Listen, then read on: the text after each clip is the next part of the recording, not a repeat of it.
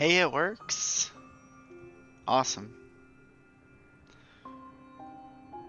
Oh, it's been a little while since I've played Hollow Knight, so I wasn't sure. Uh,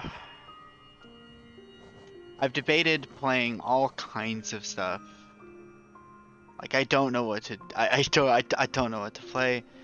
I finished a game, and now all I want to do is just a single session of a whole bunch of different games. And you know what? That that is not something I tend to want to put people through. But you know what? This looks good. I think Hollow Knight's gonna be just fine. Um, and in particular, this mod is Lightbringer. And Lightbringer mod, though I don't know a lot about it, I know you have a projectile attack. You also cut grass near you, but your spear does not cut grass. So oh god. Your projectile attack is really weak in this game. Also, you don't appear to gain soul from hitting things. Maybe I need to... Wait, I just gained soul. How did I gain soul? Do I need to melee things, I wonder? For that? Hit things up close. That might be interesting. I'll check around. But yeah, you have 4 masks. You have a weaker ranged attack. Or, yeah. You have a weak ranged attack. You can cut grass at very close range. This might actually give me some advice. Nope. It's all about focusing soul. Okay, the nail, like the upswing, does not appear to affect anything at all. The game seems to give you a cast's worth of soul. Oh, what weird, I cannot shoot up. Okay, that is just unusual. The game seems to give you a cast worth of soul every time you hit the enemy a set amount of times or something. Yeah, either way, this is a projectile-based character mod for Hollow Knight. And it's pretty cool. I know that it changes all the charms. I don't really know a lot about it, though.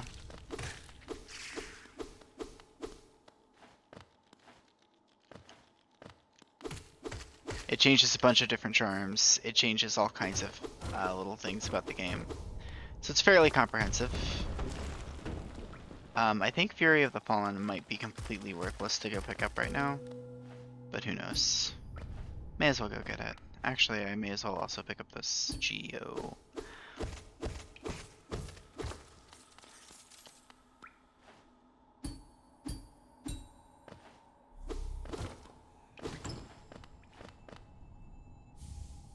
Glass Soul.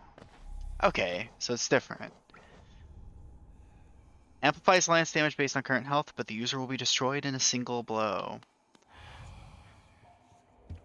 I kind of prefer that over Fury of the Fallen. Because Fury of the Fallen you have to like activate by getting yourself to low health in the first place. It's so weird to just be able to throw lances of light. God.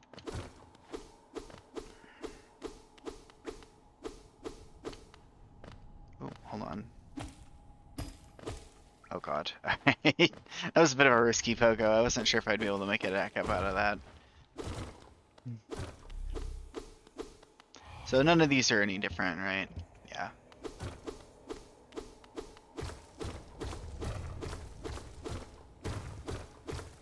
Imagine not suffering knockback whenever you hit walls. Okay, hold on. I'm gonna check on something real quick. Got a little message. Okay, cute. Alright.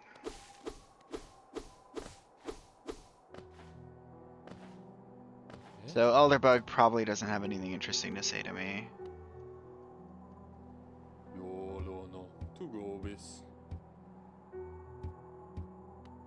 Yeah. I don't think there's any new dialogue or anything. I think it's just purely gameplay. Well, too bad. I'm gonna go collect some stuff. I really wonder how you gain soul, because I don't think I've... It just says strike enemies. Oh wow, my lance. Actually has an in-game description, that's pretty cool.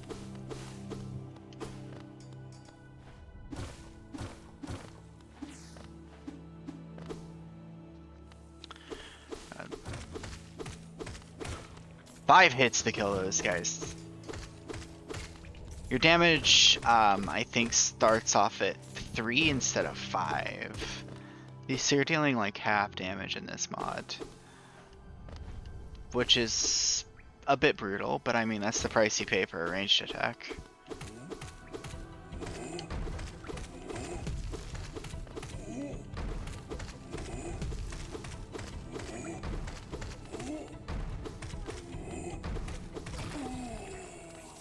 Those guys are a lot easier to fight. You still have to walk right up to the grubs to free them. Man, that's a little immersion breaking. That's fine though. It's not immersion breaking, it's like immersion breaching. Immersion disrupting. So I think maybe the nail swing attacks you have, by the way, are completely useless. I don't remember. I get the mods mixed up sometimes, but I think the nail attacks with this mod are like 1 damage or something. It might just be 1 damage. I mean, I guess all things considered, that's only 30% of my normal damage. I could think of worse fates.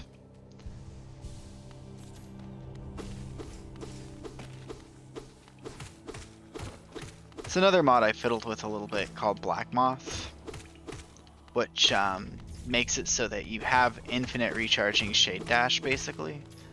You can dash right through enemies, dodge their attacks, and also you have a hitbox and you deal damage.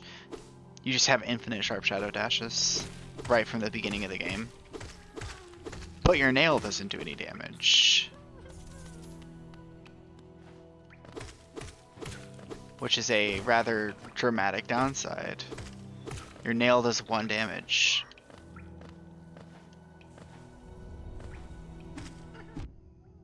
Wait.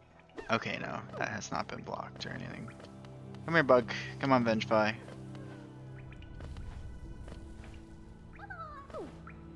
Stay up there. Come on. Dang it. How do I get this guy? I want this grub.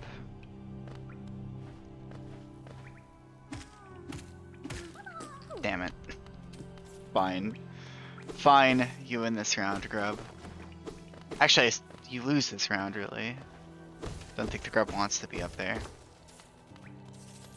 That's what the collector does. Puts the grubs in places that they don't want to be. Oh my lord. Unsure if this actually does notably less damage. I think it does. I think it definitely does 1 damage. I think the nail definitely does nothing. By the way, a little speedrun trick that I learned there. You can open the menu and you'll fall really fast. Hold on. I want to do it from a higher height so you can really see. Check this out. Whoosh! Ow! Well, you know, that worked out in some sense.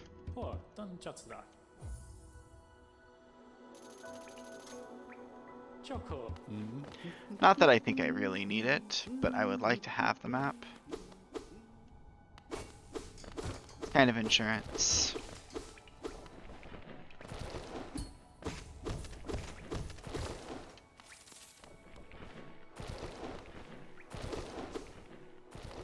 There's a grub over here, I think.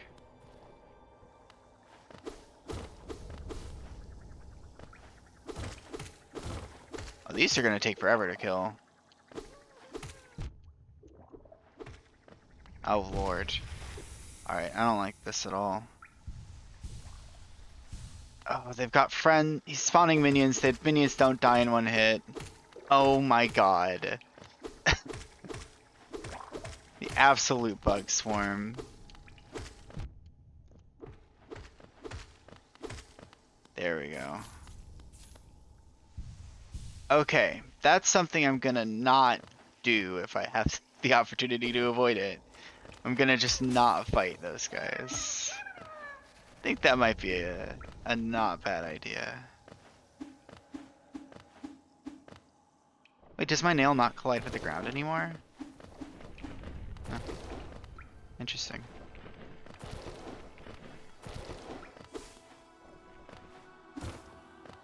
Normally there's like a graphic where your nail actually not stabs, but it like kicks up some dust when you hit the ground with it.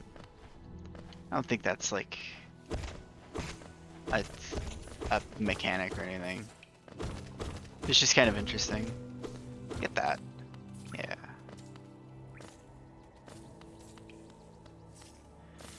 So, my story today is that I woke up at like 1 a.m. because or 1 a.m. I woke up around noon, basically, because I couldn't really sleep. So if I sound really sleepy, that'd be why.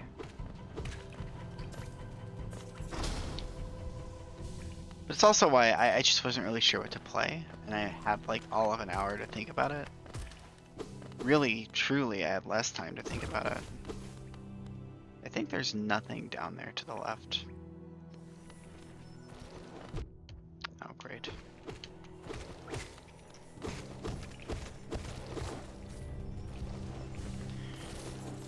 Also, yeah, Lightbringer only has 4 max health. I may not have mentioned.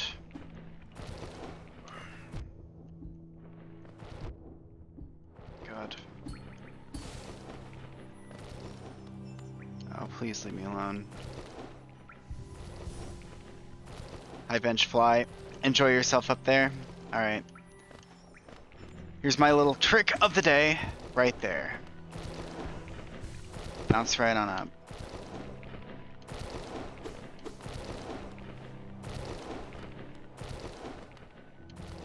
Okay.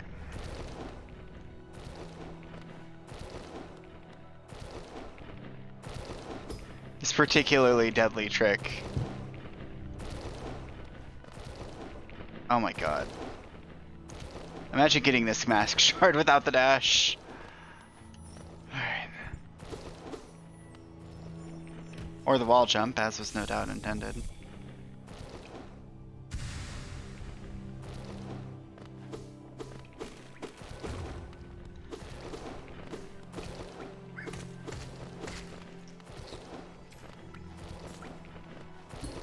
That pogo's just really hard to do.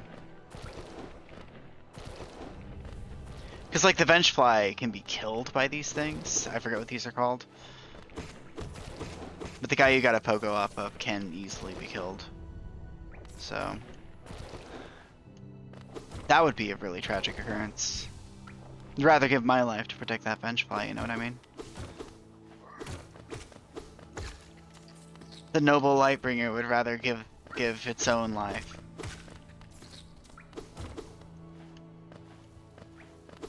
Than sacrifice the life of even a single Vengefly. Of course, I mean, given all the death that is currently being delivered by exactly the Lightbringer, maybe not so noble. Wonder if I can make it up there. Well, not if I walk off the edge, I can't.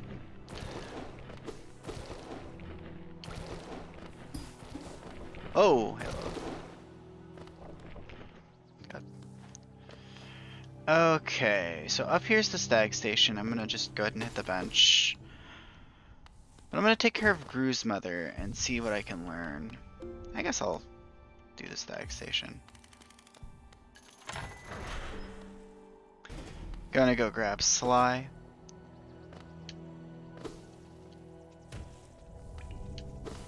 That is an elevator.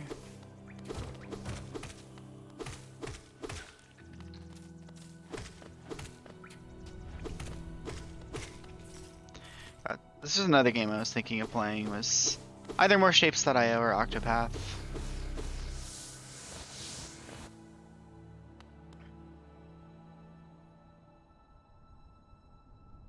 I am unworthy.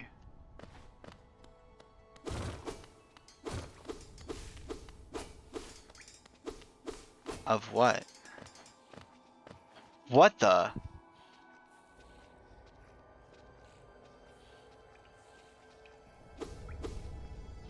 I'm not allowed Sly yet?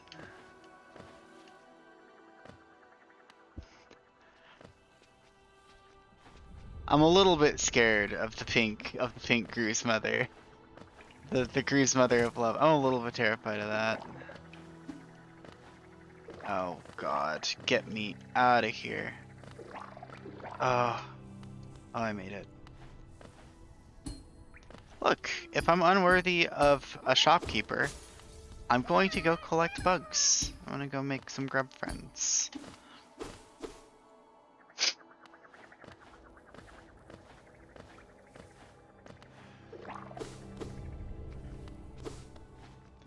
I suppose I'm not unworthy of False Knight, apparently.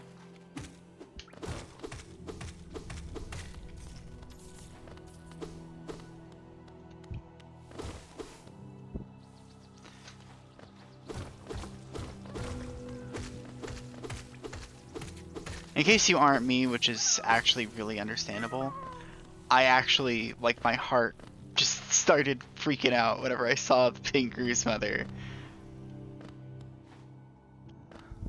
Like, oh my god, what have I done that's so wrong to be punished like this? Oh right, I think there might be like a strafe button or something. No.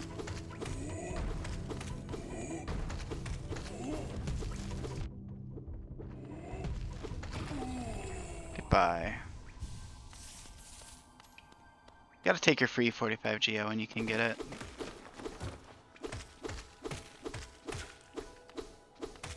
His potions are too strong for you.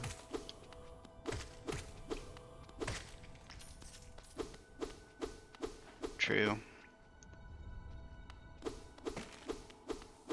Whose potions? I'm just thinking... Sly's potions? What did I say? I don't remember anymore.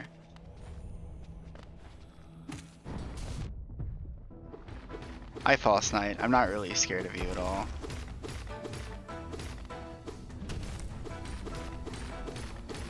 I have a ranged attack. Oh, hello.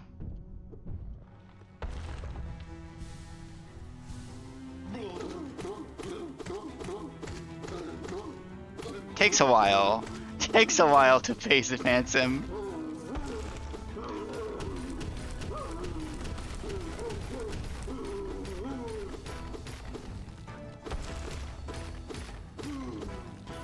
Being ranged instead is actually having a significant impact on my usual strategy for this guy.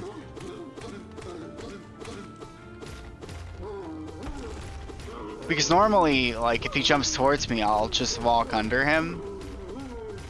But if I'm always a certain distance away, you can't do that anymore.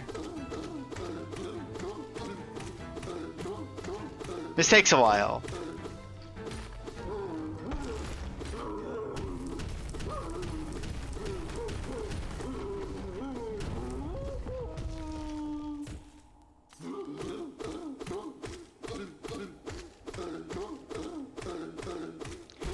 It really does take a while.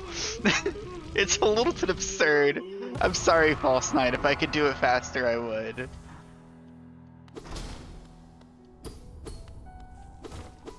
Okay, this guy. This mace here. This is something I didn't do any other time I played through this game. But I want to talk about this mace. This mace is sentient. Look at him go. You can also bap him. Like, you can also bonk the mace with your weapon and he'll get knocked away and start to run away in another direction. It's okay, scurry along, little guy.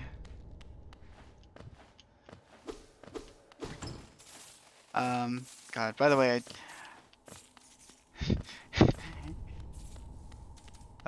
God. I forgot to say hi, P-Funky, so hey. How's it going? Oh, I think we might be getting an attack, by the way, that does a lot of damage. Compared to the damage I normally do.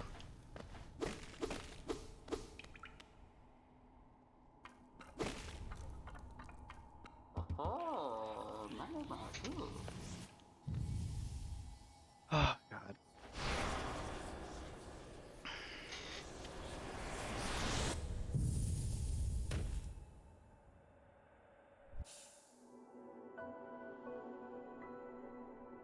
I feel just a bit off. My, I don't know, just like a bunch of little things. Like my stomach hurts, I'm a little low energy. 5 hits, for real. Takes so long to kill anything.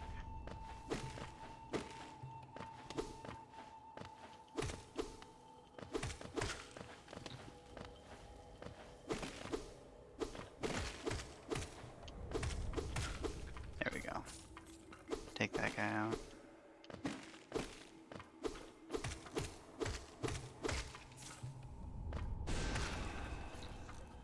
I don't really know how my soul regenerates yet, so I'm hoping that that becomes clear to me pretty soon. God. So there's another mod for this game that I actually completely forgot, but I like suggested the idea to one of my friends, like, hey, I could play Hollow Point, and Hollow Point is a mod that maybe you can tell by the name. It makes Hollow Knight, it gives Hollow Knight a gun, and lets you play Hollow Knight with a gun.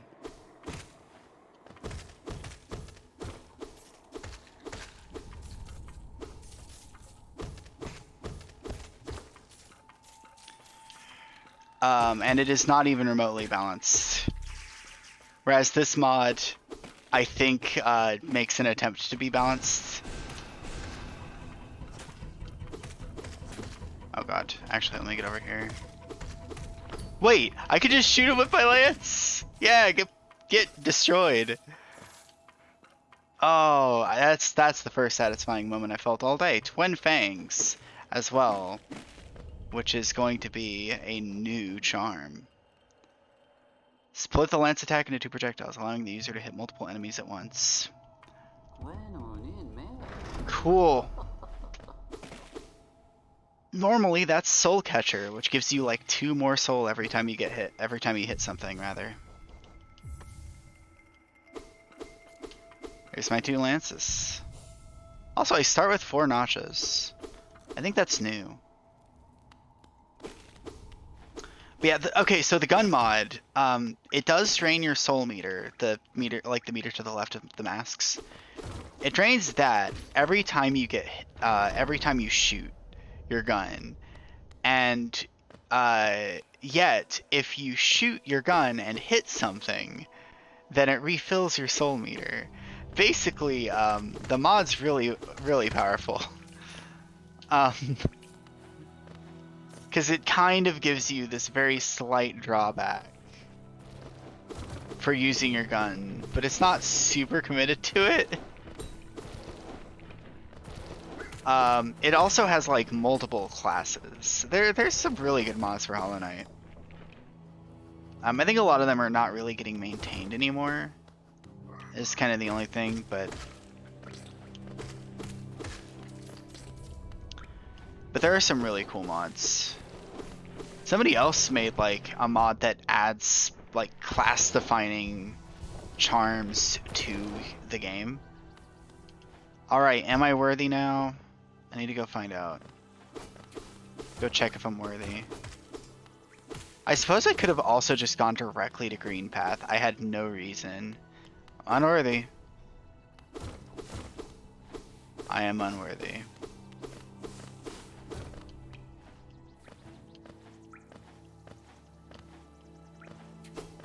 I'm gonna learn what being unworthy means. Then. We'll see what I can find out. Because I think... I'm like... Deep down in my heart, I'm worried that I'll just die.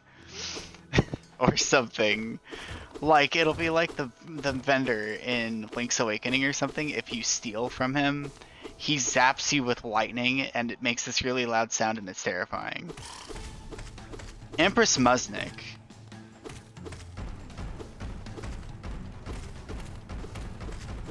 Who is this minion that you have summoned?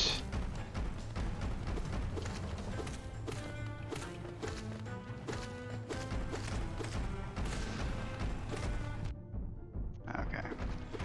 There's only one damage. If this is a super boss to get the vendor, though, I'm gonna be, like, tangibly upset.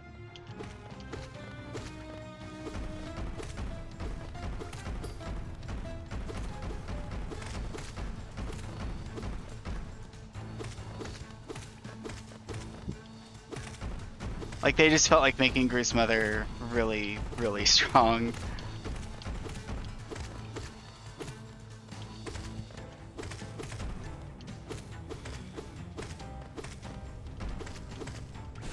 Dang it. Missing my good damage spells. Ow.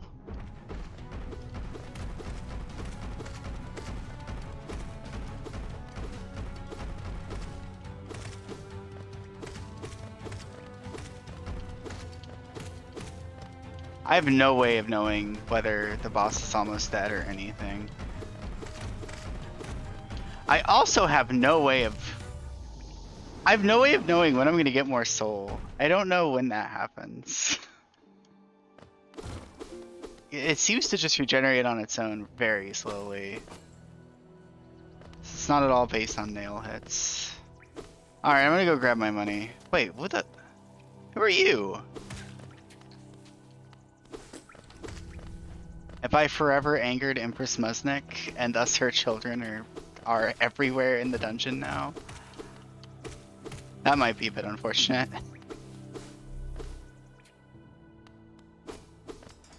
Look, I know I'm unworthy, I just want my money back, alright? I didn't believe you when you first said I was unworthy.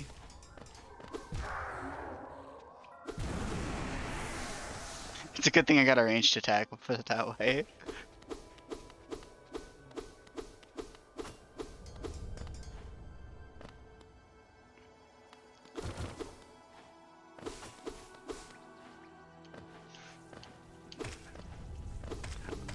I'm sure there's a world in which I can beat that boss. It's just gonna take a while because my damage is so low, I think. So I'm gonna head out of here. Actually, before I go to Green Path, something I want to do because it'll drive me crazy if I don't. I'll definitely regret it. There's a shortcut that I haven't opened yet.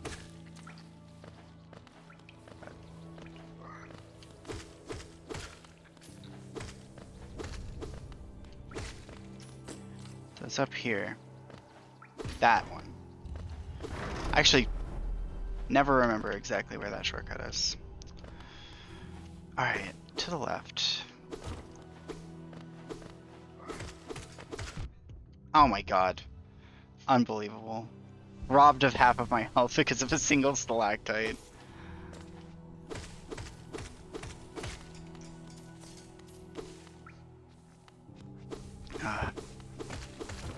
Oh my god. And those guys, it's always best to just run under them.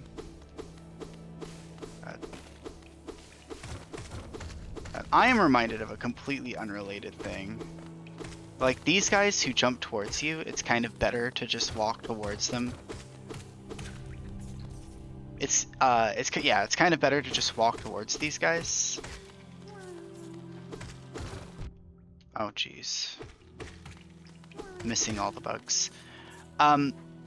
Which reminds me a little bit of not only the collector from this game itself, but this does not generate soul. Nail does not give me soul.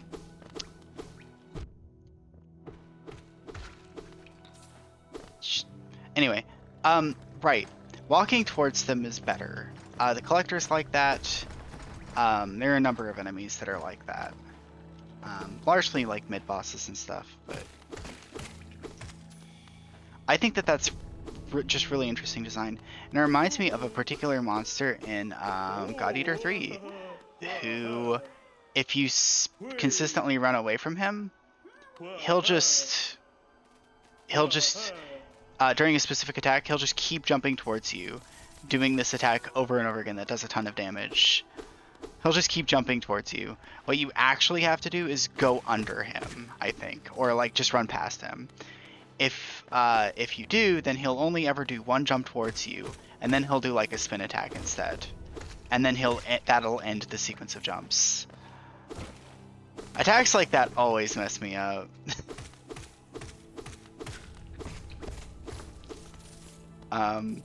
But that guy specifically just completely destroys you. I think I'm gonna climb on up here. Ascend. Check the map shop just to see if there's anything cool here. Panic compass.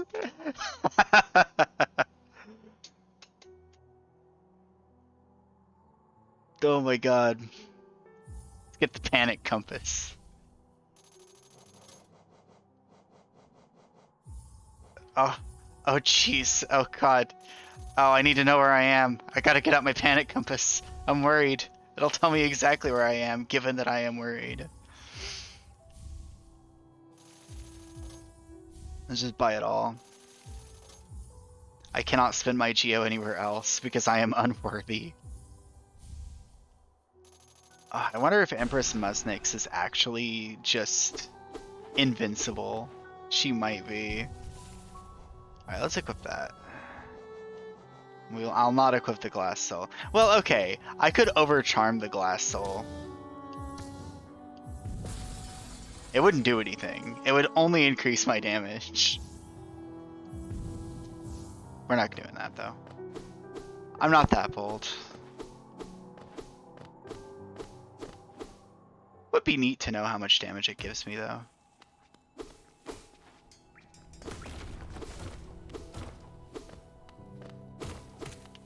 So Panic Compass, I think, is increasing my movement speed, probably by like 10 or 15% or something. So it seems to make me, it said it made you get around quicker, so that's only logical.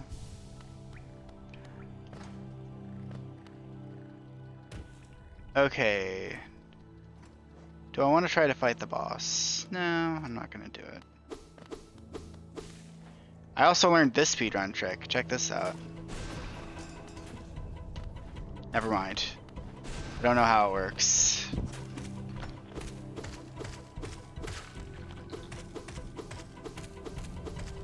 See me, I've seen people just fire off a projectile at this guy from off screen and it seems to just one-shot it. But I guess it's not as simple as that. Oh no. Oh, there's the acid pool. I found it. Could have just taken the bottom route.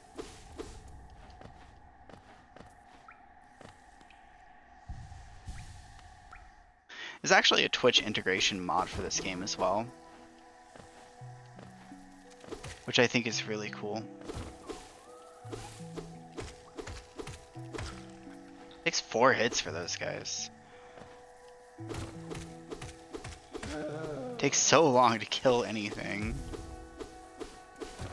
I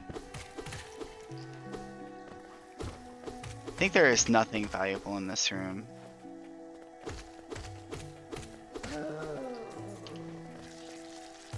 So I'm just gonna get through it. What's up here? Nothing. little bush friend up there. As the noble Lightbringer, I don't see any reason to destroy every creature that exists. Although I will kill innocent birds because I've never been able to do that before, due to the general absence of a ranged attack.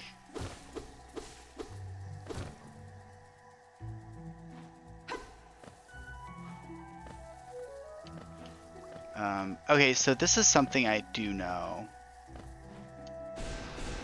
Dang it. Well, I just did that the most backwards way possible. There's this little speedrun tech that involves using the projectile spell that gives you like some amount of knockback, and you can cross this gap with it. Yeah, I don't have enough.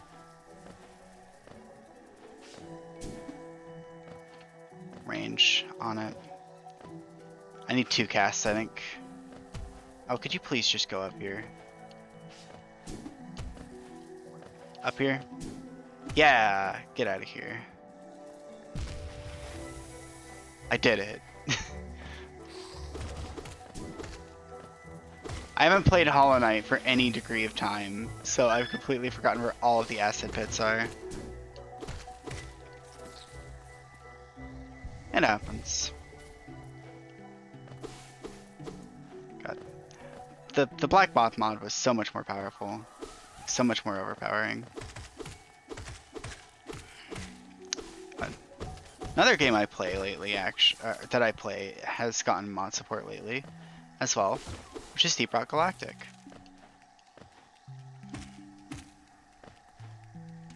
Yeah, this is another place where you could do the Shade Soul skip. Ah, that's wrong.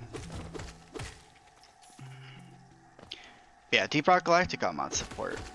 And they came up with something that I think is a really neat idea, which is like the distinction between like verified mods and sandbox mods.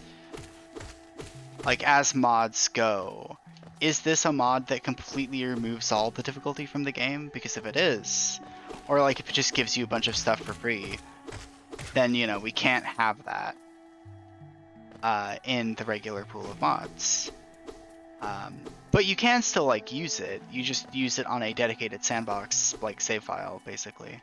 You just don't use it on your regular save file. But then there are mods that like change a bunch of stuff all at the same time. There are like balance mods or quality of life mods and stuff like that that are a lot more like easily approved. It's a nifty idea.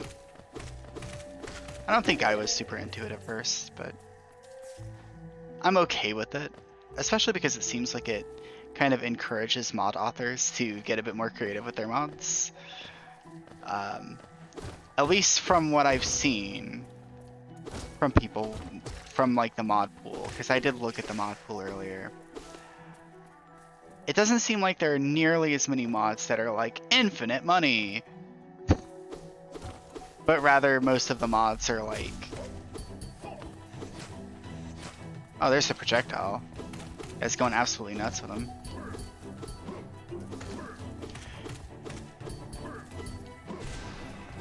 But yeah, there aren't nearly as many mods like that, and a lot more in the way of like balance mods, quality of life, or like slight stat variations and stuff like that on things that I think make things a bit more interesting.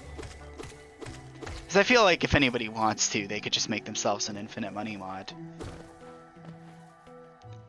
Right? It might also just be that the community of that game kind of values challenge above anything else, so that's why it kind of happens. Because Hollow Knight doesn't have a lot of mods like that. Hollow Knight has an infinite charm notches mod, but that's about it. Also, I remember seeing a video of the beta for Hollow Knight, speaking of the very thing that I am playing right now. And one thing that was really cool was, that basically this room used to actually be in the Forgotten Crossroads, but it was moved over to Green Path.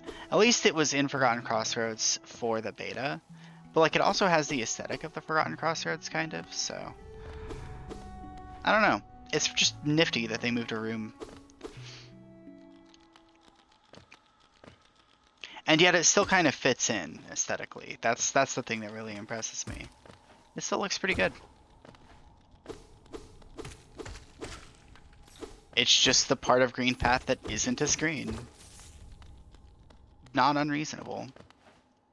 Right, you need the dash for this.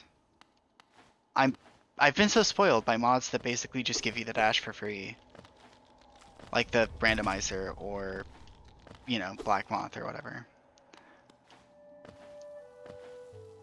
Just gonna try to fight the dude. There's a dude that I can go fight. He'll give me something. I'm just looking for charms. There's a pretty charm up here. Or not a charm, but...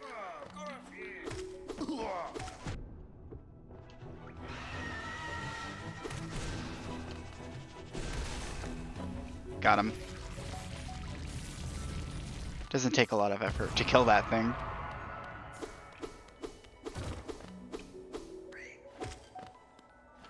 Can I just get you to go away? Okay. Oh, cool. I can just kill those things from range. Oh, that's refreshing.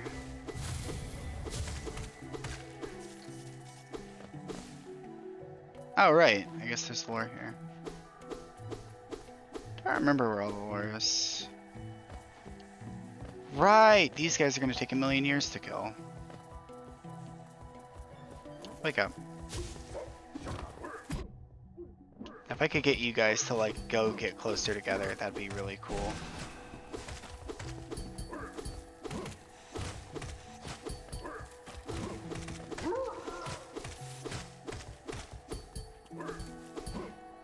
So, there's another game I was kind of tempted to play as well, which was Octopath Traveler, which I don't know if I have, I don't know if I have the, I don't know if I would finish the whole game on stream is the thing. That's kind of why I decided against it. That was another thing I was thinking about. I settled on Lightbringer, which... being a little bit more in the mood for an action game also kind of swayed my decision a bit.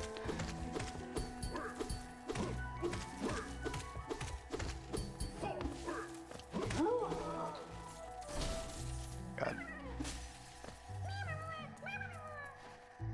The sheer satisfaction of all of this geo. So much money. I still don't know how you get soul back though. I swear it's just like an overtime thing.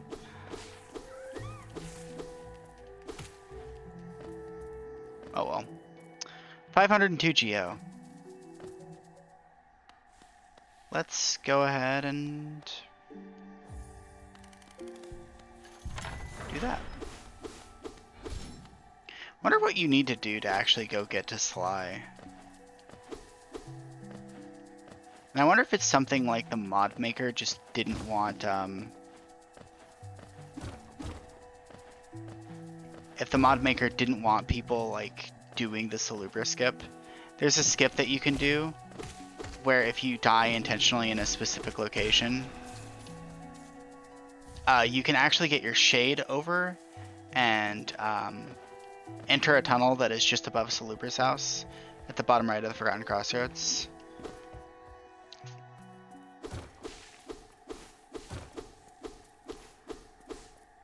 And that's a pretty big skip. I'm not a ghost. I'm a noble knight. I don't know what you're talking about. There's no void inside me at all. You see these radiant lances of light I shoot out all over the place?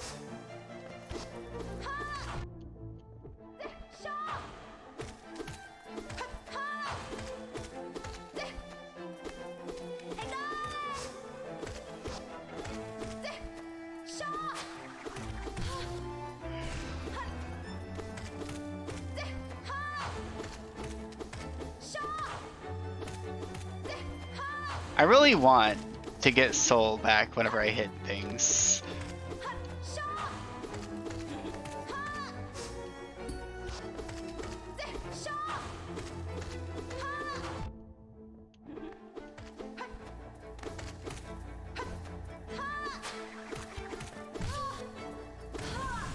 Got her.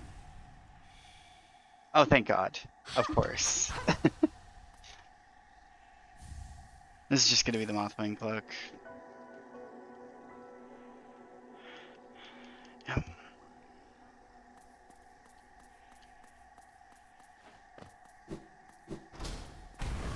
Time to get bullied.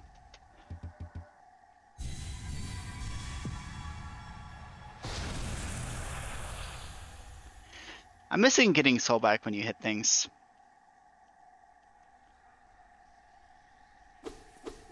Because that kind of promotes an aggressive playstyle. Whenever you have to wait for resources, it kind of enforces a defensive playstyle, which I guess there aren't a lot of reasons to play defensively in games usually, but because like playing aggressively kind of helps you win the fight faster. But people tend to have the hardest time playing aggressively. Like it's hard to convince people. Like if the game's hard, I mean. I'm just gonna prank that guy. Don't worry about it. But yeah, it'll be fine. Deal with it. See what the charms have to offer. I'm just not used to it yet.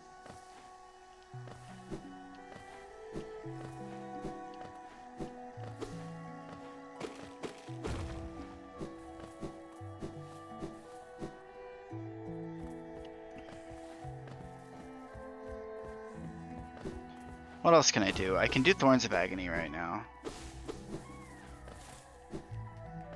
Which I think might be to the right, and then down.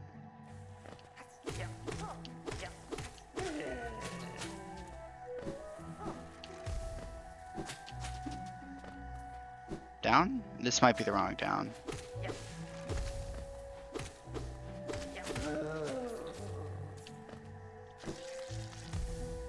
I think this is the wrong down.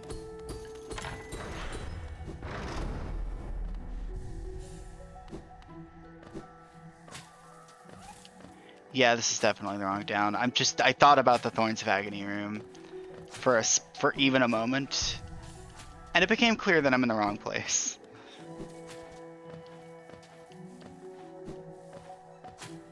Actually, I may not be in the wrong place.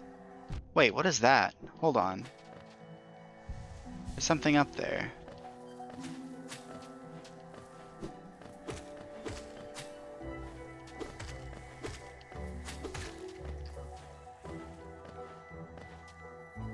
Here? Oh. Money rocks. God. Could you imagine if Dark Souls just had a ton of breakable walls that had like Soul of a Hero behind them? Soul of a Lost Undead. Actually, I think that's kind of a thing in those games, isn't it? Not really the breakable walls part, but there's just a ton of soul items. All designed to entice you. Right. And yeah, there's no other down. I think there are like 3 downward shafts here, but I think only one of them's the one I actually want. And it's this one, and then on the right side there's a thorny entrance. No, there isn't. I told me so. I knew it. I knew I was wrong.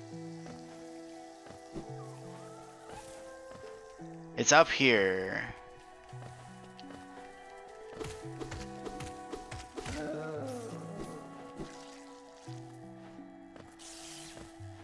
Okay, so this area shouldn't be that bad. It's basically the same as it always is. And this is what we want. And it's the same.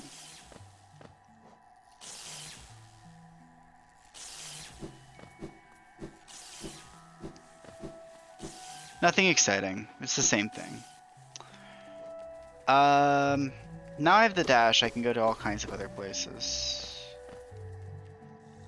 I can definitely, at the very least, get another mask shard.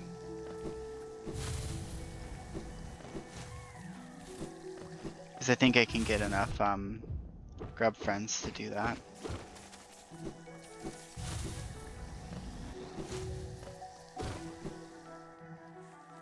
Oh yeah, I also should probably go pick up the map if I can. I don't even know where the map is here.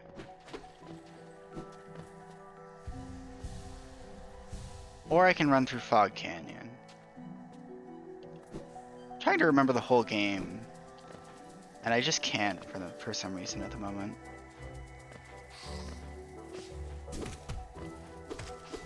Been a little while since I played it, I guess. I'm also a bit on this. I'm feeling a bit slow today. That might be part of it.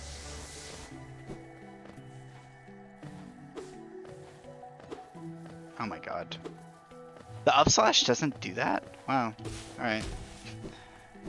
Weird. Hello, friend.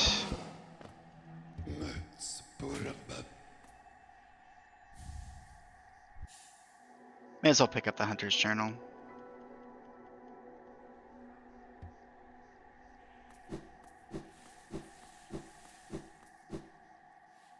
The game will let me know if I've killed things.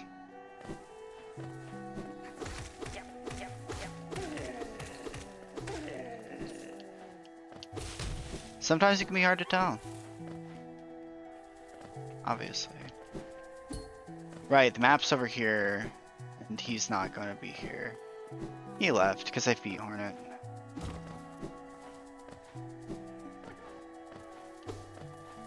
What is this rock? What is that? Did the person who made the mod move that up so that you can't get the scrub too early? Is that real? Like, what happened? That's not normal, right? This rock being up here? That is unreachable without the dash.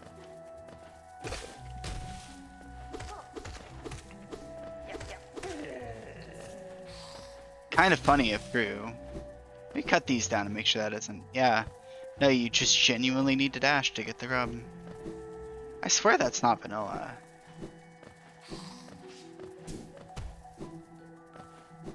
That's really silly. Hey, buddy.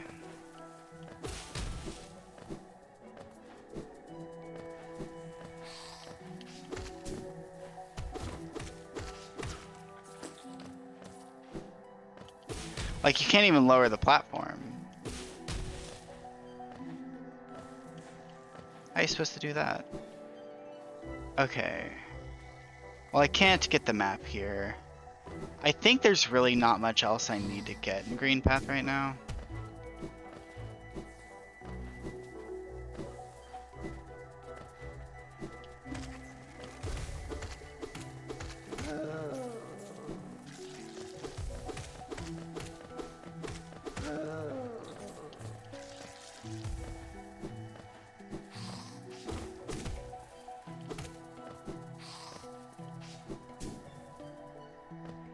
Wait, hold on. There's a thing here. A little shortcut to open. So I'm gonna head down through Fog Canyon and hit Queen Station.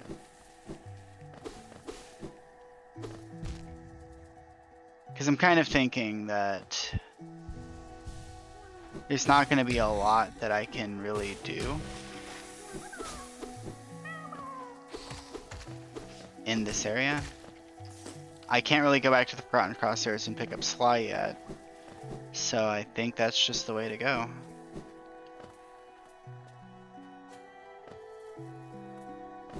Can't save Sly, can't get the lantern. Which I guess means I may as well be spending my money any chance I get. So I could also go to the Fungal Wastes and pick up Leg Eater's Charms or something. That might not be bad. This place should be marginally less dangerous, given I have a ranged attack now. Actually, it might be significantly more dangerous now that I have a ranged attack. Especially because these guys do 2 damage.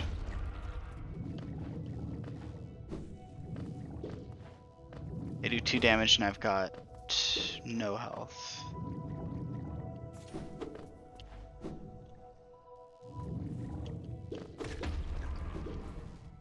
Oh, interesting. Can you destroy those projectiles? Did I just... Okay. I'll accept that outcome. I'm in a completely different mindset. I'm in like the randomizer mindset, where I'm thinking like, wait, which item location should I be checking right now? Because like I think there's technically a location I could go that has an item, but I don't think it's anything useful. Like in Fog Canyon, like I could go stop by a certain place without leaving. But I am in the false randomizer mindset. What's up here? I don't even remember what's here. I just don't remember it being particularly exciting.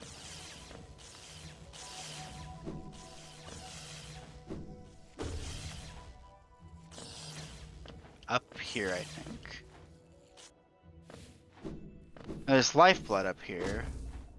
And that is useful in some contexts, but not really right now.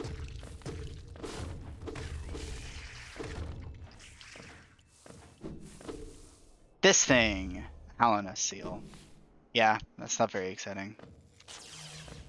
So what's over here?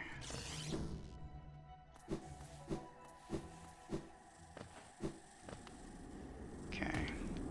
Right, I need a wall jump to go up there. Need a mantis claw. This has upspell, I think.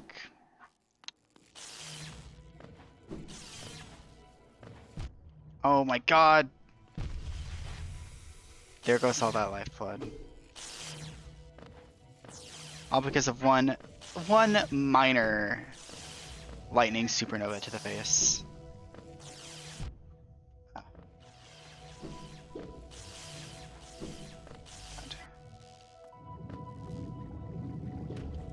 Speaking of novas, I briefly just recalled... Okay. I briefly just recalled a conversation I had with somebody about supernovas. Not like actual supernovas, but, oh, right. There's the fairy magic in Hyrule Warriors. That's what I'm remembering. The really overpowered fairy magic that can get you like 500 KOs if you use it.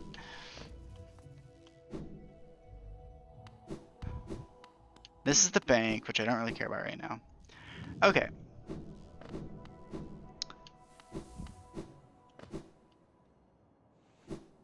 Basically, I'm saying that the fairy magic is awesome. Okay, I can grab this. Fairy magic is awesome. It makes me think about, just the subject at all. Makes me think about, anything that's kind of expendable that uses a resource, I feel like should be really powerful. Yeah, there's a mask shard.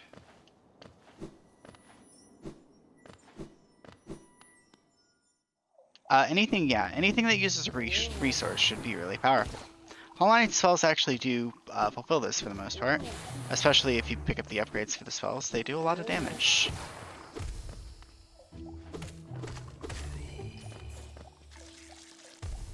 Okay, so what? Do I go straight for that?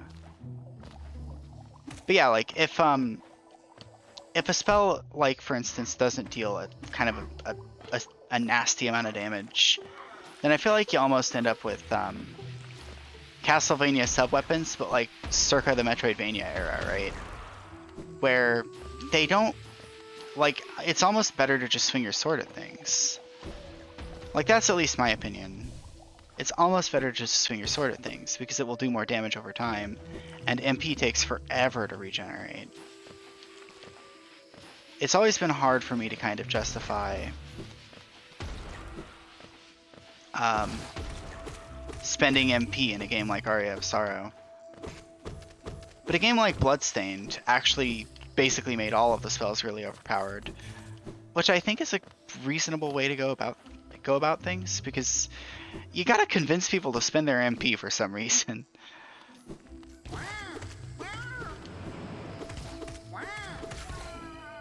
It's a little bit rough.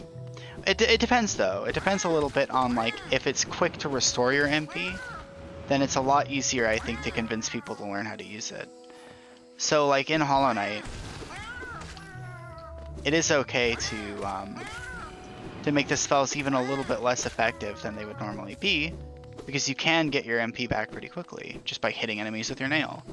Of course, that's not the case with this mod, which is why I haven't been using spells as often as I normally would. And the reason I didn't really use spells that much in my initial playthrough was because I didn't know how. Like, I knew the button, I just didn't know how to execute it.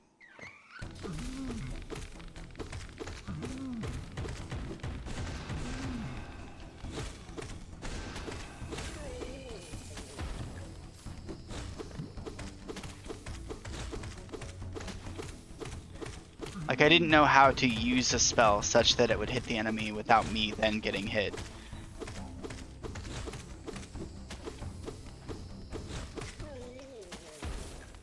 That was always kind of a concern for me. There's a charm notch, and I don't really have any good use for that. As opposed to feeling like the spell just had no real impact. To be fair though, Aria of Sorrow does have some really good spells. It has stuff like Lightning Doll that just completely destroys everything. Hello, Light Eater. You can have some Geo.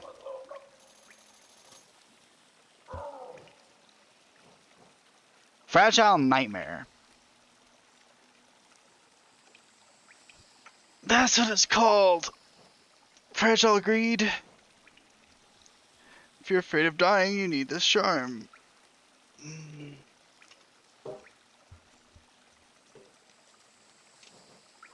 I may come back here for Fragile Nightmare just to see what that does. Definitely sounds exciting. God, what are other good like spells in games?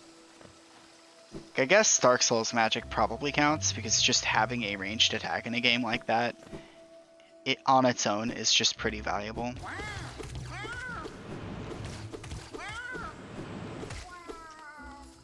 But I think, like, you kind of have to work to make the spells scale really well. You kind of have to work for the numbers, which is a bit unfortunate. And spells only come back, like, at every bonfire. God. Neo is a game I played, thinking about it. That game's magic.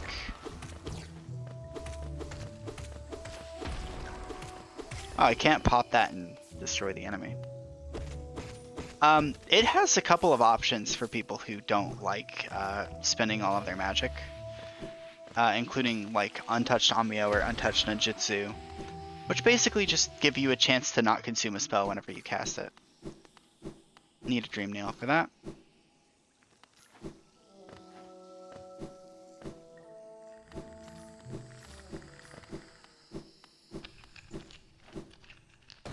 I think there's nothing really in it for me if I save her, or if I, not save her, but talk to her.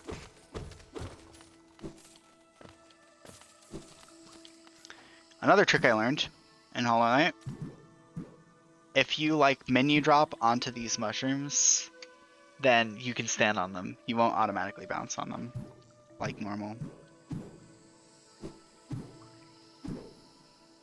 Really good for collecting Geo. But other games where resources just don't feel worth consuming, though, I don't know.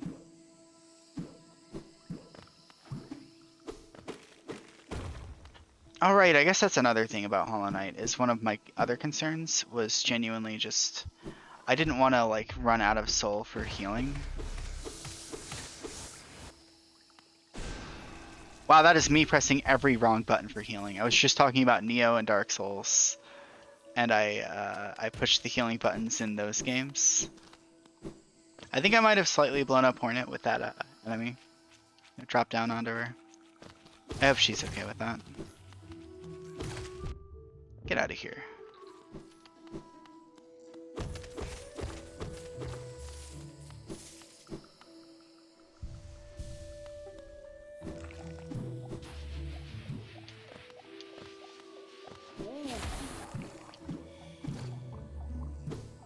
Usually my response to like finite amounts of items in a game is to do whatever it takes to farm them if there is like a good way to farm them.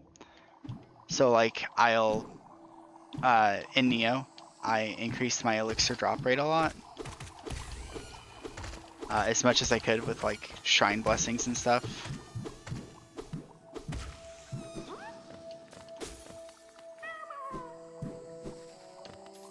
And then whenever I had like 1,000 elixirs, I was like, okay, I know that I will never run out. I'll be fine in terms of this technically normally finite resource. It is actually just literally no longer finite. Basically, I guess what I'm saying is my emotional response to a finite resource is to make it infinite. Effectively. Infinite.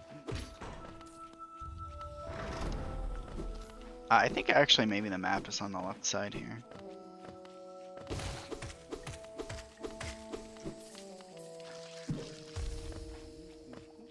Yeah, it's over here.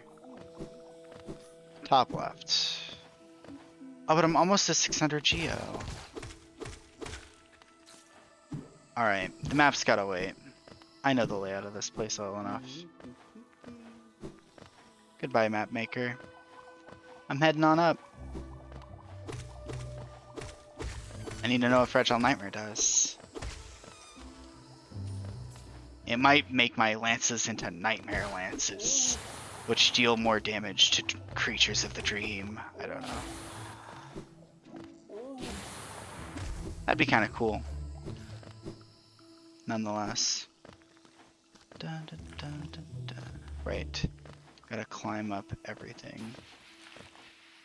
I think one of the ways Final Fantasy makes it enticing to cast spells with your spellcasters is by either giving enemies weaknesses, or making spellcasters completely useless unless they are casting spells.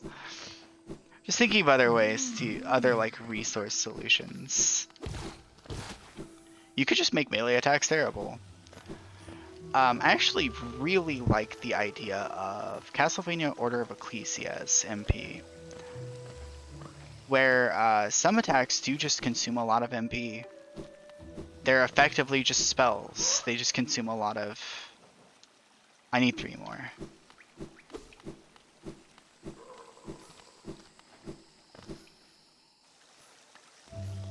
I wonder if you...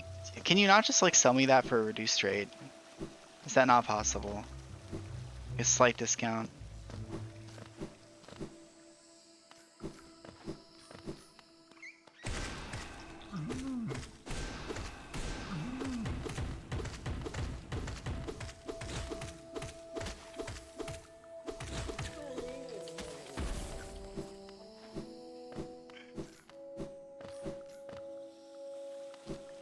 Oh my god. Consumed all of my MP to blow that guy up. Now I have nothing left.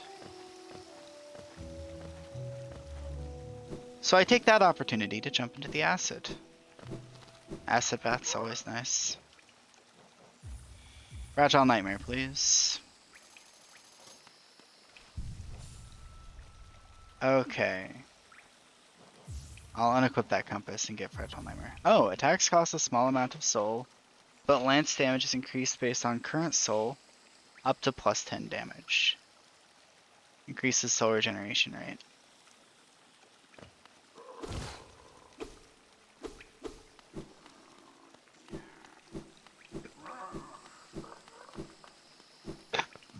And it increases my soul regeneration rate.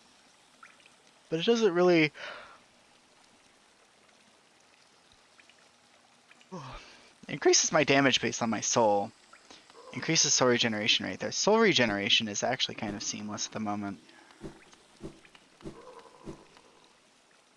Yeah, it looks... Huh.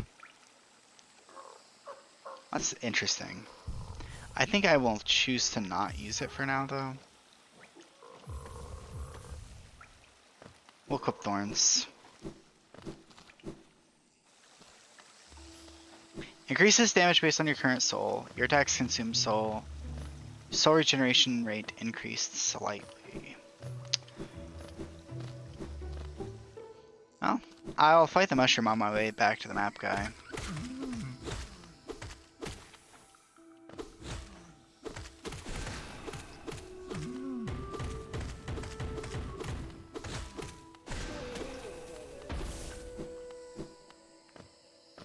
I also really like the particle effects that happen in Hollow Knight whenever you use the spell on something.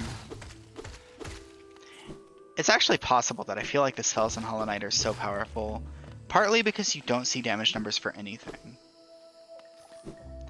Not seeing damage numbers can actually do wonders. See Monster Hunter, a game that just has historically never shown players damage numbers. People just use the attacks that feel the best. It does now, of course, but thinking about historically. Not showing people damage numbers can definitely change how things feel a lot. Hello. Hello, map maker. Can't afford it. Alright, Mantis Village time, I suppose.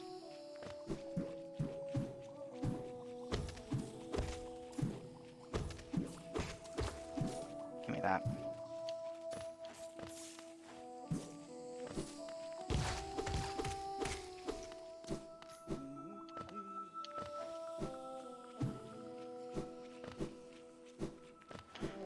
Alright, I'm heading on to Mantis Claw.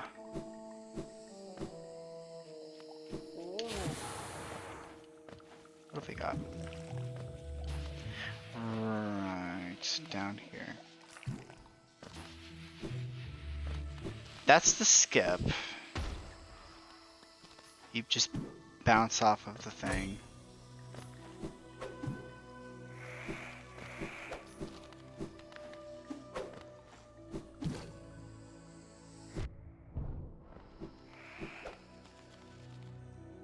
Alright. I've escaped that little mantis lair.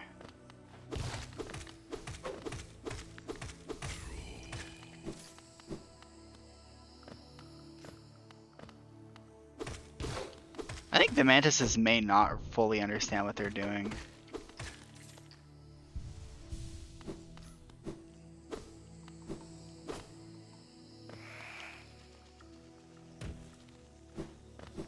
Because they don't know that I'm a ranged class. They're just like, oh, this is bullshit. The night snail's so big.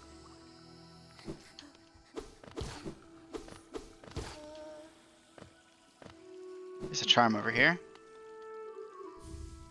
Dashmaster.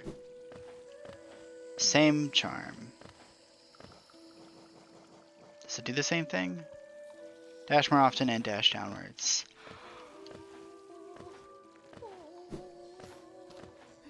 AKA it's vanilla. Alright. So is the acid. It does behave the same way. I just wanted to make sure.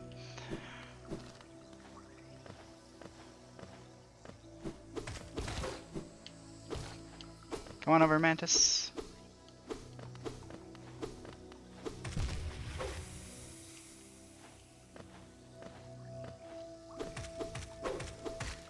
Enjoy your time over there.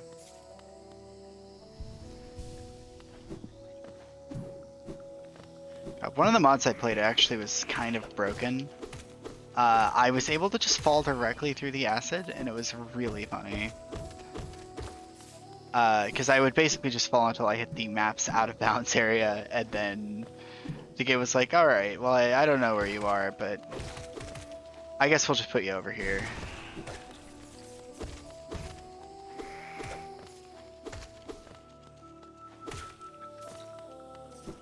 It is so odd that I can only throw my ranged attack left and right. Attacking up and down is so much harder to do. It just makes pogoing not valid at all. Alright, there we go.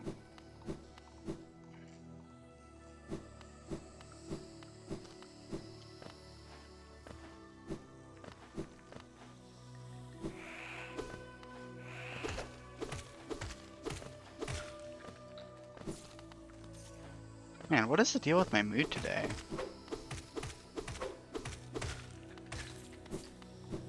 It's so hard to put myself in the right mental place.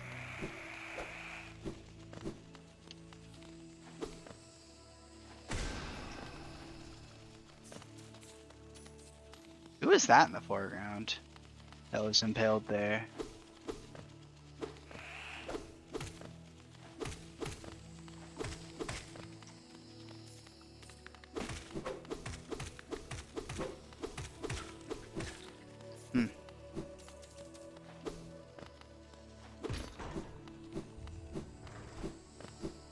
Oh.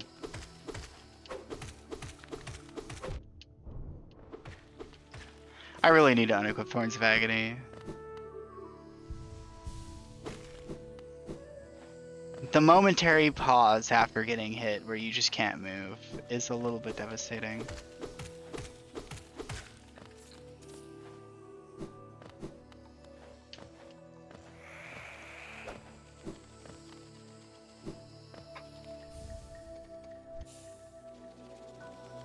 Basically vanilla. Yeah. There's no way that Mantis Claw would be anything different.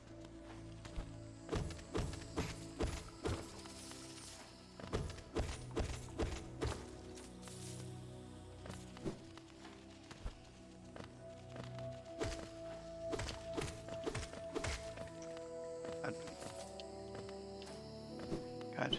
I'm actually kind of thinking about it, and I think I might understand like Team Cherry's angle. Team Cherry being the developers. I think I might understand Team Cherry's angle behind not putting Hornet in as an alternate playable character to this game, but rather making Silk Song a sequel. And I think that Hollow Knight might be a game that may not be best suited to having an alternate playable character. Like, it feels weird because the whole, like, a large portion of the cool stuff in the game comes from discovering new parts of the world and new rules of the world and all that. And integrating that properly with another playable character without changing the world at all would be really, really weird. So I think that might be just part of where Silksong's coming from. It's just genuinely the most interesting part of Hollow Knight, save for the boss fights being amazing and the combat being really fun. Probably one of the most interesting aspects of Hollow Knight entirely is actually exploring the world for the first time and discovering a bunch of new things for the first time.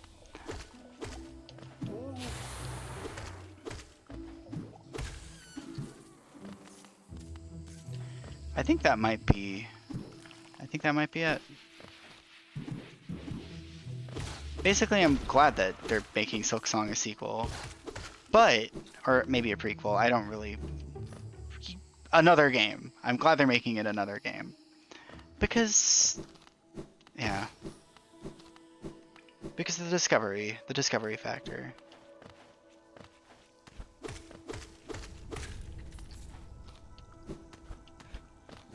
This part, which is not at all difficult, and in fact just feels really cool to do.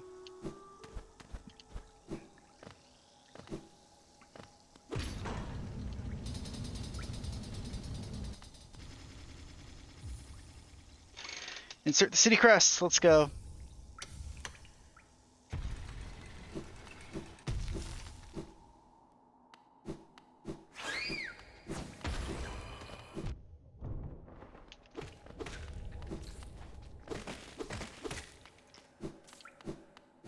Alright. Heading to the City of Tears for a nail upgrade. Might also be able to get like better spells or soul requisition, something like that.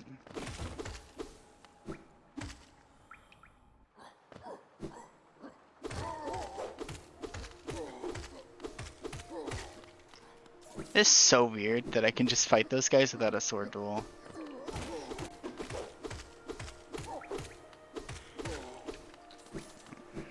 Optimally, a character like Lightbringer might include, what's in here again? Lore.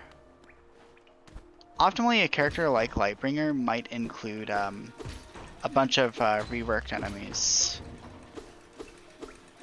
So that a similar dynamic is upheld while you're fighting with ranged attacks.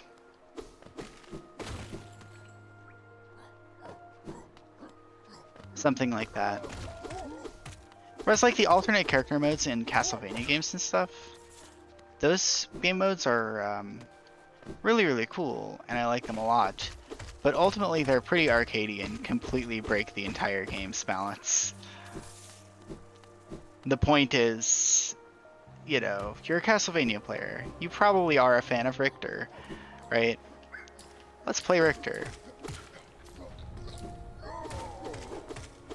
And you could just see, like, well, Alucard tried to go through this castle and had a hell of a time, but if Richter went in, how much would he just tear through Dracula's minions? And the answer is, it's a lot easier at the start, and a lot harder later on. Because you get fights like Galamont. So, sort of a what-if scenario. Which I guess you could think of Lightbringer as kind of a what-if scenario. Noble Paladin enters the kingdom, and it's like, oh my god, Nailsmith.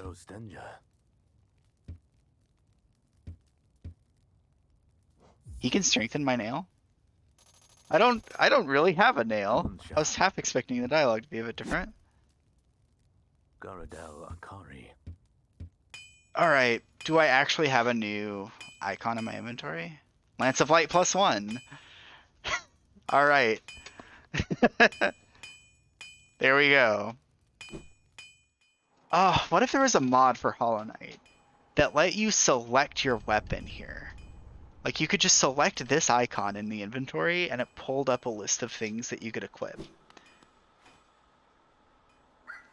That'd probably be pretty cool. Okay, I think I might now be killing things in the vanilla number of hits. 1, 2, 3, 4, 5. Yeah, that's correct.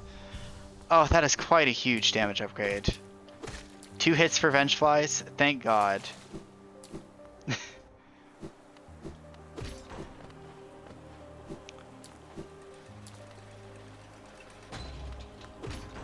Alright, up we go.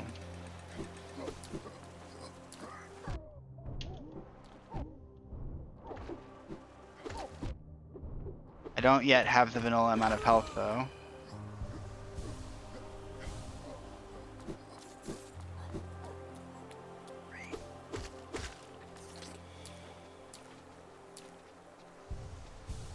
Alright. There is a treasure up here. A little smattering of money. Helena seal. Okay. Can't believe I almost died to just some regular enemies. The genuine, oh no, get away from me! I have lances. I want to line up the enemies because I have this cool twin lance charm.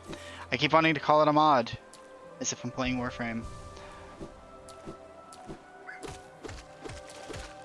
I want to do cute things like line up the enemies and hit them all at the same time. Take care of them all at once.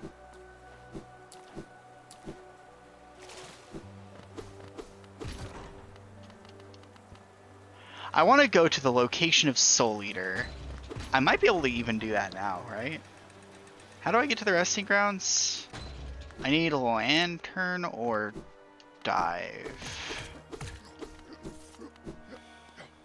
Also, right, I just remembered a secret. But yeah, I want to know how to get... I want to see if I can get to the location of Soul Eater before I'm done today. I want to know if there are other ways for me to get soul in this. Because I'm getting so little soul. I'm starved for power.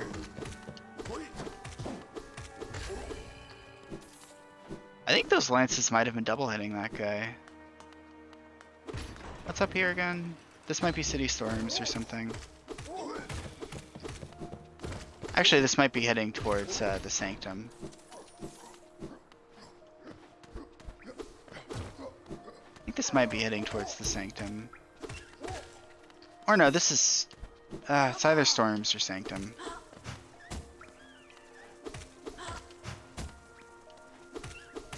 I can't stab up at that one, so it's a bit rough. Okay. Sanctum and Storms are in the same direction. I've forgotten every fact I know about Hollow Knight Rocket Fox. Today's the day where I feel really tired. I cannot remember any facts. Well, this mod's pretty cool so far. I think, congratulations, you haven't really missed much. I have the Panic Compass. Oh, it increases the wearer's movement speed by 3% for each missing mask. That's what it does. The compass does something. You woke up at 3 p.m. and it's terrible? God, same. Kind of. I woke up at like 12:30. I woke up at noon and a half. Absolutely miserable.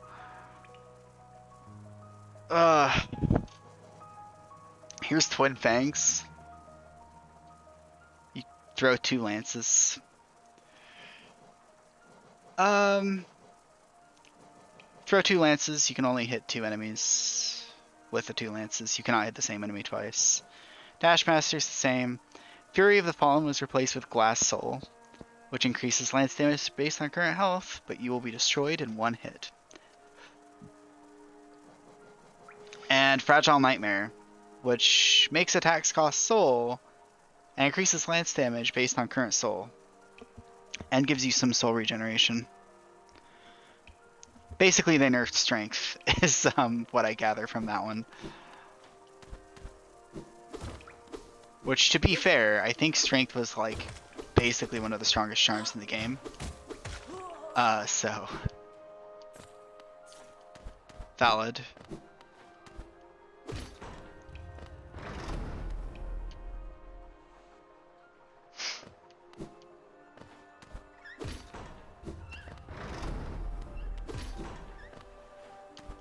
I think it basically qualifies as a strength nerf, at least. I really need to unequip Thorns of Agony, because I've gone and nerfed myself. God, actually thinking about it, I don't know what the nail arts are going to be like in this. I should try that out. I could probably go pick one up right now. But I at least want to hit up Storms first.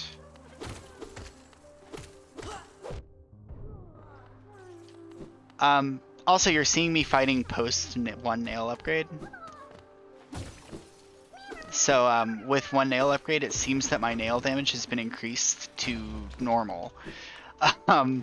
It starts at 3. Nail damage starts at a miserable 3.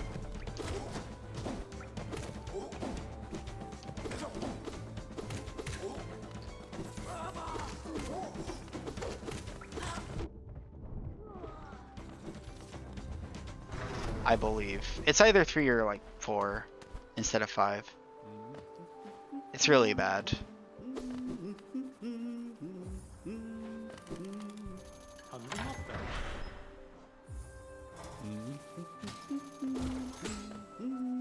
So yeah, now I can head to the Soul Sanctum if I want.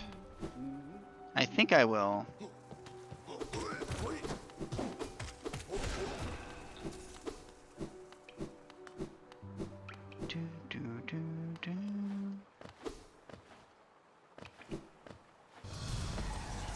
You appeared down there? What a jerk.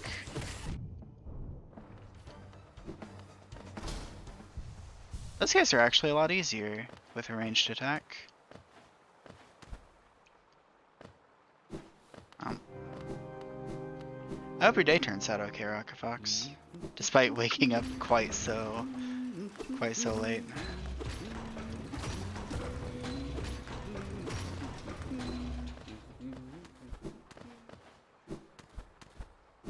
I had a really hard time sleeping. I was legitimately up until like 5 p.m. or 5 a.m. My God, I'm getting all of my times mixed up.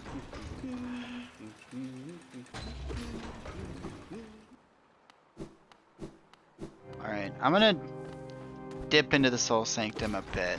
I'm gonna try it out. Dang it.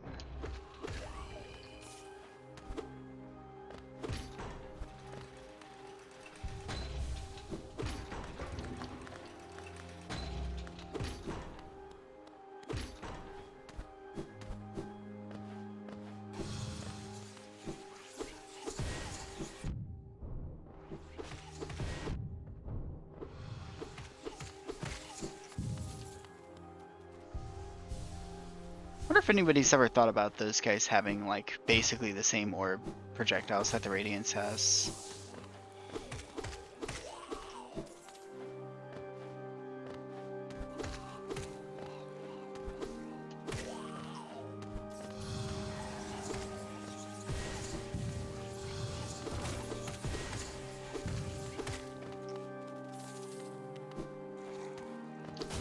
Yeah.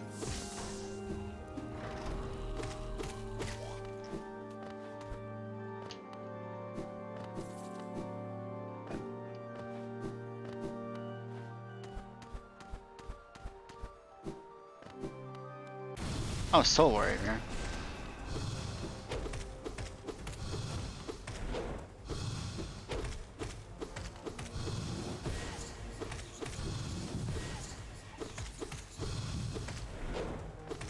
This guy feels like he was designed for Lightbringer.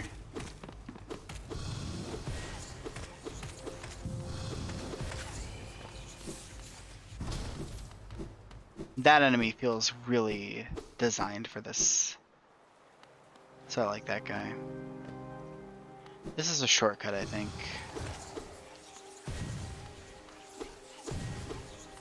You wanna come on up here?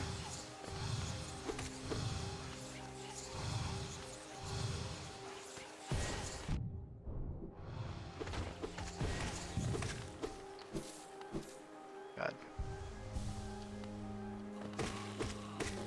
Soul Warrior is a super fun fight. To me.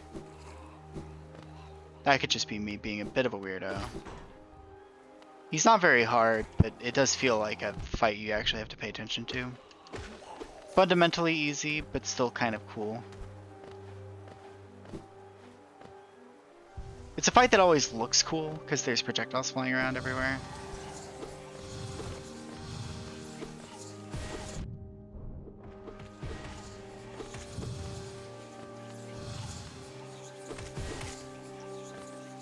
Guy teleports around a bunch, and you have to work out your counterplay to that.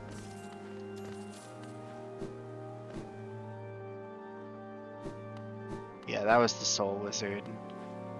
Soul Warrior.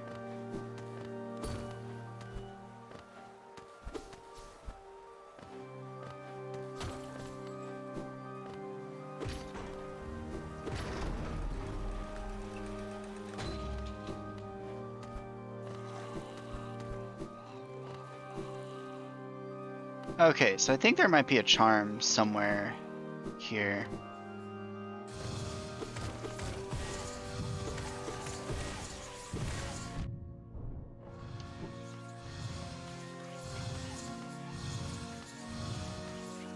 You want to come on down? Because I can shoot horizontally, but not in much of any other angle. Unlike you. Basically shoot in any direction you want. There we go.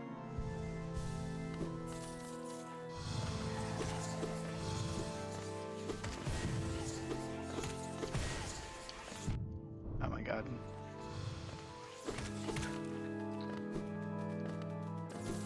Okay, cool. So that's 3 of those guys. And I think that's it for this room. So hit that. Oh right, yeah, let's climb up here.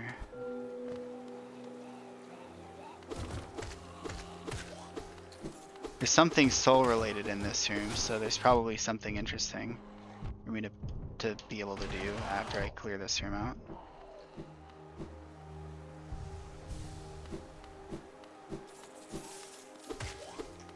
Like perhaps restore health to myself. It's just Spell Twister. Well, it might be quite good. It might actually do something new.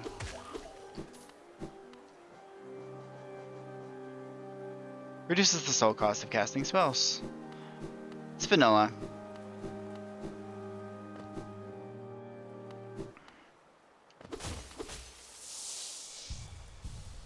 I don't think there's any way Soul Master's going to go well for me.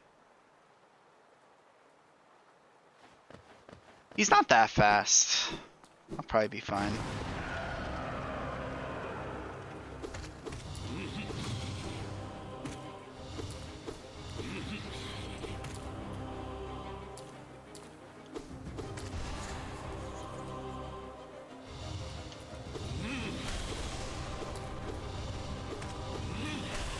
It's really weird to again be forced into attacking him from horizontal angles.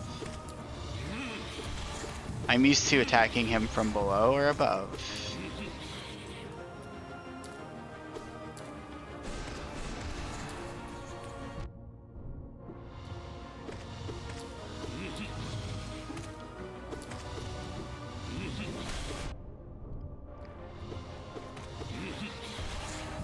Also, doing this fight with only 4 masks.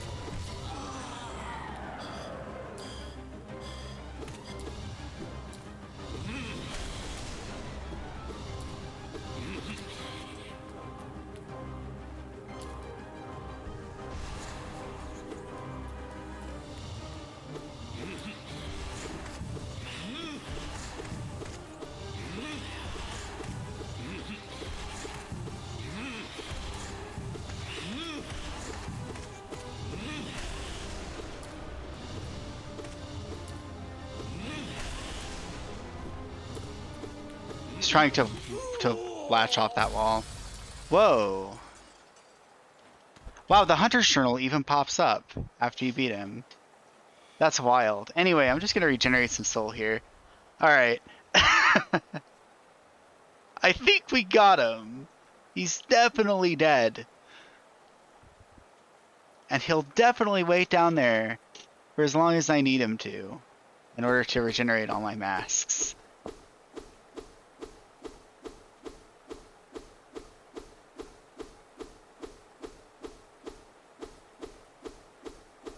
Just a little more.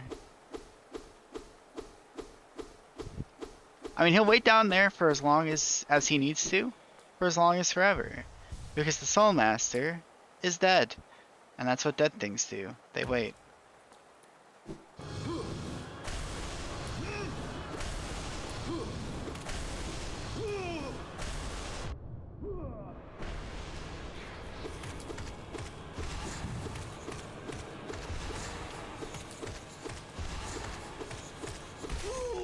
Yeah, that's it. Only got him once. Keep thinking about Soul Tyrant. How much harder Soul Tyrant is. Anyway, give me this item.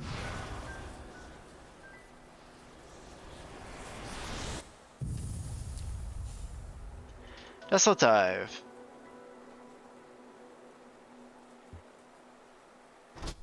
Okay.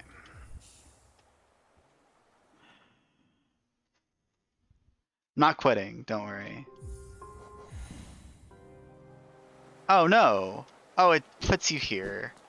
This is my new bench. Alright, well. Can't be that easy.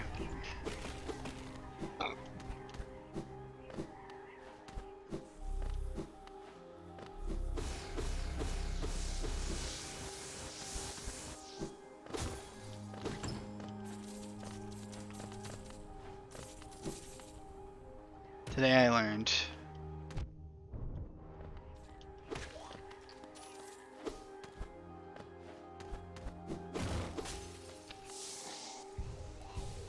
Wait, there's something here.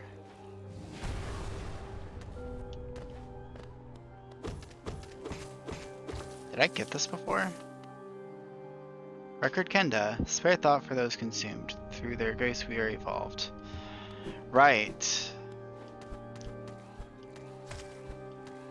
Because they did sacrifice the lives of a bunch of people in order to learn soul magic.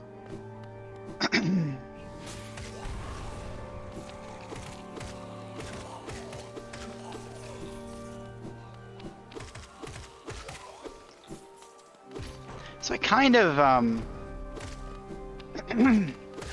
I kind of just really didn't want to wait for the soul to recharge for going through this entire area. Because it is kind of a whole process and you need to use the Desolate Dive a lot. Actually, what is to the right here? A locked door. Brand new.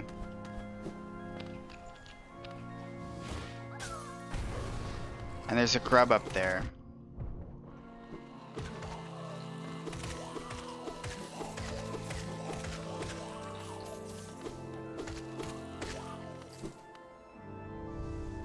I think this might be where all the bodies of the people they sacrificed for their knowledge are. The knowledge to become wizards, this is where all the bodies are. It's just something else I never really paid that much attention to when I was playing initially. Leave me alone.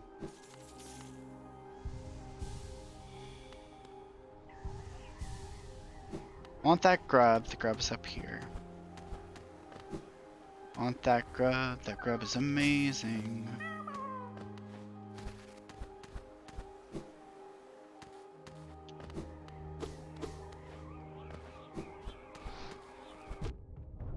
Oh my god.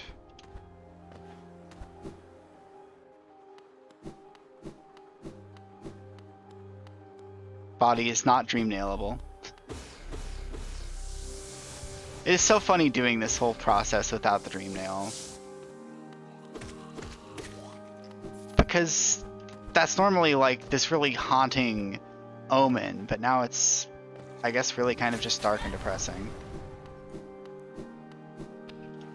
And I can slam down through here. And now I'm done. I'm out. Dang. Wait, did I find the glitch? No, I can still like move normally. There was a bug I saw. Somebody made a video about a bug in Hollow Knight, which I've watched a lot of videos about bugs in Hollow Knight to be real, but some of them are characters and some of them are elevator glitches that cause you to get stuck. And in particular, the ladder, or that one was a glitch. Hello, Zote. Goodbye, Zote.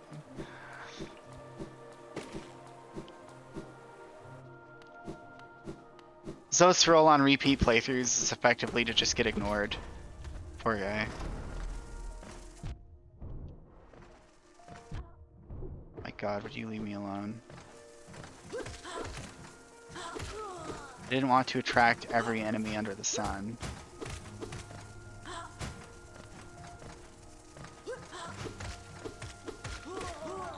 There.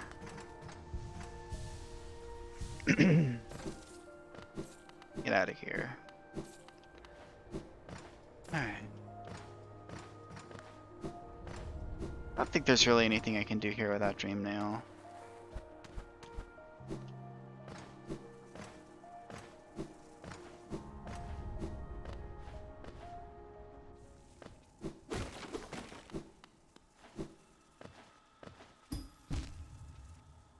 Dang it. That would have been really cool.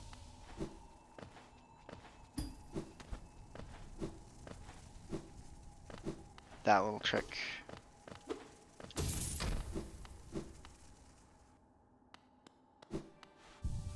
I want to grab storerooms. Grab the storerooms tram. And now with the dive, I can go through the mines, the crystal mines. Which involves going to Crossroads?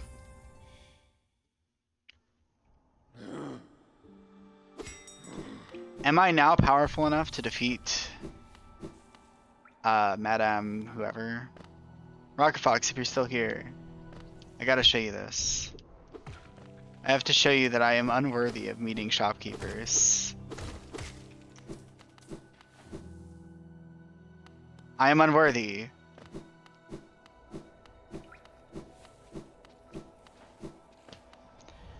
Gru's mother is new, and she terrifies me.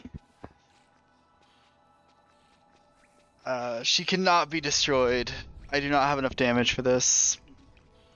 Either I do not have enough damage for this, or that message is showing up because she's like scripted to be invulnerable or something.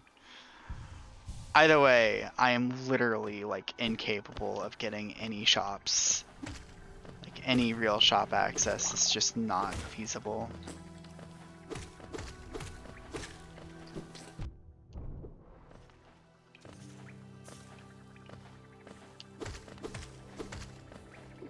Her behavior is the same.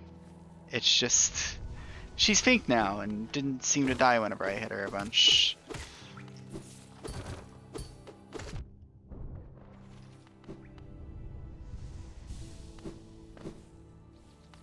Okay.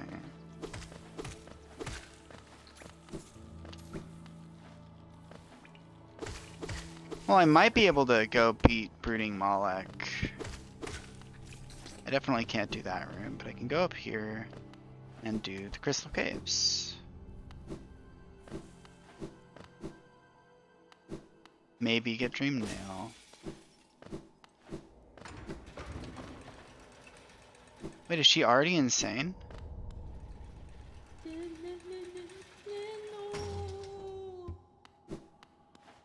Hmm. That's sad. I thought that only happened when you got infected Crossroads.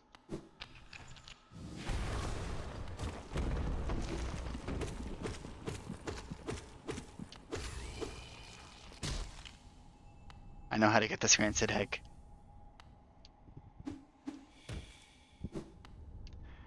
Randomizer knowledge. That's all I've got. And this area is really dark, yeah. Okay, what can I do here right now?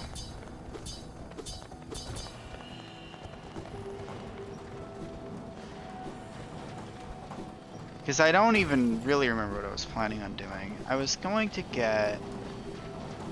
Probably not Dream Nail, because I don't think Dream Nail would really be that useful. I could probably get Crystal Heart.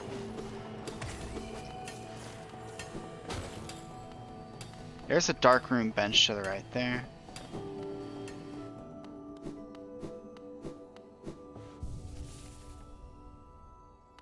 Grab that.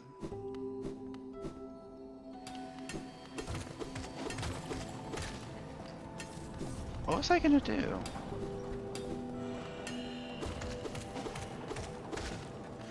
Oh right, I wanted to get to the resting grounds. So yeah, I actually kind of wanted to get Dream Nail. Not to have Dream Nail, but just so that I could go down from the resting grounds. Which means I'm gonna have to go through a dark room, I think, to get there. Or I'll have to go to Deepness, which means I need darkness access. Given I can't access the shop, I think I literally just need to enter a dark room. I could fight the Mantis Lords for whatever Mark of Pride is in this run. I could grab Crystal Heart.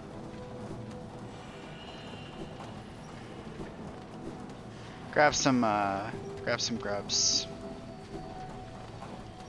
I can probably get Crystal Heart. I'm not 100% sure that I can, but I'm pretty sure I can.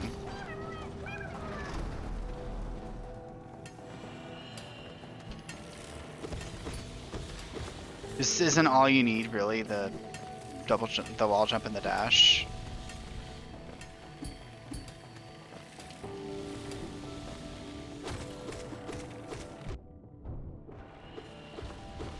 And as a result of getting Crystal Heart, I'll be able to go through there.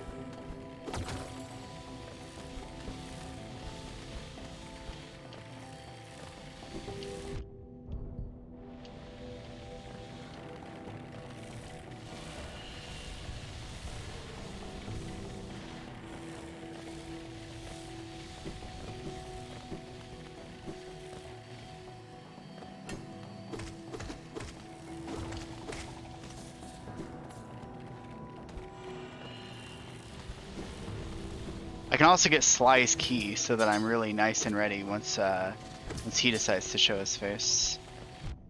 Oh.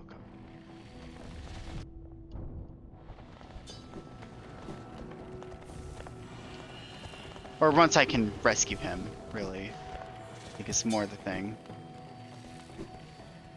And this is Crystal Guardian, right? So, is there anything scary about Crystal Guardian? Not really.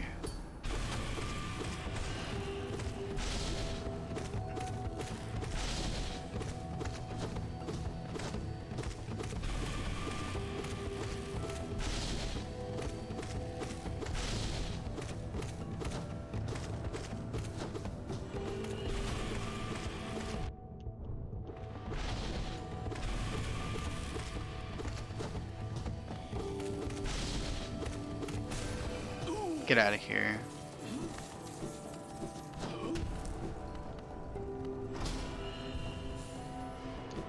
God, is there anything else I can even do with 1300 Geo right now? Bench is just rest time. There isn't really anything I can buy. Because I just don't have Sly access.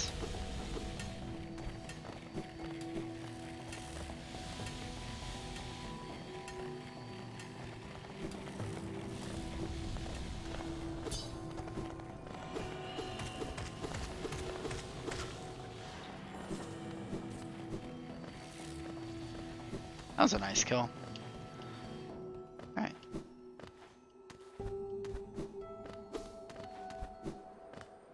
Squirrel. Okay, so now I can head on this way towards Crystal Heart. And in fact, I can even climb up here if I want to, but...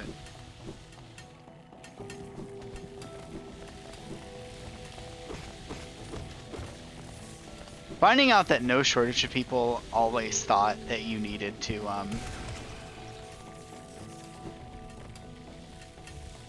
bounce off of the pick to get there is great. Unless the crystal was added with the QOL mod, which it might have been. Maybe you do need to bounce off the pick most of the time, and I'm just a cheater.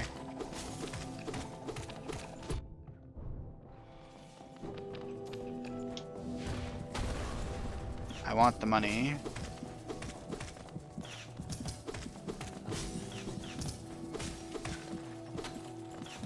That crystal's always there. Why does everybody use the pick then? Like the projectile?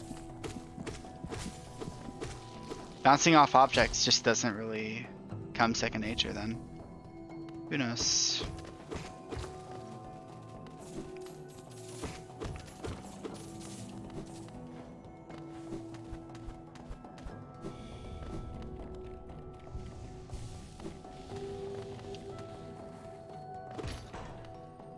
It opens the path down. Whoa.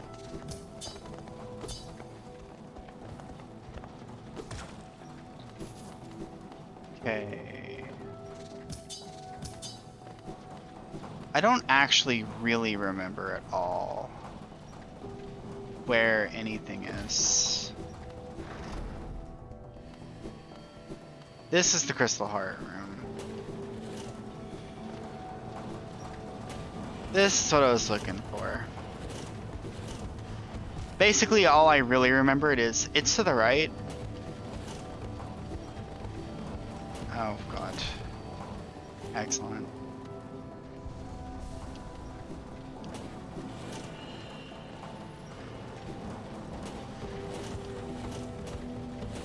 I am not all here, by the way.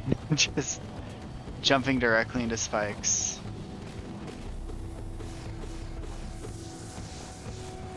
Oh, please.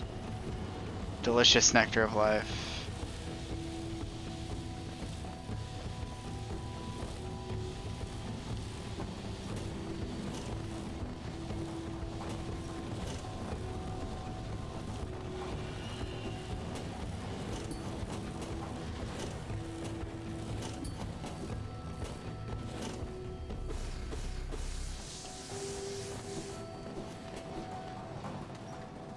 As soon as I say I'm not all here.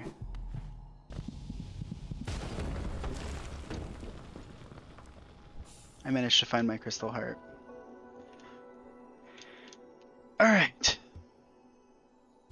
Well, now I can get the double jump.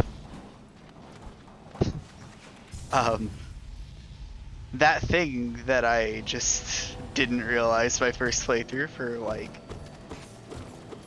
way too long.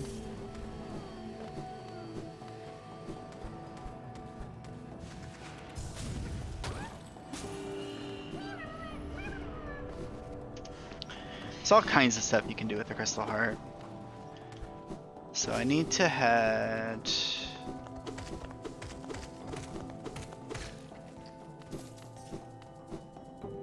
this way. I'm not heading this way. Get me out of here.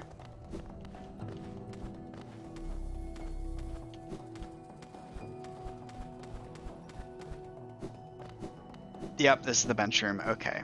I'm just gonna not do any of the crazy platforming weirdness here. Just get myself some new paths and new charms. Ow. Never equipping Thorns of Agony, apparently.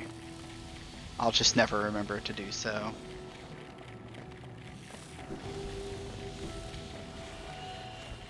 I think it might have made some minor contributions to the run. Okay.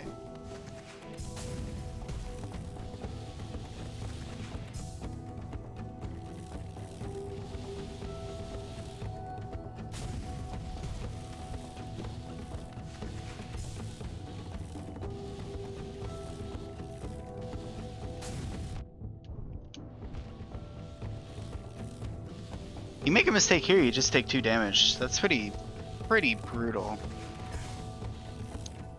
Alright. Oh my god. Well, there's my one damage mistake. What is this? What is the synchrony on these? God. No different than normal. Maybe I'm just... Because that one was fine. That one was normal. Deep focus. Yeah. It seems like it's the same. Because some of the charms are different. You never know. And I gotta cancel this towards the end, right? Nope. Actually, not at all. There's some money I can get up at the top. Abstract money.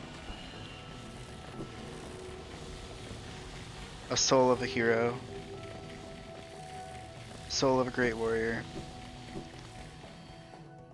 I think there might... Oh no, no. Oh no, I cleared out all the money. So it's like... What, like that? Okay, I think you have to bounce off and then go to the right, and that's what I never figured out. No? Need a longer nail for it?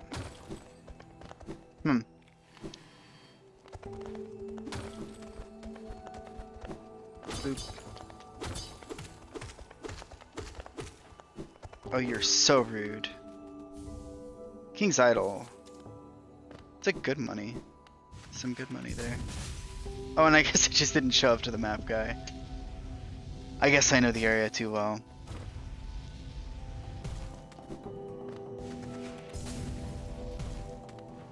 There's a Grimkin flame there. I remember that.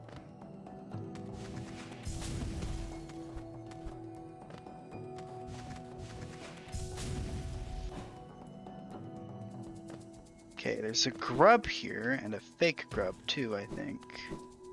You're fake.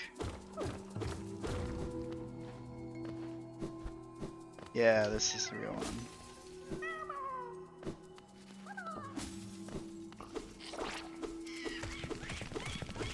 Oh my god! So fast!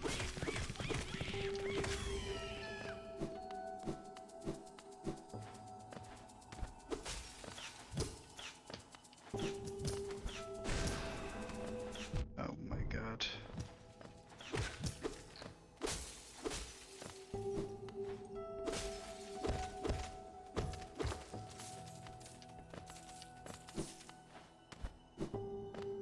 Gotta catch it all. I'm still thinking about that crystal. You just bounce up it to go up there. I've watched a few playthroughs of this game. I've never seen anyone do that.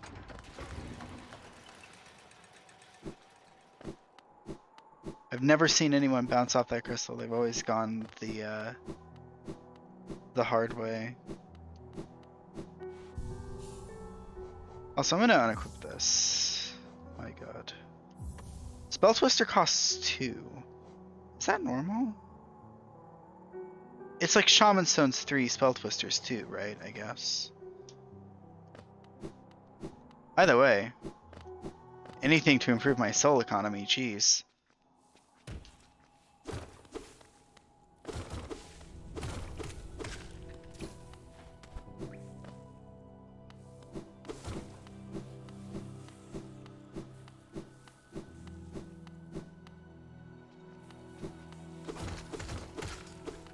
I can't really make it to the resting grounds without Sly.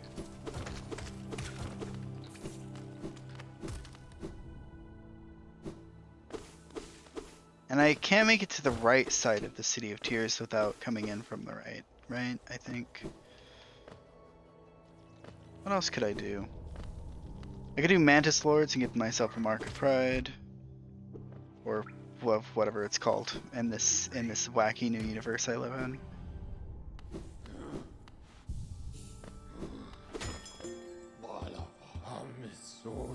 Take me to Dirtmouth. There's some work I need to do here. That thing I always take for granted.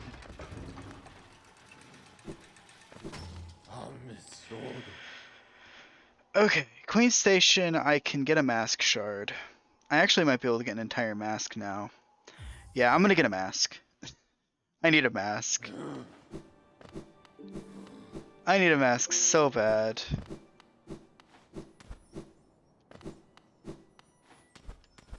I've been operating at a handicap entire game.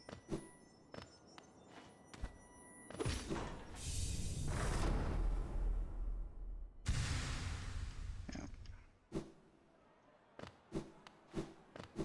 And then one piece from Moloch, and then one piece from the Grub Father, probably.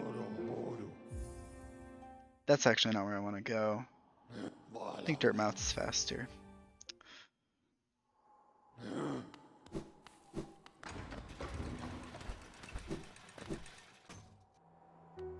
God, I actually can't even get any old keys either. Like, I'm thinking about it. I can't get any of the keys, really. Like, I can. I don't remember where they all are, but I definitely can't get any of the easy ones that you can just buy from Sly. Not having Sly is so devastating. There's the mask shard. Right. The reason I should have been able to get this mask earlier would have been if I had Sly, I'd have been able to buy it from him. This is devastating.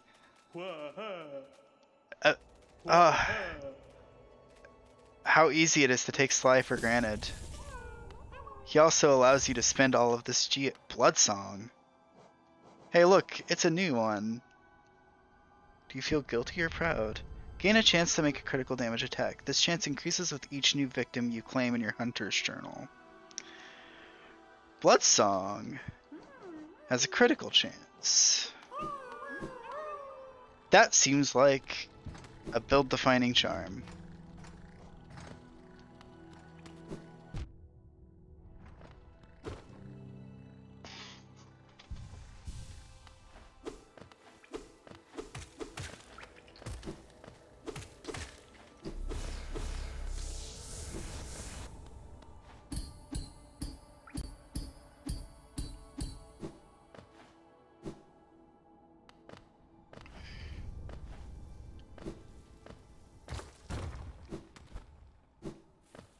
I don't think there's really any reason to go back up, but there's a totem, I thought, maybe. And there's definitely... Yeah, there's the totem. And then there's this. Oh, and some money. I'm gonna lose all this geo and I'm gonna be really upset. That's gonna happen at some point.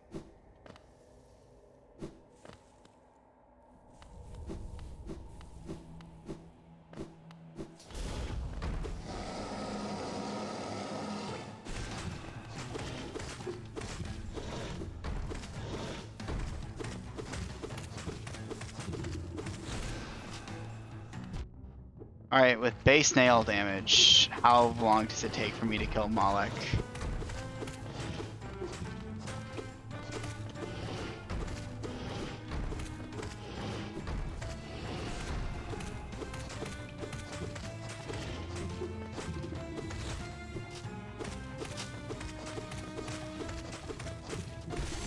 Got him.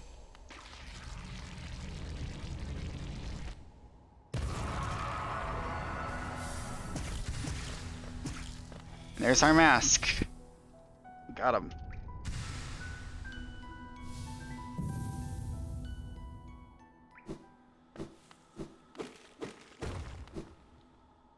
I think there's actually something here that I really should have done.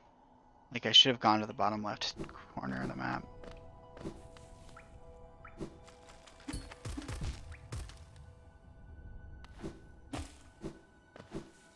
Back up to baseline health. Feels really nice. Yeah, this is just the route to Green Path. Just double checking because I thought I was going a bit crazy.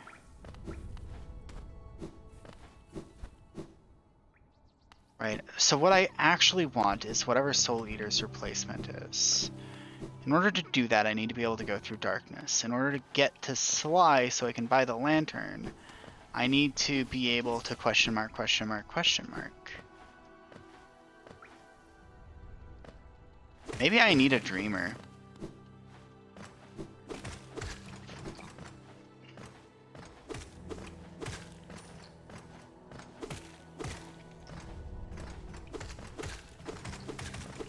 What new can I do with the crystal heart?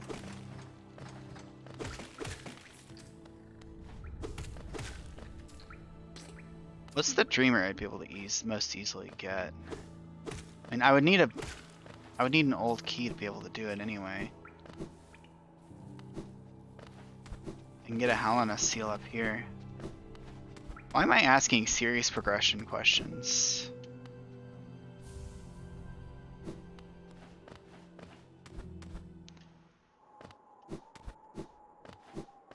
Just take away Sly and it takes away all of my understanding of the gameplay.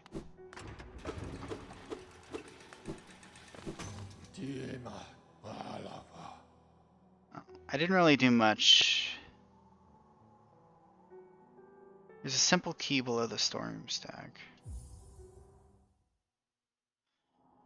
That would allow me to go down from the City of Tears. And that would allow me to get Isma's Tear, I think. Because Crystal Dash is required for that, and I don't think you need anything else. Below the storm stag?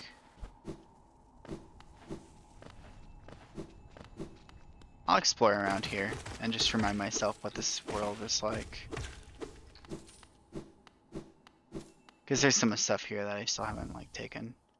Wanderer's Journal. Right, yeah, there's this elevator I could activate to get my first soul vessel piece.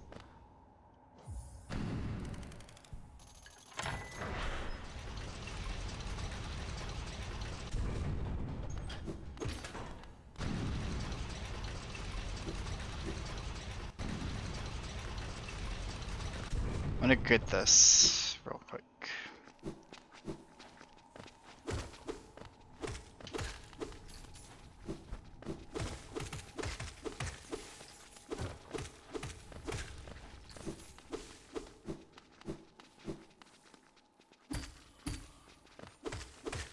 Look, just pogo as you fall into this hole or you'll get hit, I think is the idea.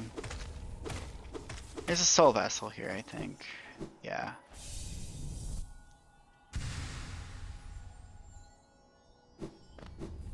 May as well take it.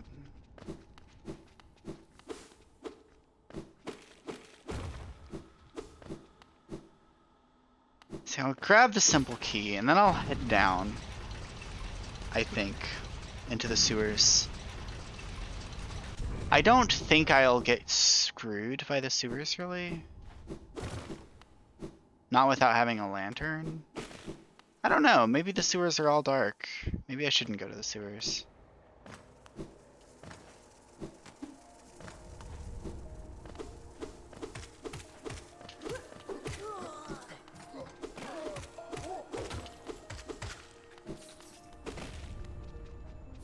Yeah, there it is. It's that item I always check in randomizer runs because it's basically super free.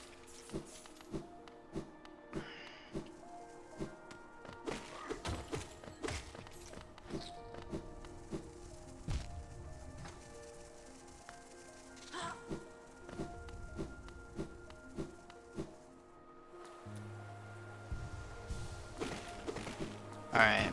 I'm at least gonna get pestered by Hornet to go get the Dreamers.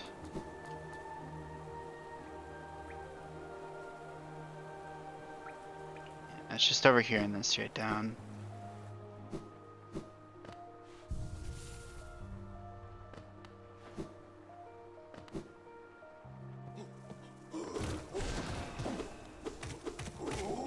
Spell Twister's actually really nice right now. Really liking Spell Twister. Normally not that excited by it. Right, I guess I could also check out a nail art. I'm just thinking about like critical path stuff. Because I have no idea how nail arts are actually going to work in this game. Like if it's just going to magically make you use melee. There's this guy, Morrison.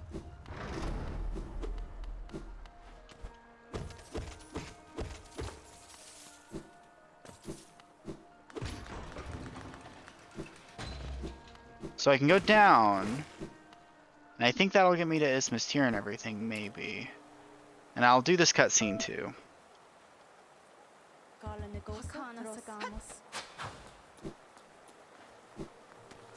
Bye bye, Hornet. Alright, I'm just gonna try the sewers. And hope I don't immediately get locked off by darkness. Yeah, it's not that dark.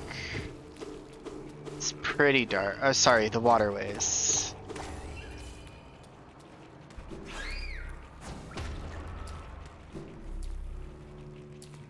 They're not sewers, they're waterways.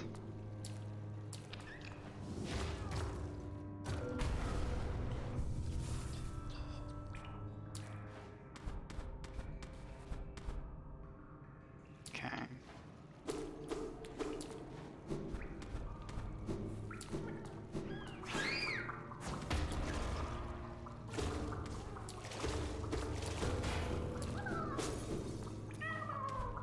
The things I remember.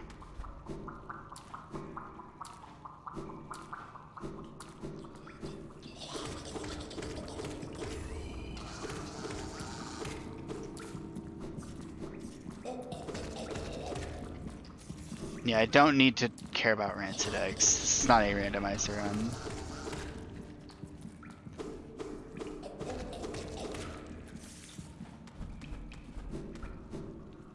Getting the map first, because I can.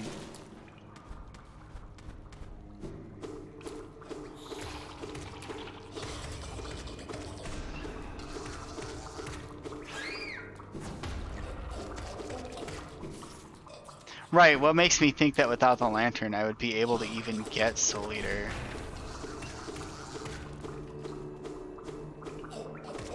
Because it might be too dark down there for me to be able to see anything. And I think I might be able to see well enough, like, kind of know the layout of that area. But no, it's probably going to just be really brutal. A little bit brutal. The enemies there do 2 damage after all.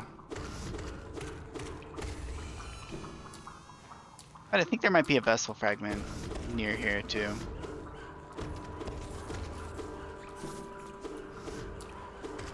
Basically directly below. Oh, I don't like any of this. Oh my lord. This place is a lot scarier if you don't have the lantern.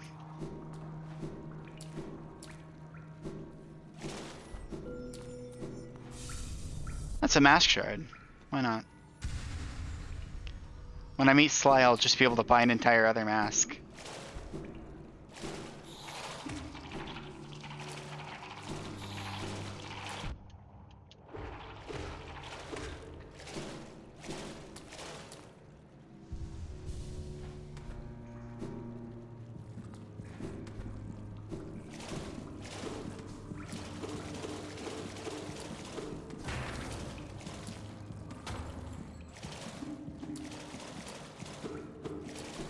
How do you get to the... No, it's up here. May as well take it.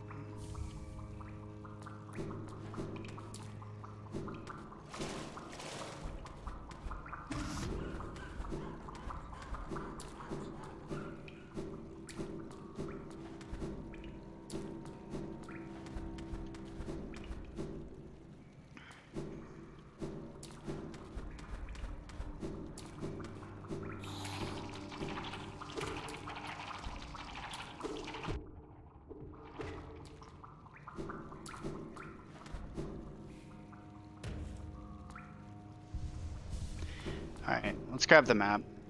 It's right on over here.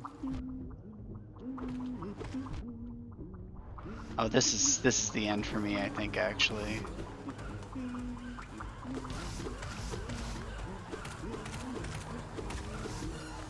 Oh, this is dangerous. This is kind of a dangerous room to be in Lightbringer. You are not a melee combatant. Oh boy.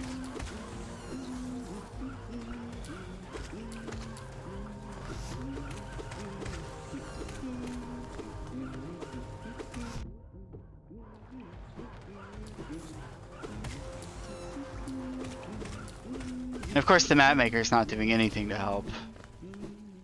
Nothing at all. It's okay, map maker. Your only customer survived. Oh, never mind. He was up here. He had no idea. Blissfully unaware of the mortal combat that was unfolding beneath him. Alright, Path of the Pungal Wastes opened as well. I could go get Bretta. I'm gonna go get Bretta. That is some form of upgrade.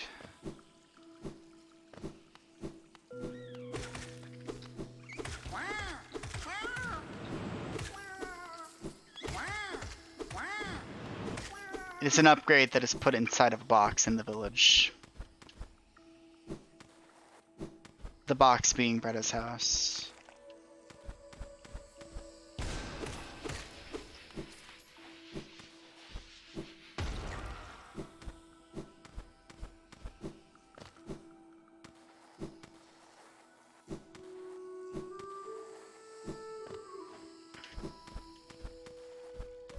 So, one of the things that Blackmont does, it's another kind of playable character mod, is it makes it so that some of the charms enable a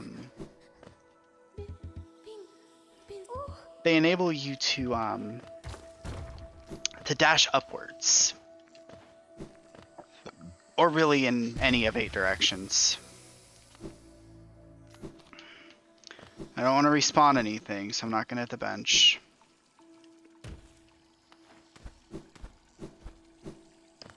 Yeah, it has like not only like multiple air dashes, but also you can like aim your air dashes. So you can do like double up air dashes on top of your double jump. And then all you need to do if you want to refresh that is just pogo off of something. The enemies all, frankly, have appear to have respawned. Yeah, no, you get kind of ludicrous mobility with Black Moth. It's really cool. I didn't even get really all that far in it. I played it for like an hour.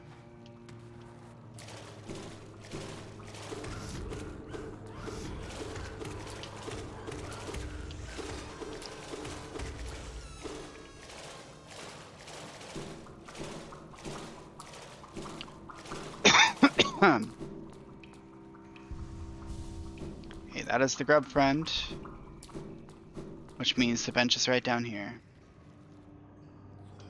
Okay. So now, there's what? Ismus here on the right, Dung Defender.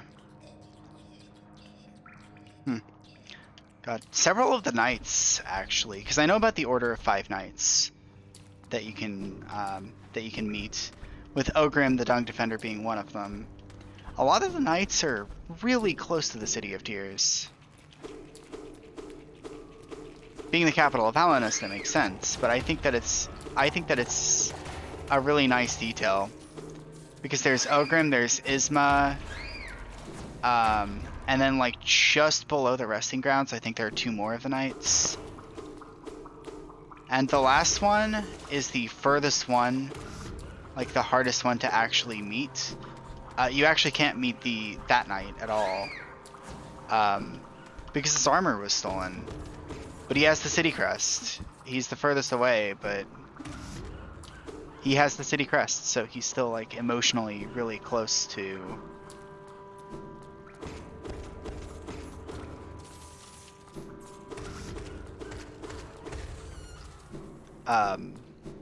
the City of Tears. So it's really cool that they're all really close to the city, either literally or figuratively. And it's something I've never really thought all that much about. So Ogrim's this way. I think this is the path to Ogrim. Like basically, if I keep going this way. And I think if I want Ismus here, it's this way.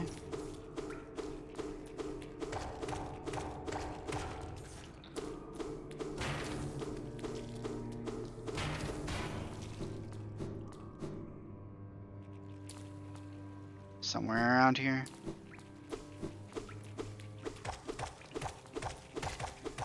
Or no, I think I definitely have to defeat Ogrim first. I don't want to be involved with any of this.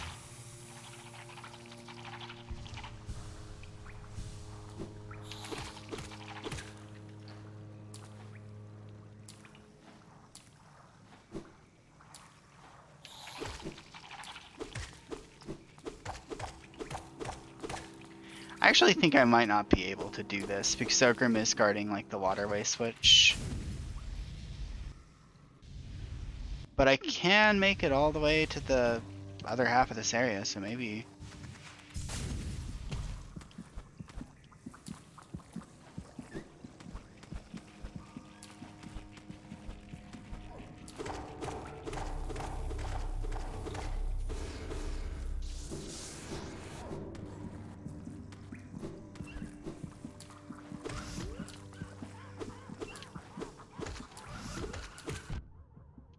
I tried to dash to the left there.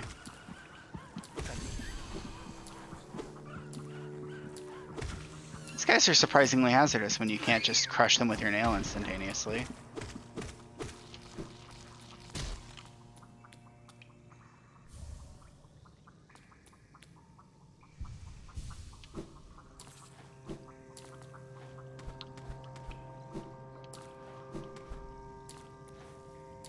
Yep. And that's the Dung Defender's call sign there.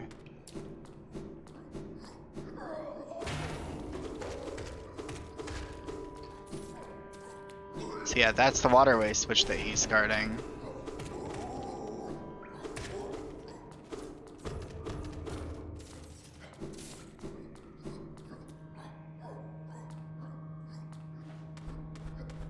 Can I actually get to him quickly from here?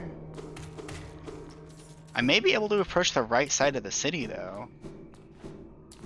I wasn't super attached to the idea of getting Ismus here. I just wanted to get to the right side of the city.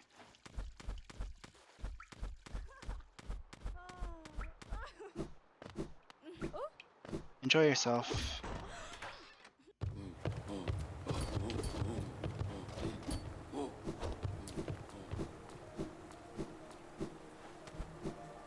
Mission accomplished. I can get to Ancient Basin, I can get to all kinds of places. I can have really deficient damage while fighting these guys. Takes a little while to kill them.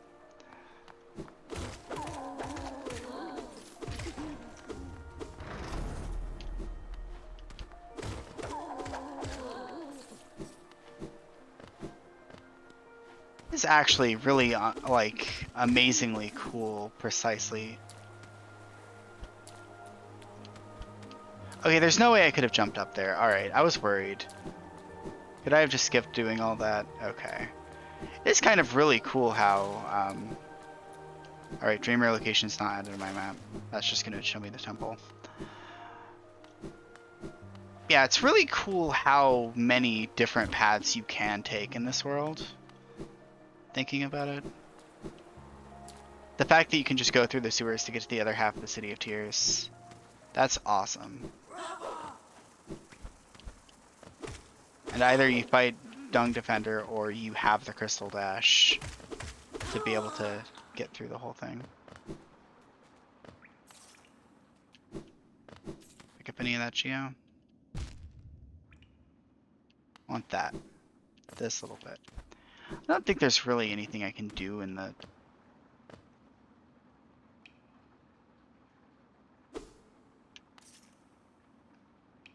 Is the Ancient Basin dark? I think it might be dark. It would make an awful lot of sense if it was dark. I'm just going to operate under the assumption that it's dark. I could get the double jump if it isn't dark. It's not dark. Well, I'm on my way. I'm gonna go learn about the Monarch Wings. Yeah, I'll fight Lostkin with 5 masks. Why not? Or not Lostkin, but the other one.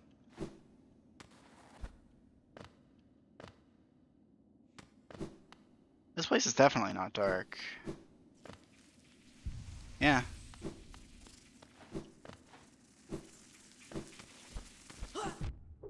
For some reason, you're allowed to do this without the lantern.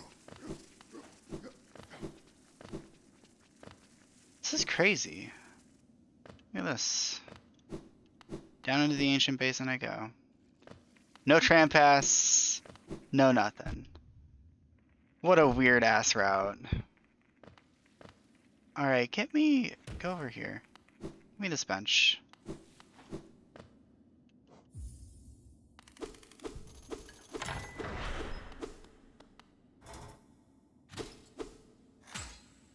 Can't believe they invented foldable benches just for the purpose of selling them to people. That's the cost of innovation.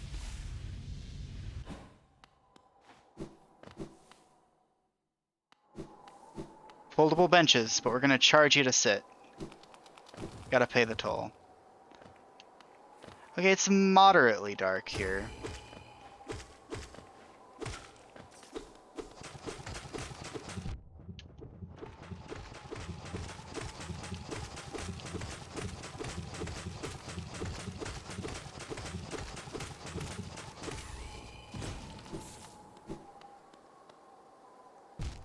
Oh my lord.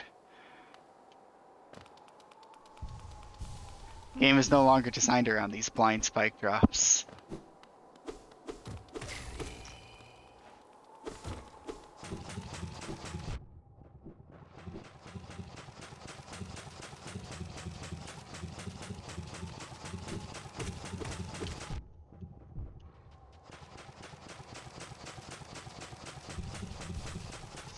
Huh. I could like damage boost through him, but like either way I'm in kind of weird soul regen mode.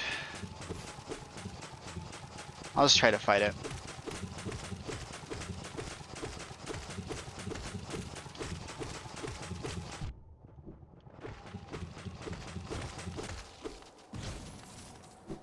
Ah. I really wish soul generation wasn't just based on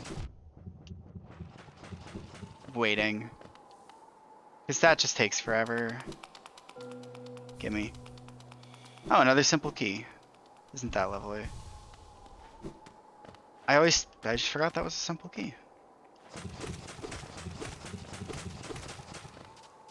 Imagine not having howling rays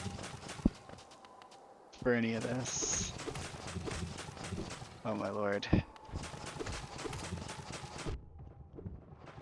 Oh god. Alright. Cheeky lance hit.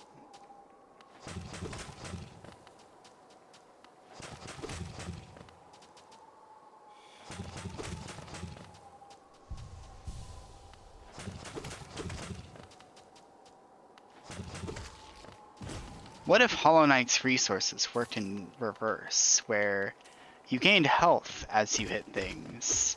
Like every third or fourth hit you dealt to an enemy, you got 1 mask of health back. Maybe 5 hits. But you don't gain soul naturally. You have to focus to convert masks into soul. Oh my god. Can we please be done with these things already? My damage is not good enough for the double jump, it turns out.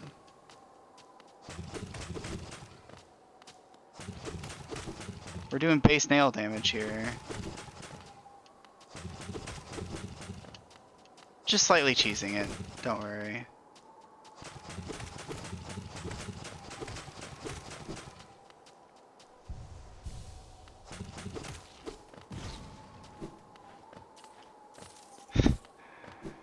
Focus your masks and turn them into magic. These things are no longer beneficial. Not at all. Those things are nothing but a pain in the butt.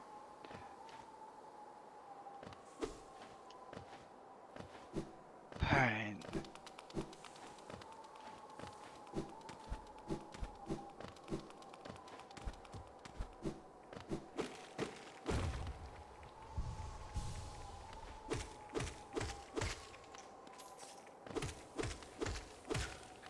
I'm just gonna make absolutely sure, right? Because that's the path down.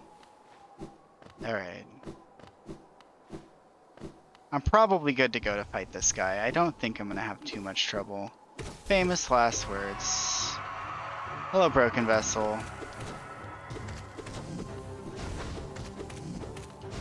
That's what your name is.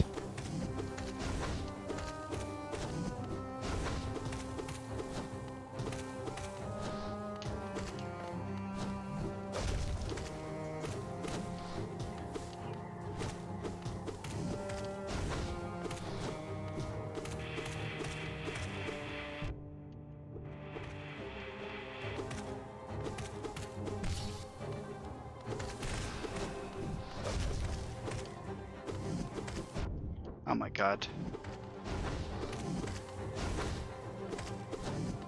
I saw a really cool, like, modded version of this fight that basically, damn.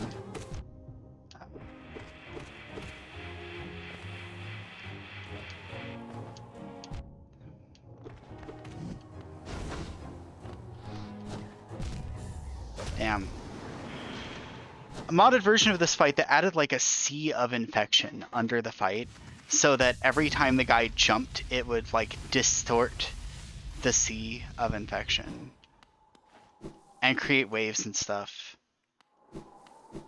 I think generally the God. Getting hit by random things in the darkness is so annoying now.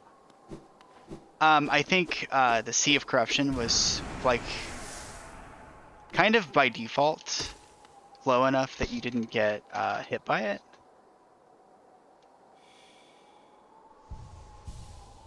I don't remember. It was really neat. The music continues as if it had not been interrupted. That's interesting.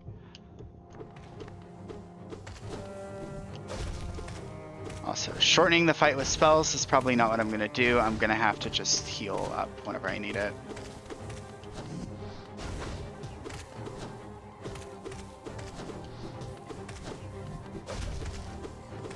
Especially when he does the wavy move. I really, really wish for that move in particular I had the double jump.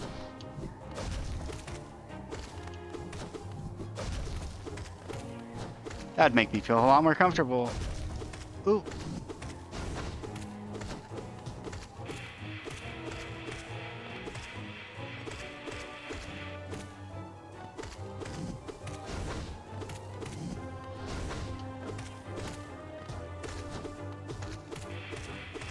What is with you today? Doing this move constantly.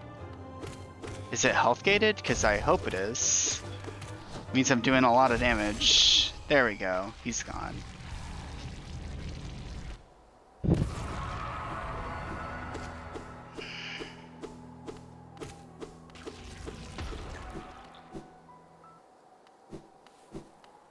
Sorry, Broken Vessel. I'm only here for your double jump.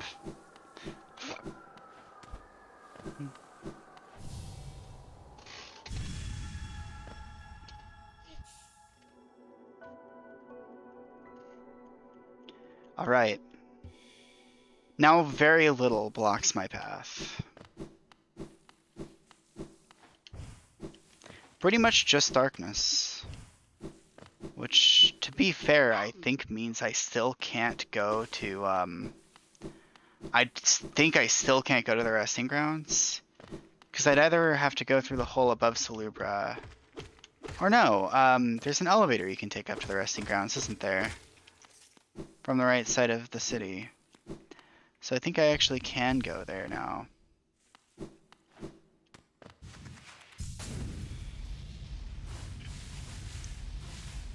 Because I can't get to Salubra. Because there's a pink Cruise Mother blocking my path. With just Desolate Dive through Crystal Peak? I thought you had to go through a dark room to get to it.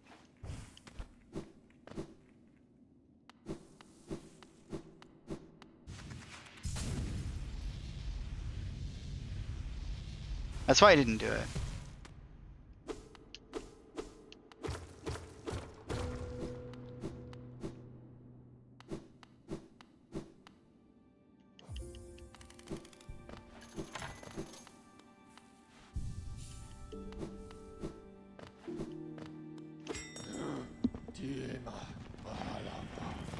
Alright, let me think. I mean, I think I still can, but I just have to take a different route. I think I just have to take a weird route. Just blocking off Cruise Mother makes you do weird stuff in Hollow Knight.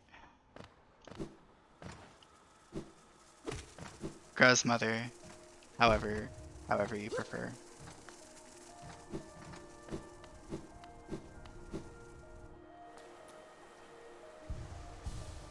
So we boost through here. Goodbye, Soat. Still just hanging out.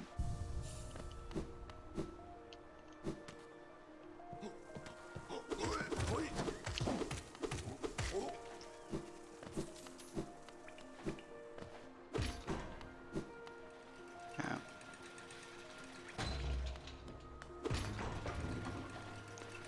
So I've done Ancient Basin. Or at least I've got the double jump from there. Which actually means I can get to a Dreamer right now. Definitively can get to a Dreamer right now. But I cannot kill the Dreamer, for I do not have Dream Nail.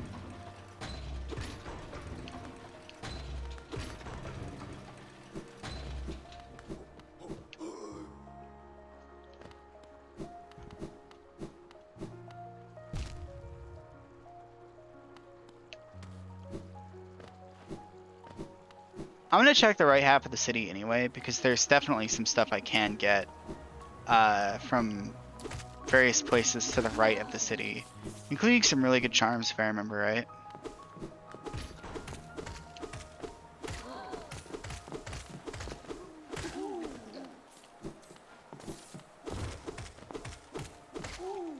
Because I think there's like a quick slash.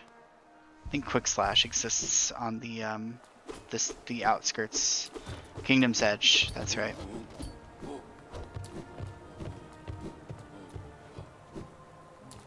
I could also deposit my money with Millibell and then just get my money back later.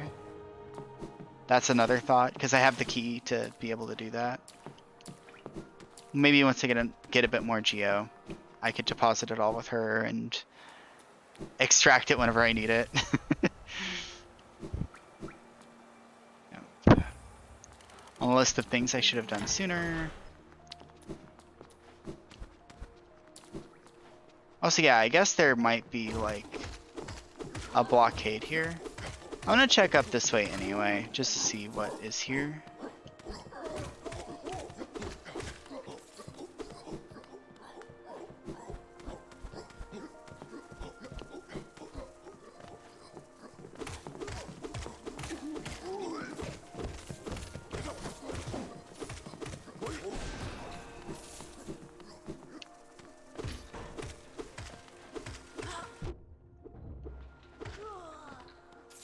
Really like these elevators that overlook the scenery of the City of Tears.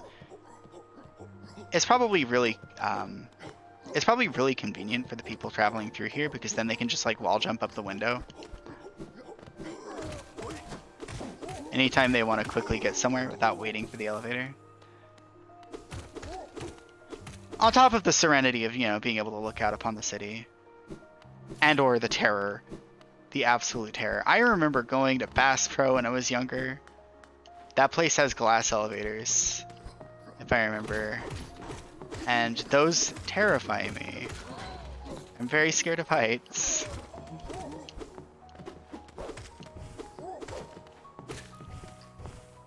Get me up here.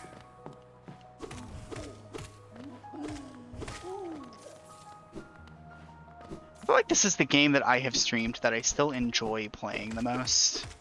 Even though I just don't feel like I have like anything to talk about right now.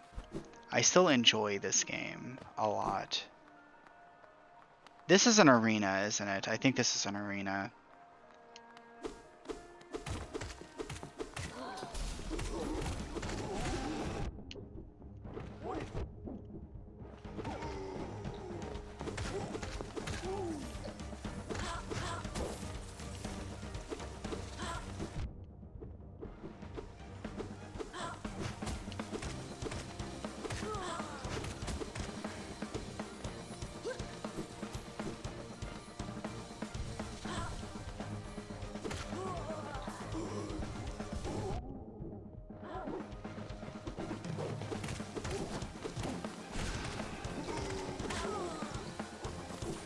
God, how many waves?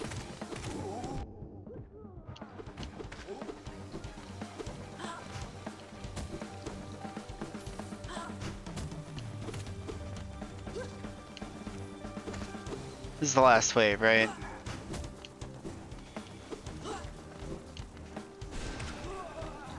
Get out of here. Vessel fragment.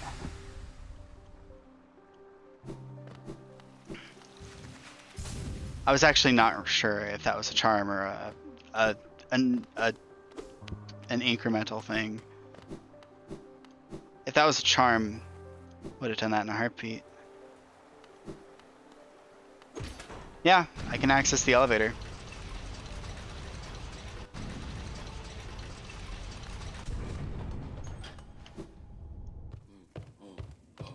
Here I am in Ancient Basin.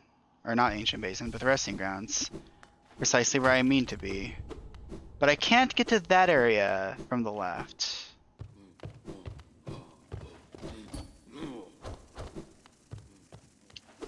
Look how many meaningful routes you can take in this game.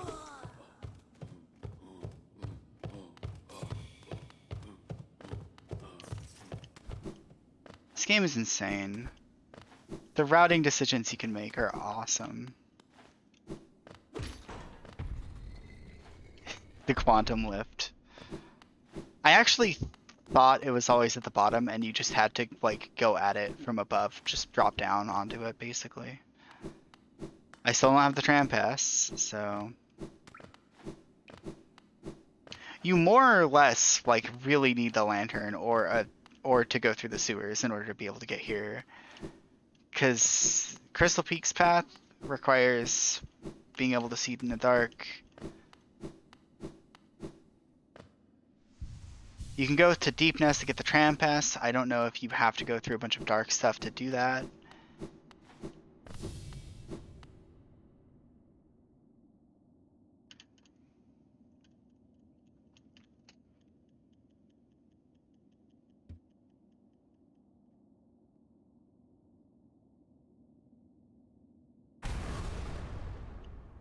The dreamers, they don't want to be awoken.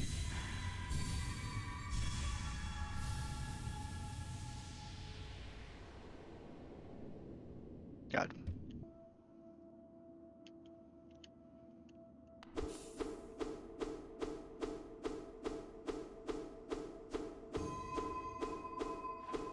Let me out.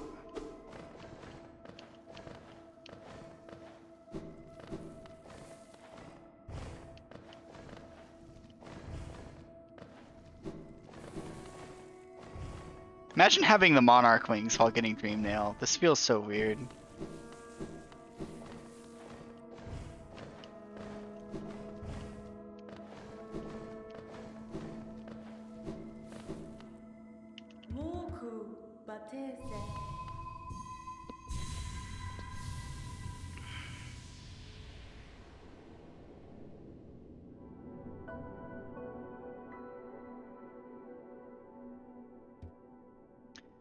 Hey, you know what this means? I can get Soul on command. She's gonna teach me about Essence. I don't need to know about Essence. Teach me about Dream Shield.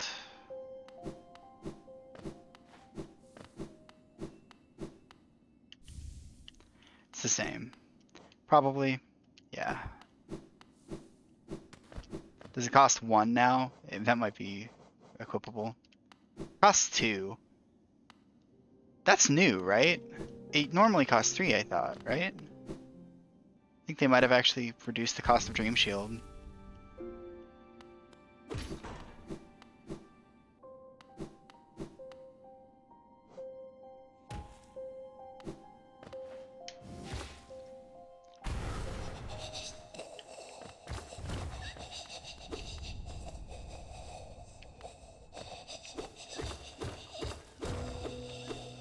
Yeah, I'm glad they buffed it. It is too high for what it is, I completely agree. That's why I was joking, like, it better be different. And it is a little different.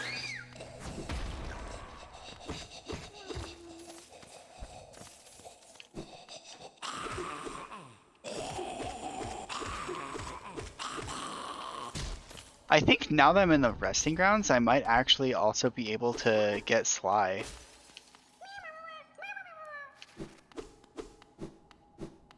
But no, I want Soul Eater. I want to get Soul Eater. Or whatever its replacement is. Oh my god. I don't remember.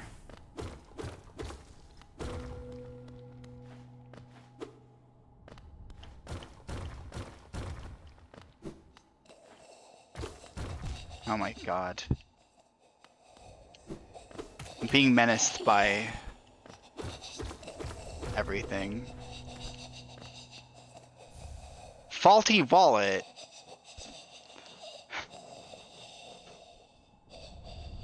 Picked up Geo is converted directly into Soul.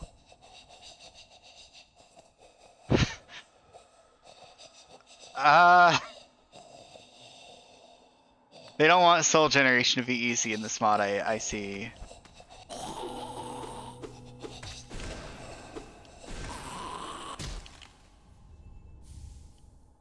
Faulty wallet. Come on. That's a really funny graphic, though. That's a really funny graphical change. Because it's basically just Soul Eater, except the hole has some money in it.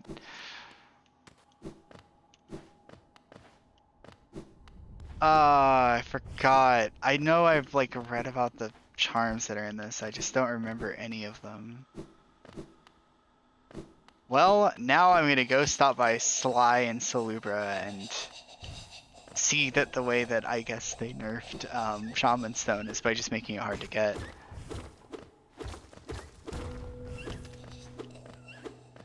I can strike that through the wall?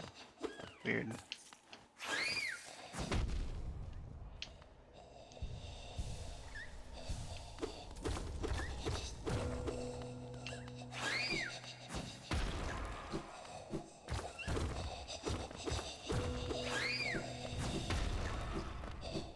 What is this? Oh, it's just a Hallownest seal. Huh. I guess I just remember really odd things because of the randomizer. I'm like, oh yeah, this is just a really good item to go pick up. Because who knows what it could be. 200 Geo. Not upset. I'm just disappointed a little bit. Alright.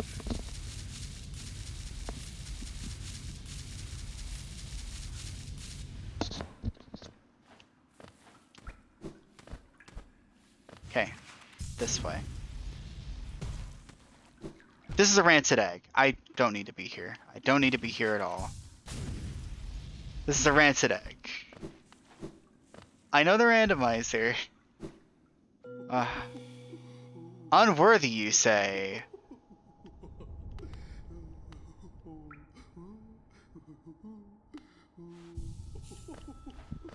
Also, infected crossroads, you say? In what universe?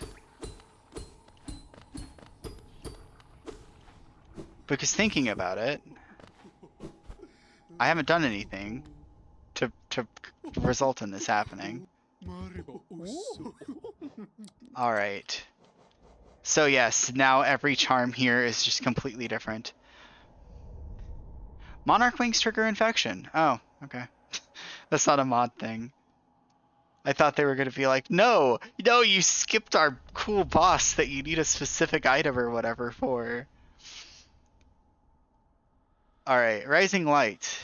With this, you can fire lances into the sky. 3 notches. That was a very deliberate decision for them to not let you fire upwards. Are you tired of only attacking in one direction? It's good energy in that statement. Time fracture. I don't know what time fracture does, but I'm gonna buy it. I'm gonna buy Rising Light because that might just be really useful. Silent Divide also might be kind of useful. Eye of the Storm. It can awaken for hidden powers if you ever learn any spells. Well, I know plenty of spells. And Quick Focus.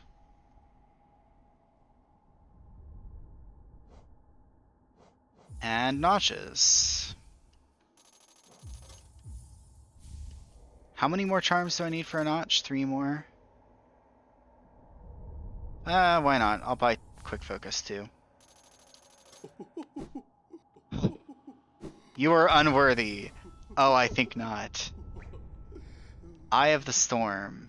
Increases the power of spells, dealing more damage to foes. Replaces some attacks with intense blasts of energy. Increases soul regeneration rate slightly.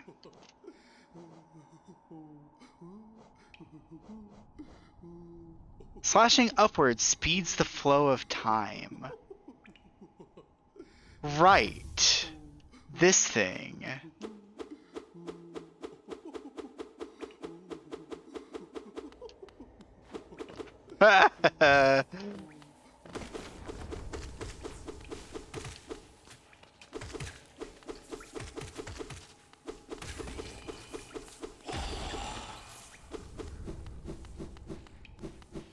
Well, I sure do have power, I guess.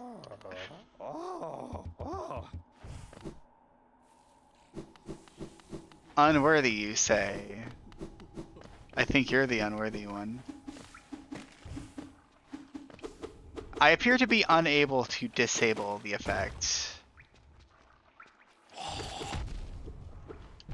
Oh, time is flowing normally again. Hang on.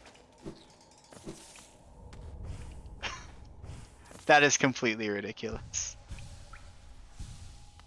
Alright, hang on.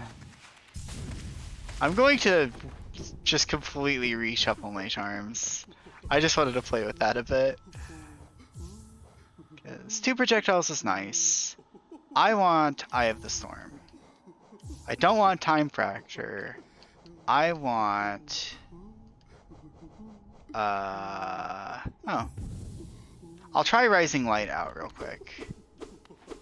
Yeah, that's actually just a whole bunch of lances. Don't want that, though. I could take Bloodsong. Silent Divide is... What the...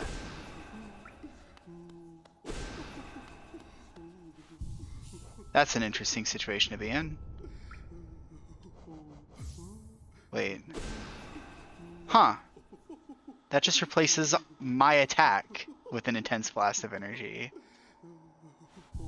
That's quite the ability. I'm gonna unequip the compass. There's something here I definitely wanted.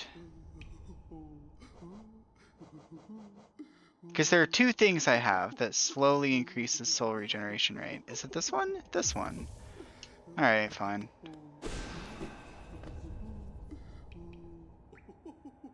That's not bad. That's okay.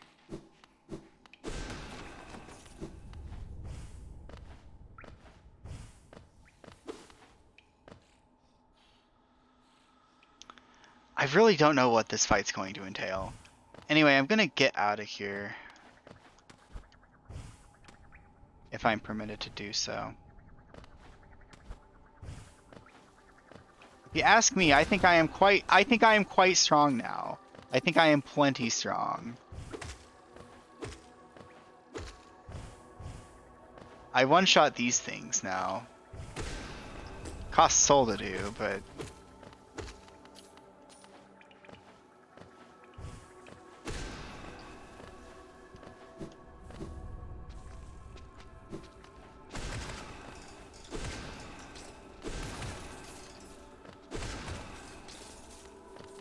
Jeez.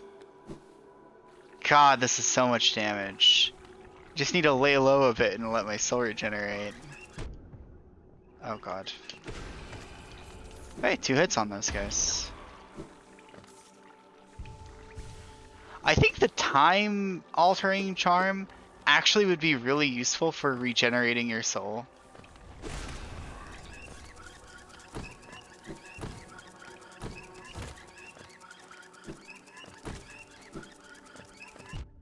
I do not have the ability to attack right now. I do not have enough soul. Oh god.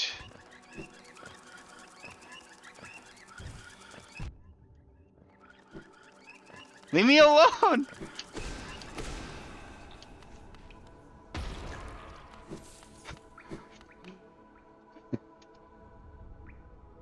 Oh my god. There's a reason I didn't want to equip Nightmare. Fragile Nightmare. I need to let my soul regenerate some more. It regenerates decently fast now. It just feels like an eternity whenever you're dealing with, you know, one of those things. An infected Vengefly, I suppose. Okay, I want to let my soul regenerate a little more so I can quickly kill the Vengeflies up there. Alright. Get out of here. Oh god, they're gonna explode. Right. I'm definitely really powerful. But I kind of feel like I'm playing as, like... I feel like I'm playing a mod where I'm playing as Soul Tyrant or something.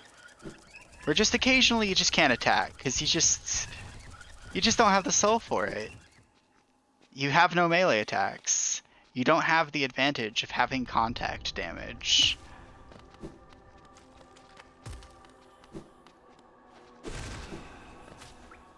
Guy did not die to that. Get out of here.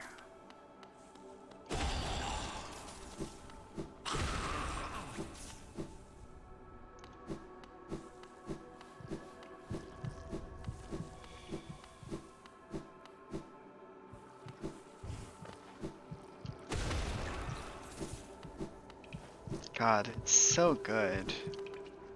Alright, Sly. Sell me everything you own. Actually, I don't have the money for that. Oh, right. Give me your mask shard.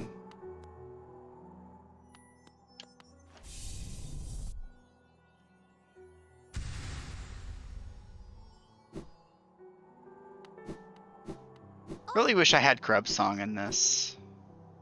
That'd be really nice.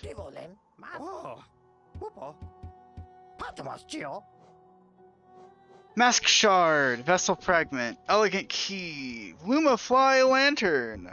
Wouldn't that be nice?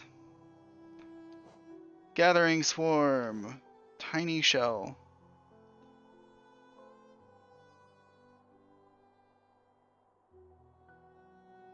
The bigger you are, the harder you fall. This charm is the solution to that. Bloodlust. Tired of having to heal in the middle of a fight? With this charm equipped, you can just whack enemies with your nail until your health is back. Implying that Sly knows about focusing soul. Alright. I'm gonna buy this too. Okay.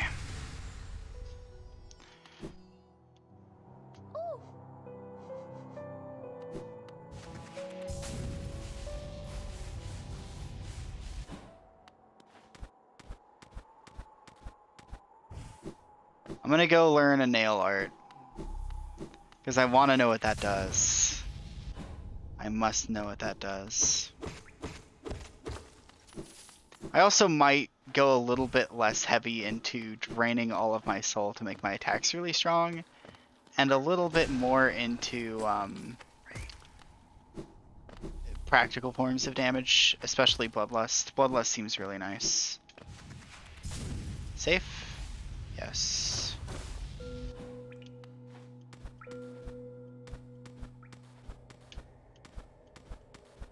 Ding ding. Ding ding, time to go up to the mountain. Oh, come on.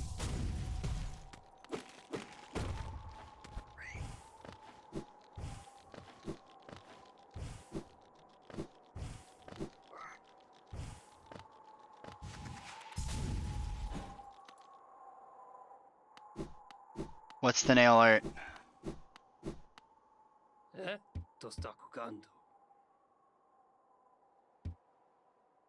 Alright. What is it? What have you got for me, Mato?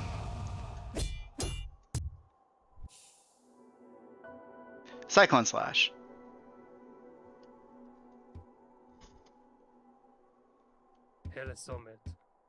Bum.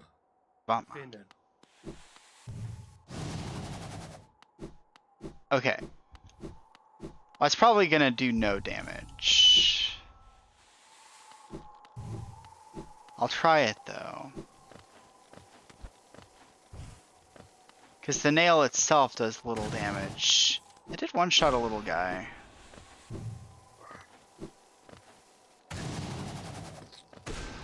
Oops. It is also fairly hard to charge up the nail art without, like, spending lots of soul.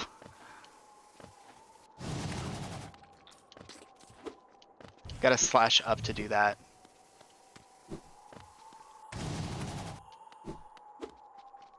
Wait, 2 hits, 4 hits.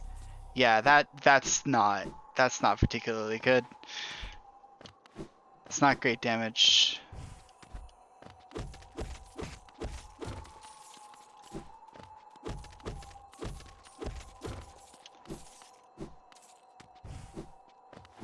I was hoping the nail arts would be different kinds of spells or something. Okay, well, one thing I definitely can do. I could buy a map, but eh.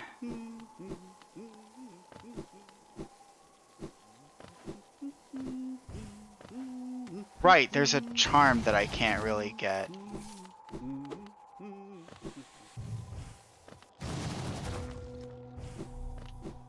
Which I don't know what it will be now.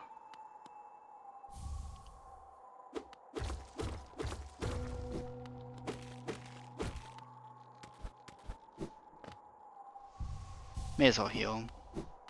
And I can also spawn the Grim Troop.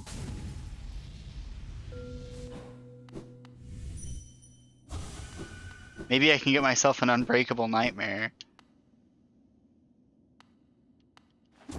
Okay, there we go. It's time to shoot Ki Blasts at the thing until it activates.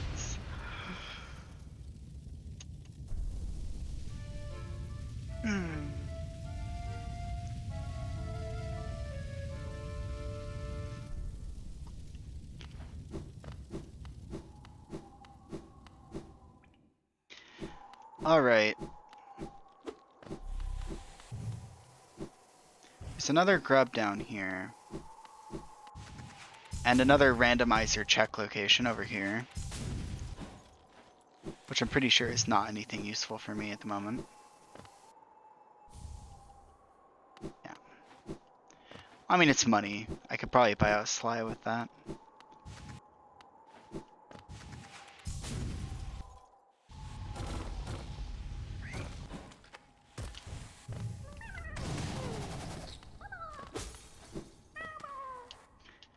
I can head down here.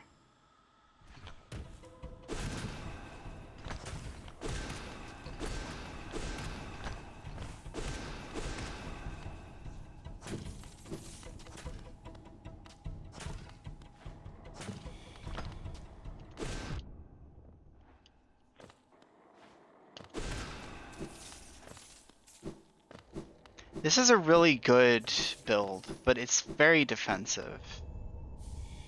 Balder Shell. Vanilla. And this is the route that I didn't know about until like my third playthrough of the game or something. That just lets you get back up to the mountain. Though I don't think there's any reason for me to go up there.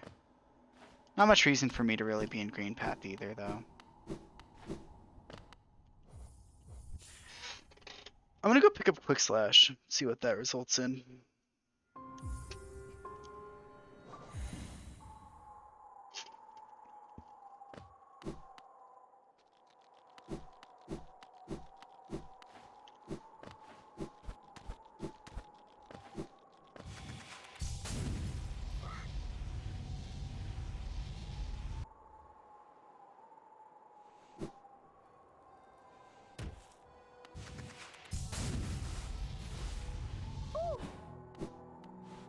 And I'll swap out my build, I think. For something a little more interesting. Maybe Bloodlust, Spell Twister, Twin Fangs. If only I could fit Rising Light on. Let's do Rising Light. And...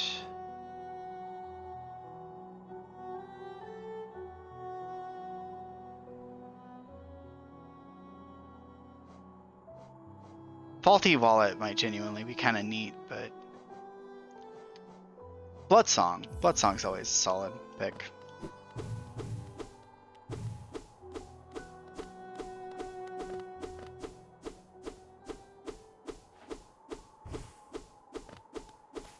I'm not getting very high critical rate here.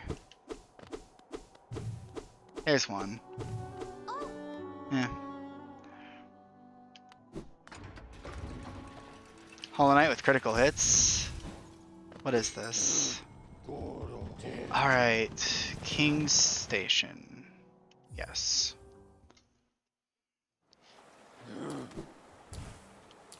Right, there's also a relic up here.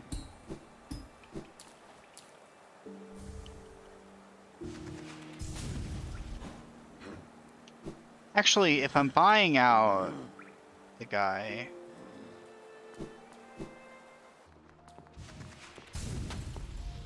I think I am gonna buy out Sly as much as I can.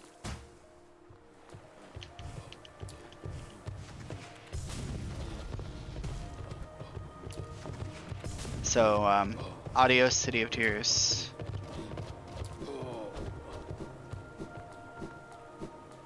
Or adios, these guys, the big boys.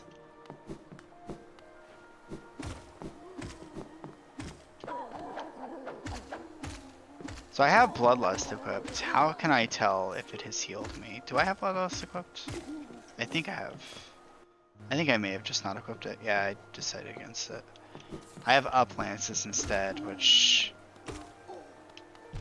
technically might be a little bit useful against her, but yeah, not the most useful thing in the world.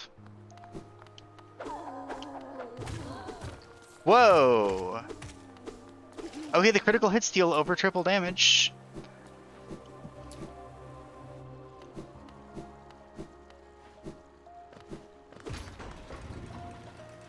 The Up Slash doesn't look like it triggers crits though. It might.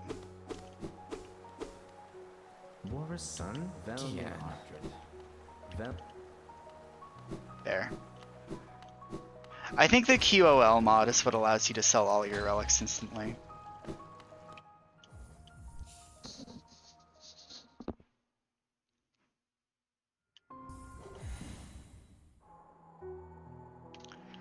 Right.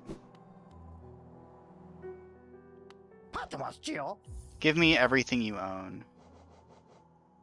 What does Tiny Shell do? Find that out.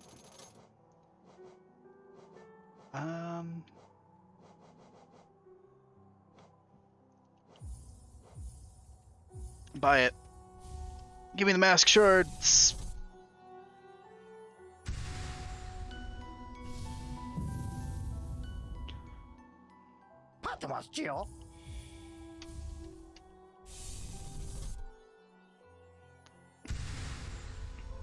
Just slowly gaining soul while I shop, which is ridiculous.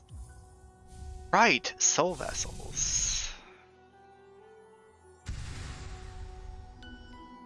I think that could be an interesting design decision if, like, you really slowly regenerate soul, unless it's soul for a soul vessel, in which case you regenerate it really fast. That might be really interesting.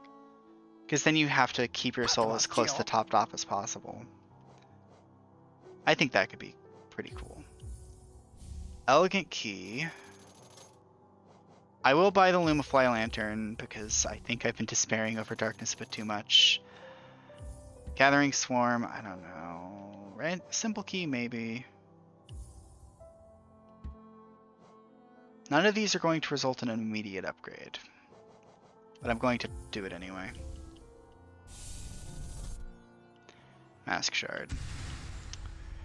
Alright, that's all my relics taken care of. Wait, what? Floated up there for a little bit.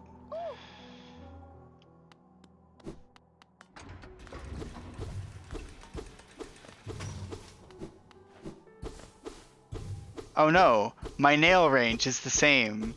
My nail range is back to normal. I might have slightly broken the game a bit. It used to be like really short.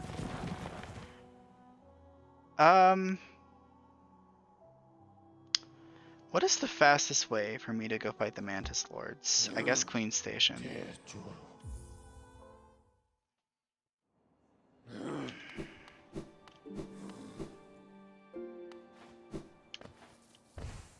Because I realized I wanted Mark of Pride.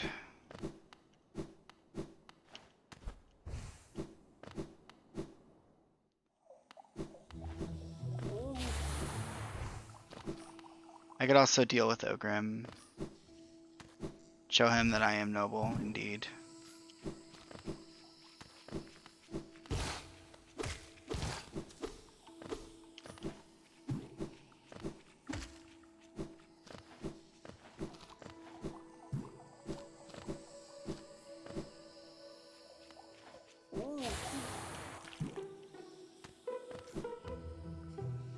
Oh wait, no, it's this way, right? This is faster.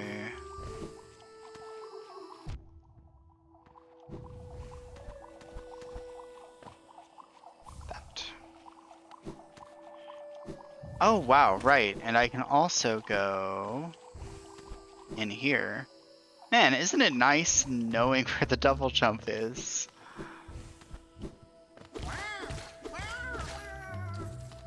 Unsure if there's anything useful in Humblecore. I don't remember.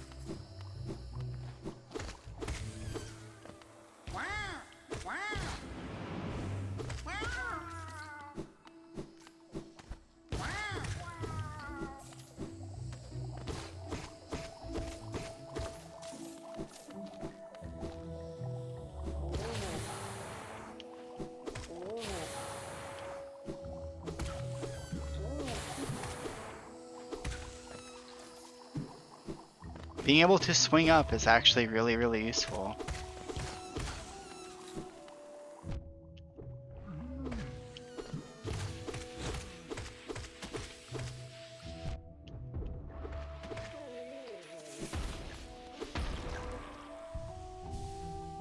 Hold on.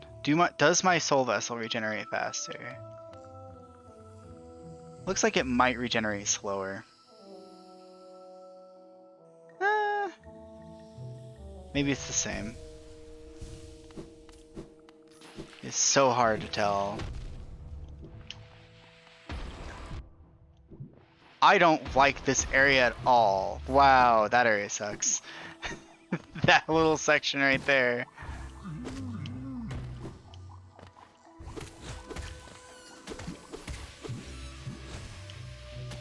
Oh, I barely made it out of that alive.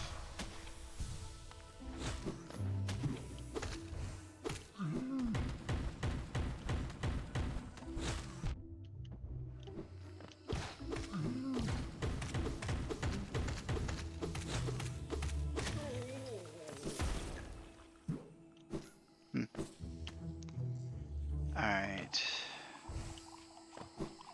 I don't remember at all what's in the fungal core.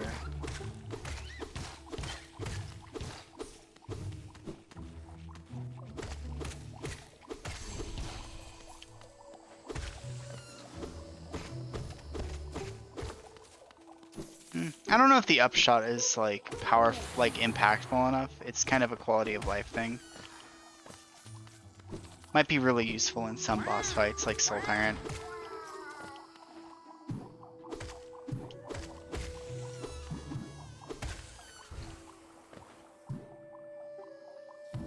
Huh.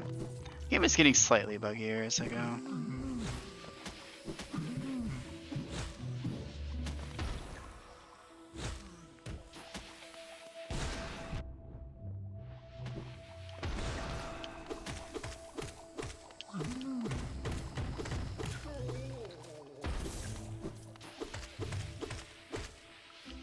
There's my critical hit.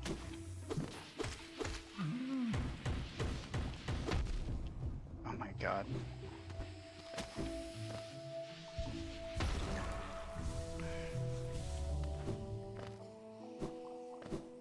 Trying to suss out how much damage my critical hits do. And it feels a lot... I don't know, it feels really big. It feels like a big number. Alright. Where am I? What is here? Come on, buddy.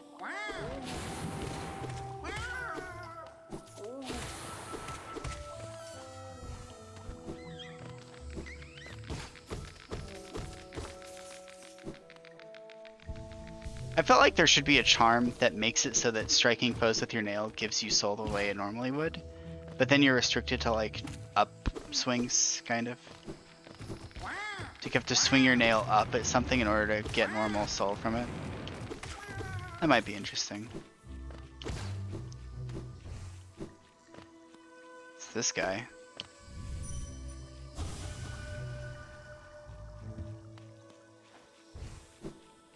And I know about the Dream Nail dialogue there. I can probably Dream Nail guys and get soul out of them. Please. There.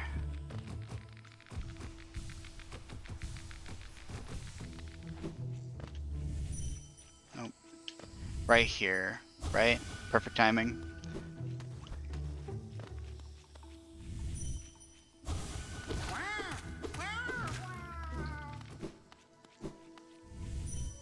Dream Nail is so slow, though. I'm just not good at dream nailing things.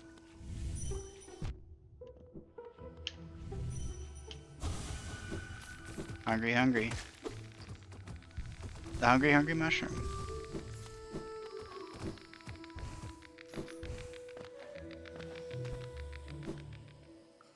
It's like, what is down? Oh, right. It's a path to a mask shard. And actually, what happens if I go to the right?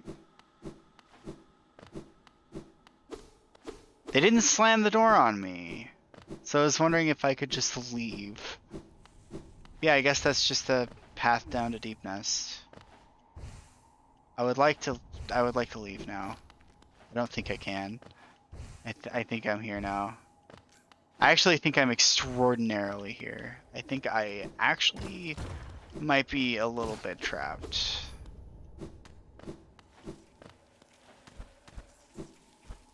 Hey, dude.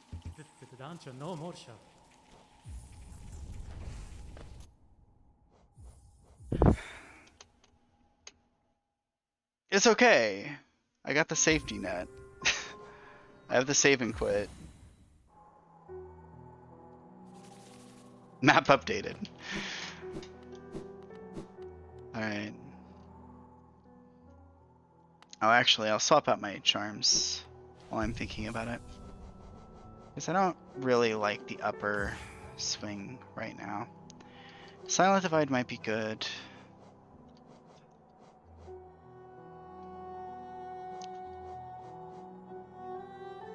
Decreases your size by 25%. And it gives you more iframes. Oh my god. I'm so small. See, now she thinks I'm absolutely adorable.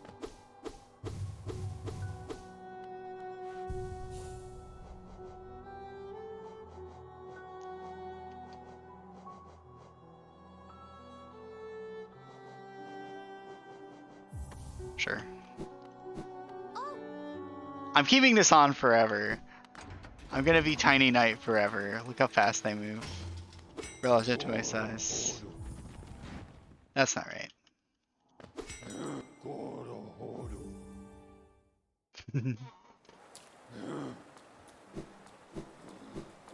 Wait, this isn't right either. Wait, no, you know what? I'm not gonna go fight the Mantis Lord. I'm just gonna never... Just gonna see how long you can go in Hollow Knight without ever fighting the Mantis Lords. It makes your nail size smaller too, because the nail size, I guess, only you're important for that.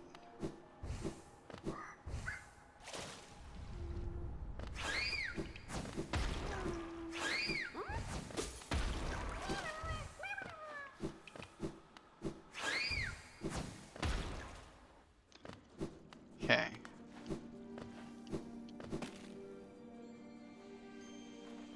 It says by 25%. There's no way that this is by 25%.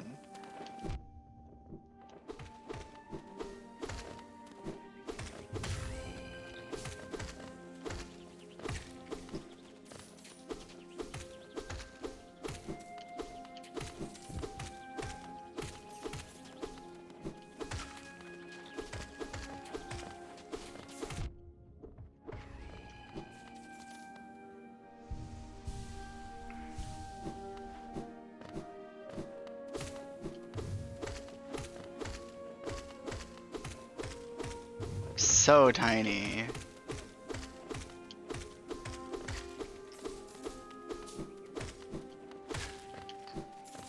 But actually, if I wanted to enhance Bloodsong a little bit, there are a couple of things I could go fight. Like I could go get the grubs. The maggots rather. Because they're the maggots above the False Knight fight location.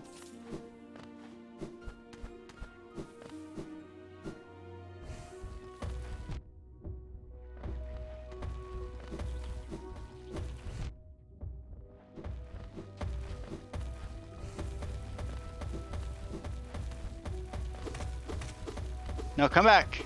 Come on. Fight me. Oh. Well, so much for that.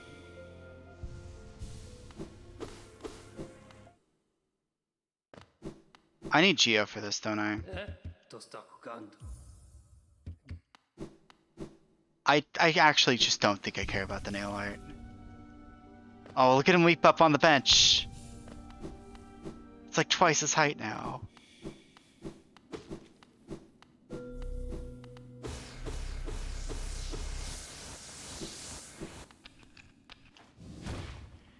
Anyway, the nail art wasn't what I was after. See, I was after this area over here to the left.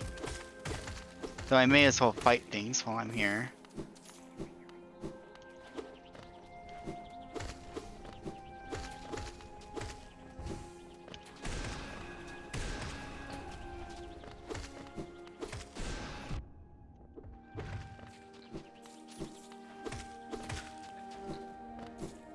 I think technically with dash slash I could go get Shade Soul right now as well though. Thinking about it. Might not be a bad idea.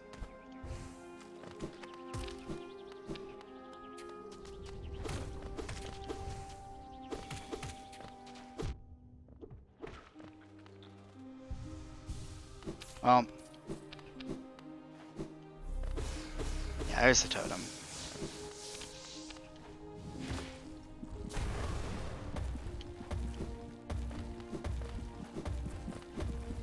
I'm tiny, can't get me.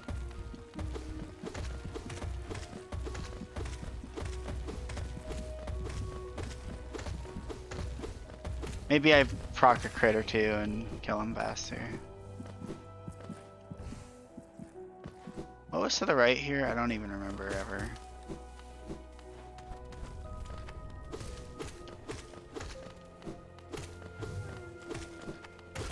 It is actually so easy to fit under them. It is so easy to fit under the little flea guys. This is really funny. This is really powerful.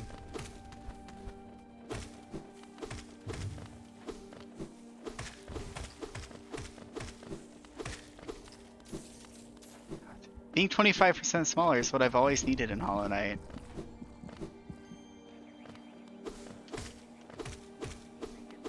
Who knew such a tiny charm could be so good?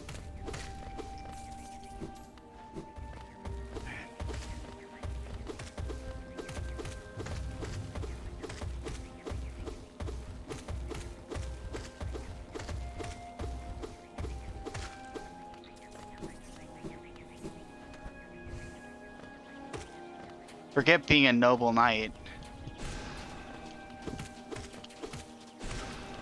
Oh my god, Primal Aspids. Now they find me the most annoying enemy in the game. Imagine dodging 2 Primal Aspids at the same time. While cornered. There's Quick Slash. Increases attack speed moderately.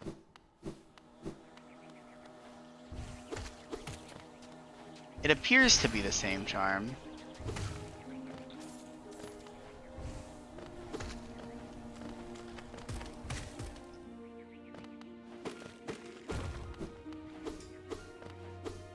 Where's the big flea? There he is.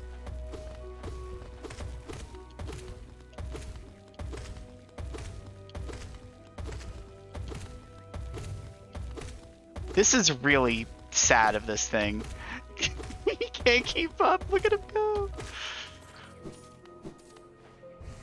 Tiny Knight is the best charm I've seen all day.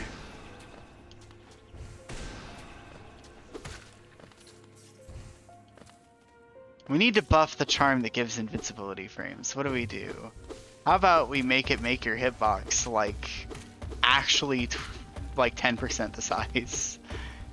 That's how it feels.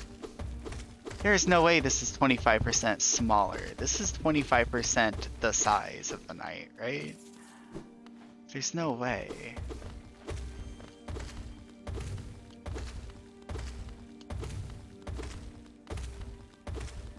I'm keeping this on forever.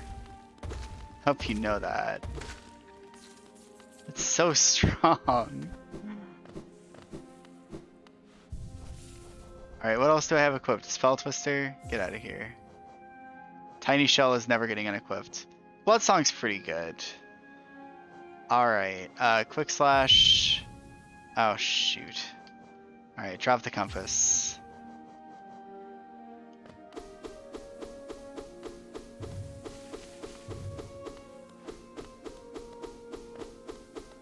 I can basically make the knight T-pose.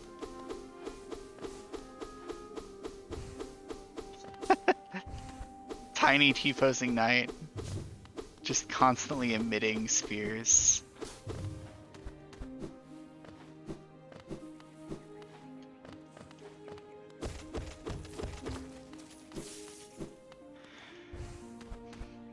There's no need to nerf Quick Slash. It's already been kind of inherently nerfed by basic attacks not generating soul.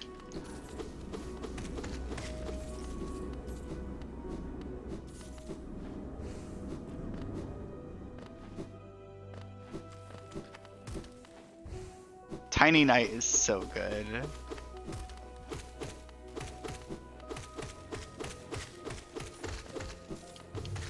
God! Just fitting under 2 fleas at the same time. These ridiculous trick dashes. These shouldn't be happening. Oh right, I was farming Geo for a reason. I got outside of his house and was like, alright, now that I have enough Geo, I can finally change my charms. Gotta pay the Geo tax for using his bench, I guess.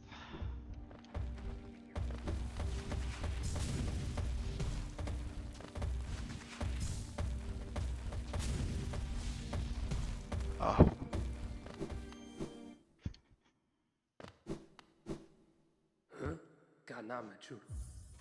Here you go.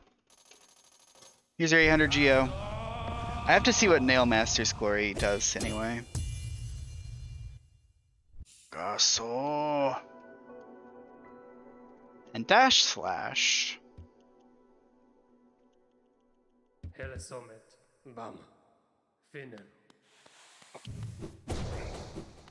Dash Slash, I guess I have to be not tiny for it to work. But I think I am on a version old enough to be able to scam the levers.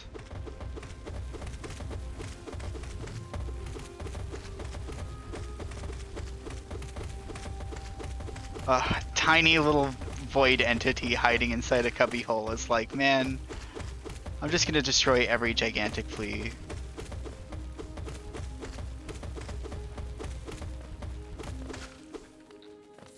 Given the flavor of Bloodsong, it's kind of hilarious that this tiny knight is so bloodthirsty.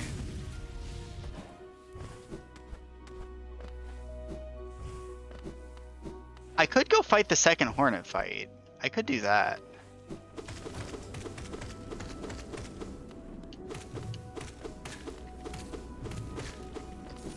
Bam. Can't do that though.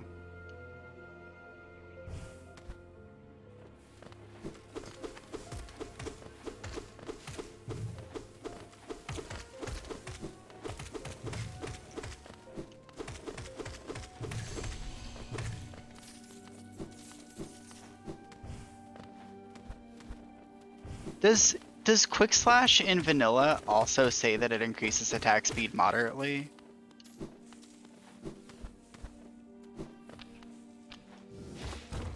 Because it doesn't. It doesn't increase attack speed moderately. It like doubles your attack speed. I'm still just thinking about how strong this charm is.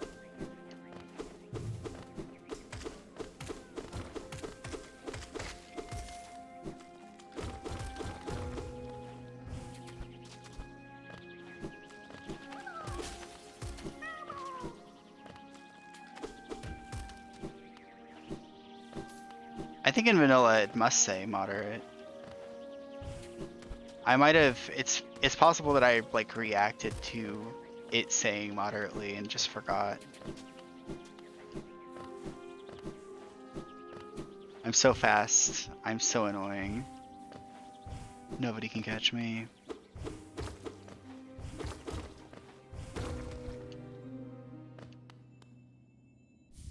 Wanderer's Journal. I also want to know what's further out to the east from here. I want the Hollow Knight open world game where you can just go to the whole, like, explore every kingdom. Or the breach in between. I really like the world. Because, like, some of the trees from here are out there.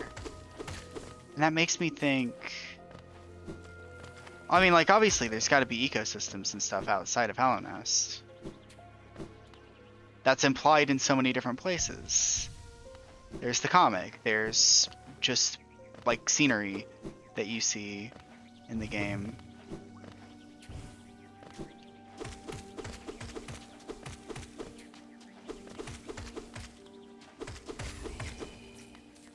Like, there's so much that implies that there's other stuff going on in the world. I want to know what that stuff is. Because it's probably really cool.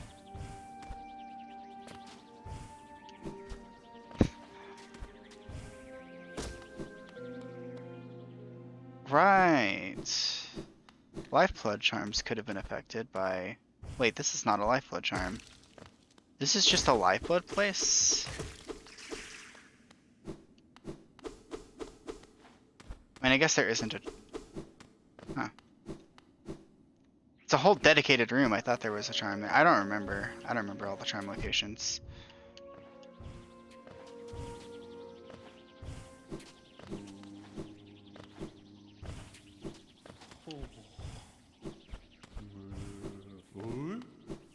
Here's this guy who I'm not sure I ever met. Yeah.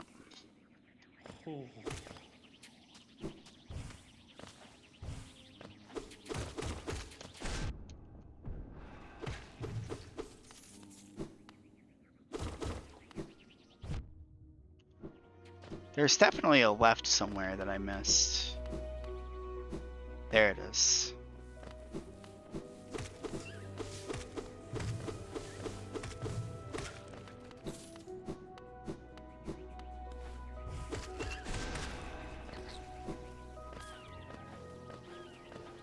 Gained a lot of power from doing this.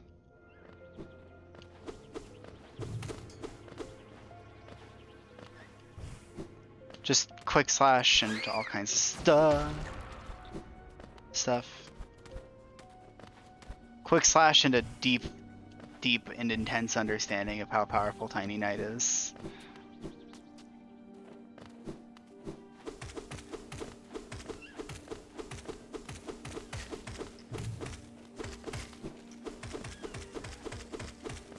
Although it probably shrinks the actual hitbox of your nail arts, like, given that.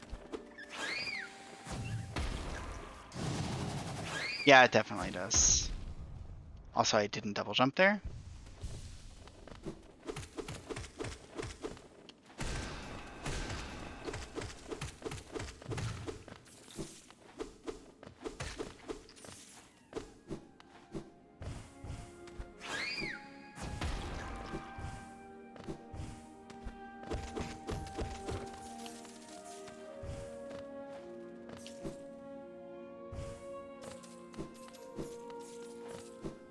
God. The geo refilling your soul thing doesn't seem particularly good, because it seems like the kind of thing that would help in very specific situations while exploring.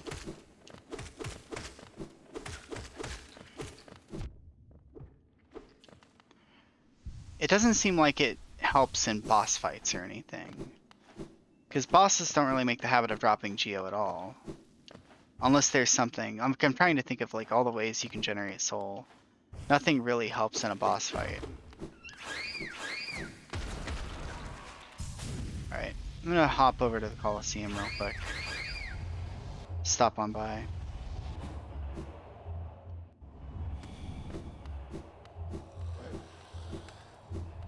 So it's not here. It's probably captured in Deepness somewhere.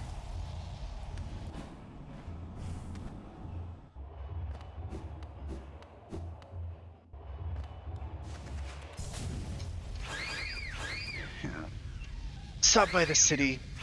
It's like, what I was after. I got a quick slash.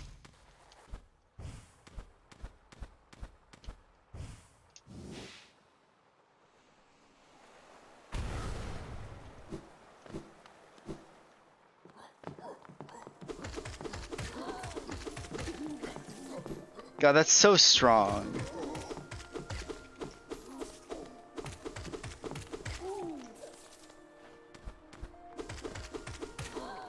The different pace of the hit sounds, though, is actually throwing off my timing the slightest bit. That's where the fight is.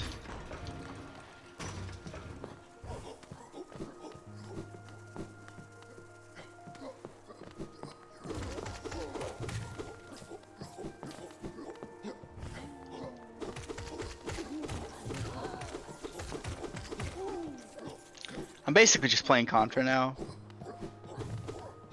Holy crap.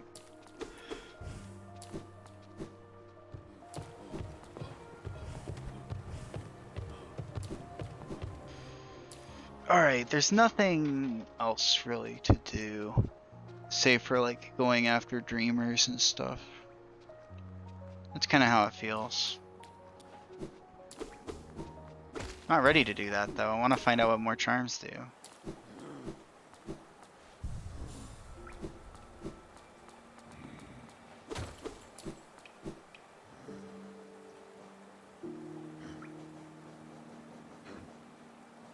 I want more notches.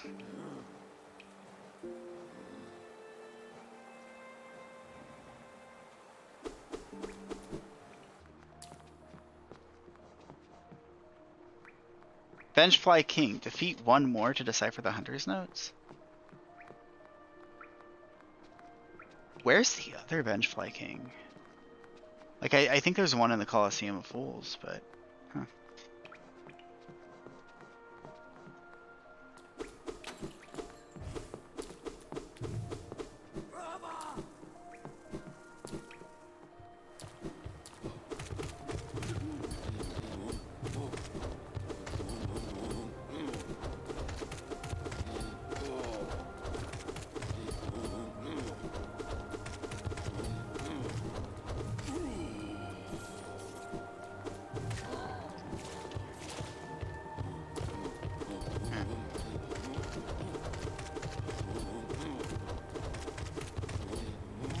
Actually, I think I know what I'm gonna do. I'm gonna head back into the waterway and do more stuff down there.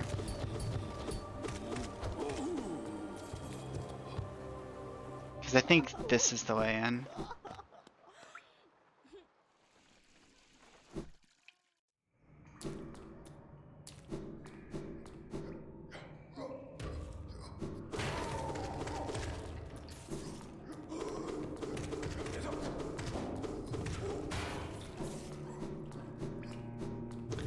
So much damage.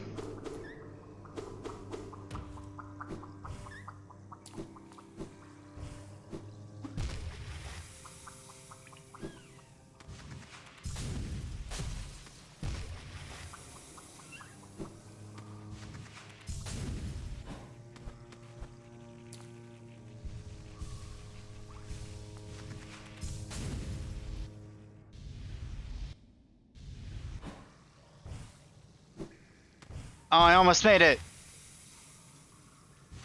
Just canceled it at the wrong time.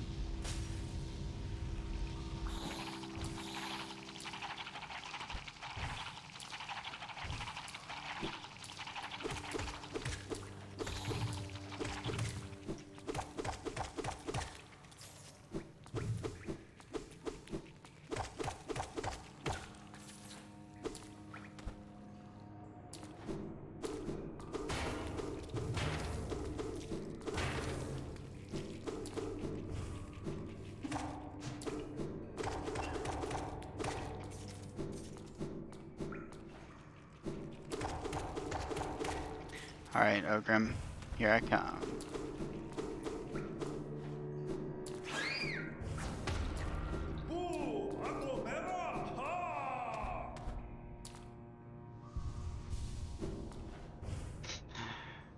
Oh, this is gonna be really disgraceful to him, actually, losing to a knight this tiny.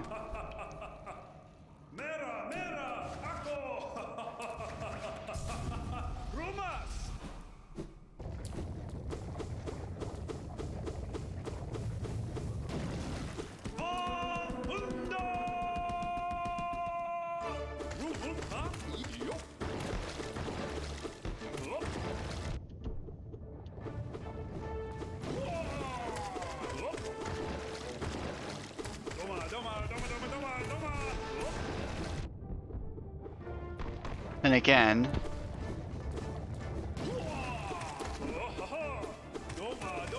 usually kind of the safest place to be is kind of close to him.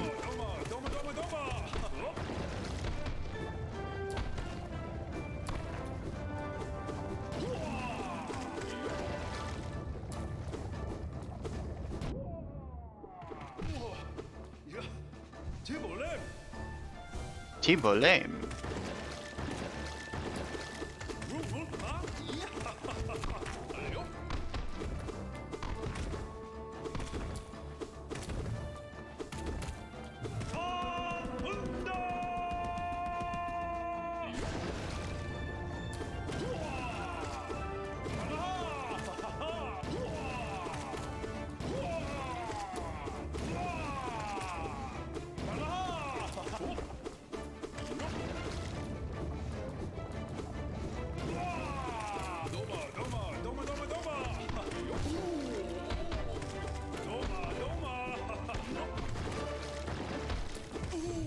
Got him.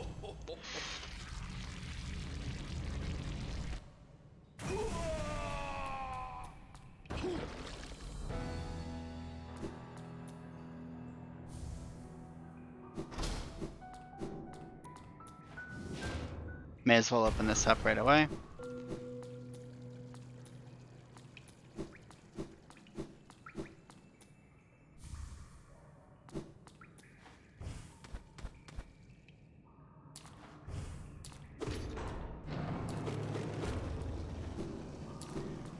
So I don't think there's any good way really to get to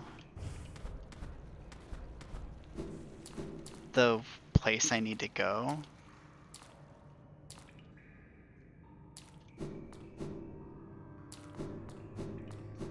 It feels like a really odd thing to be guarding. He's so far away from the place that switch operates. Down is where I need to go.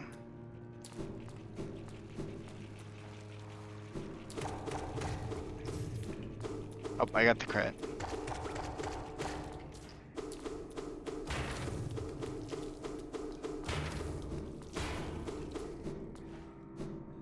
Critical hits deal so much damage.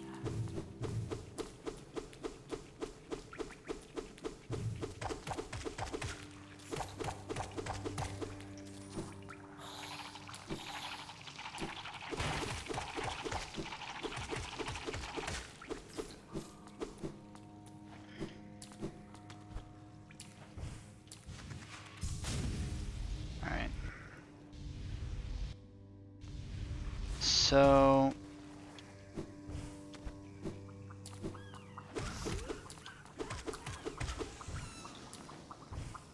yeah, Quick Slash has definitely changed my situation a lot in my favor.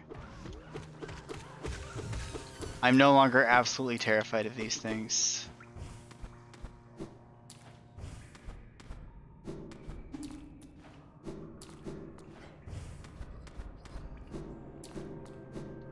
Okay. That's not right either. It's backwards and to the right, I think. Because that's where the pump is. Yep.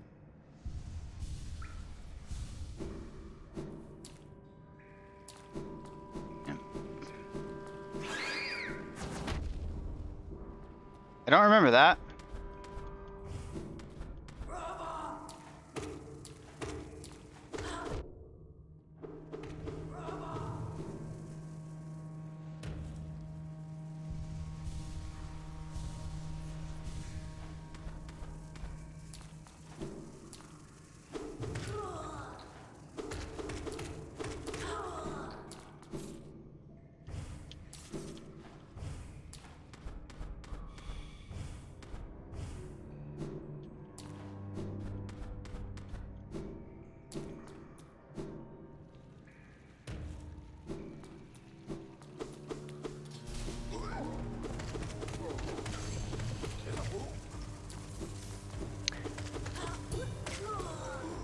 I think the lances might be triple damage, or not the lances, but the critical hits might actually be tripled damage. I think it's more than double. Maybe it's 2.5x.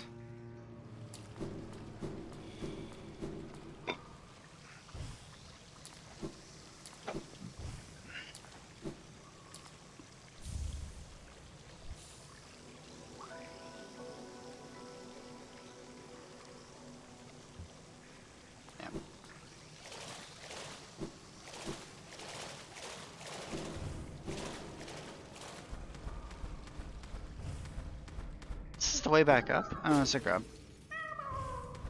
Might also be the way back up. Yeah, it is.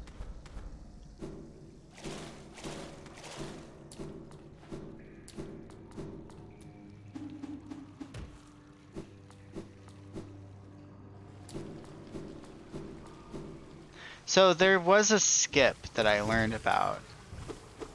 4 times damage? That looked like 4. There was a skip I learned about that involved doing this place. Involved doing this without the crystal dash. Actually not even sure how you do it, but you're supposed to like dash from here, dash from the wall, and then you should also be able to dash from the ground. And then you double jump, you hit this wall, bounce, recoil a bit, and then do 3 perfectly timed fireballs to the left to stall your momentum in the air, and then you should be able to grab this wall right here. Something ridiculous like that. It's just a completely absurd skip.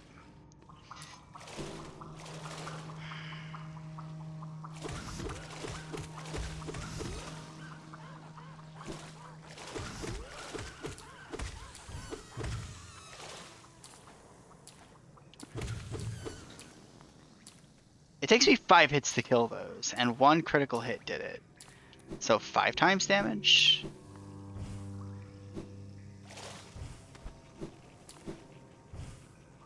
Huh. Wait, if you go in here... Oh no, alright. Wait, hold on, I think I also noticed something really funny. With Tiny Knight, whenever I enter a room, I'm actually floating. Just like for a very brief period of time. And I land. Tiny Knight is so tiny that it cannot enter the room. It cannot enter rooms in any normal way. The Tiny Knight floats on in, and then that's it.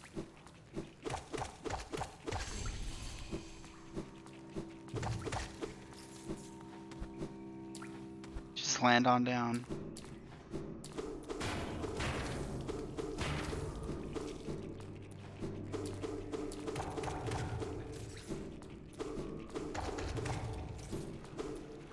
Alright, I'm gonna check out Fluke Marm. See what Fluke Nest does.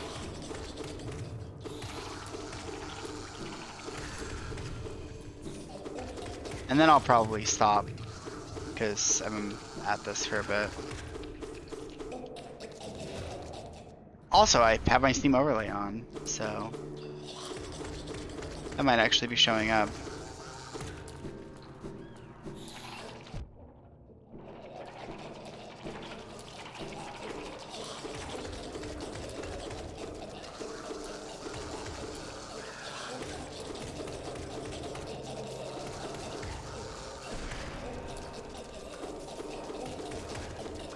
Oh my god.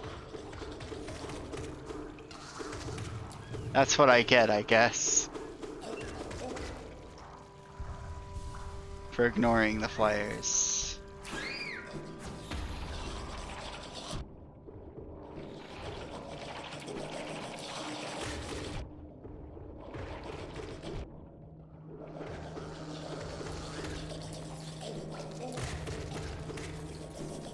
Jeez. Literally, I just want to get to Fluke Marm.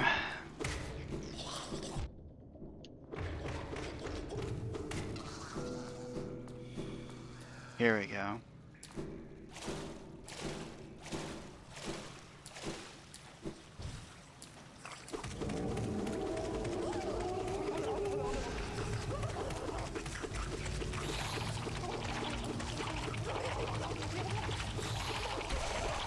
Oh, I'm so tiny, they can't get me.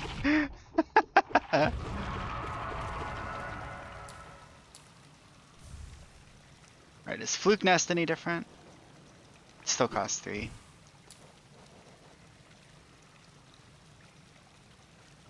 Yep. It's basically the same. Probably exactly the same.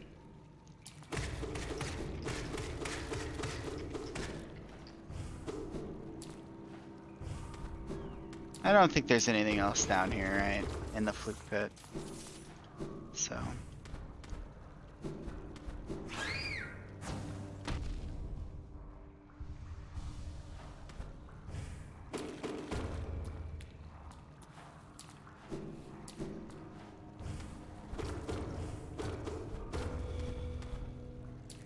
That's where the God Seeker is.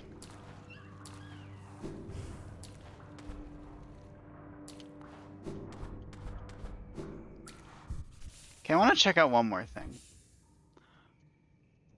Before I do anything else. I'll clear this. I'll clear this save, because I don't think that's really doing anything. I want to check God Seeker mode out. Whoa. Severance.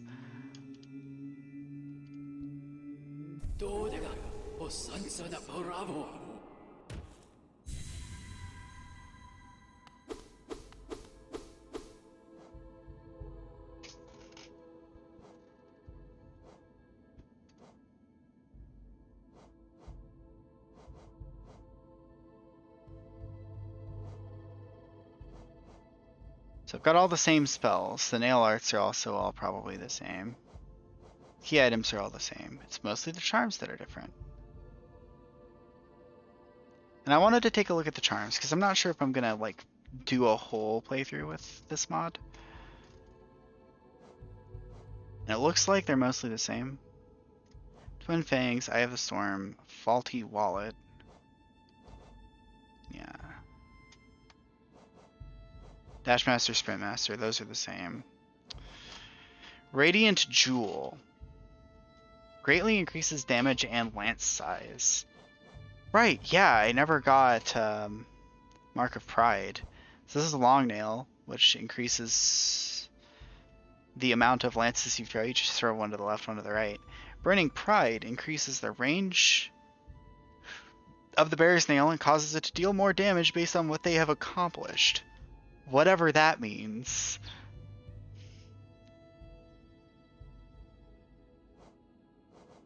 Let's see. Anything else? Spell Twister. Unbreakable. Unbreakable Nightmare. That is a really good name for a charm. I like that. Gotta admire it. Glowing Moon. It's the same as ever. It might be completion percentage. I was thinking it was like based on bosses killed because it is called Pride, but I guess it could be completion percentage. In which case, what is the completion percentage here? Who knows? What is the completion percentage in Godmaster mode?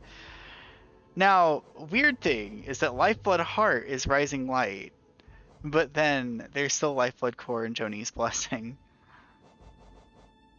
God, that actually makes getting Joni's or Lifeblood Core a lot harder, doesn't it? Because you can't just equip a bunch of Lifeblood charms and then grab one Lifeblood thing. High Blood, Sports Room, Sharp Shadow. Shape of Un. Nail Master's Passion. Charge nail arts faster and summon lances around the user at random. Weaver Song.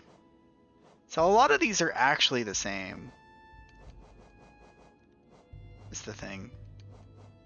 Sharp Shadow might... Was Sharp Shadow 3 or 2? I think it was 2. I'm gonna try to see if I can identify any cost changes. There's no way that Glowing Moon is good in this playthrough. In this mod. Glass Soul.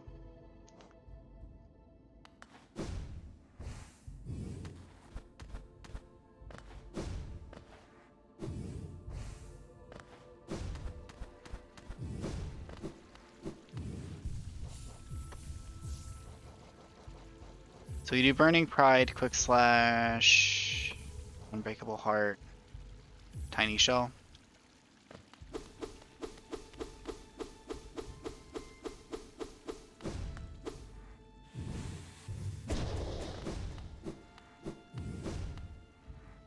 Run a Pantheon real quick.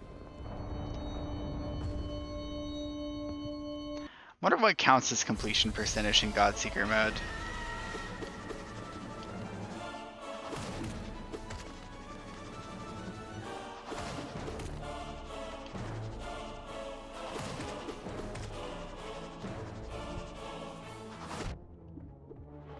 God, by the way, the Pantheons are going to be real hard with Lightbringer installed. I do one-shot bench flies. Definitely an upgrade from where I was. Oh my god.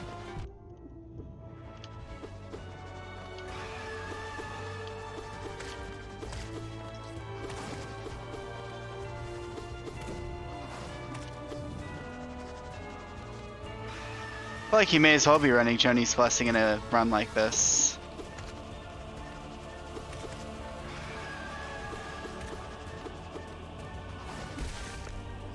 There we go.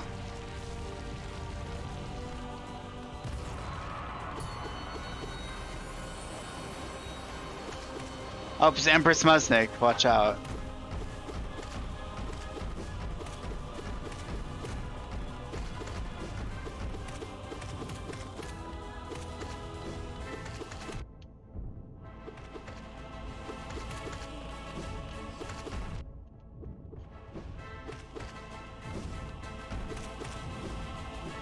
I'm not going to be able to beat the first Pantheon, am I?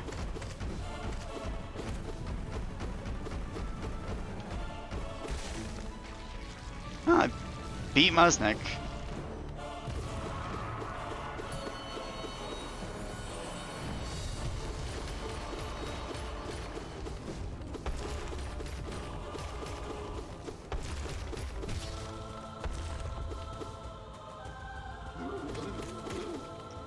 It still takes 3 hits to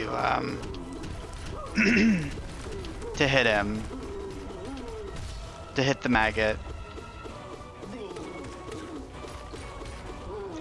So I'm definitely weaker than just doing a conventional nail build unmodded.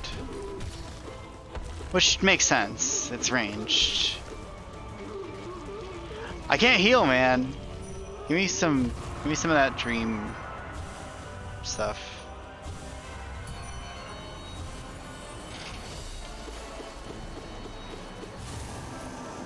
Alright, Massive Moss Charger might not be able to suffer knockback.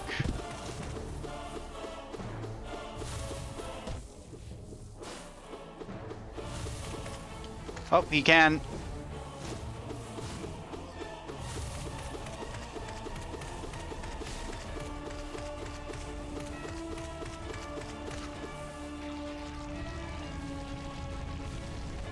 Wonder what the Massive Moss Charger stream nail dialogue is.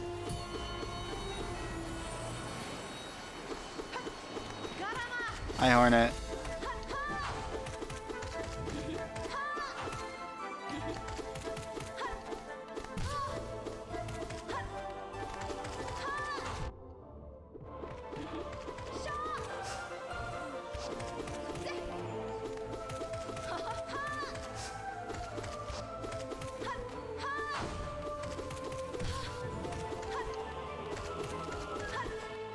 It actually also seems a lot harder to knock people over.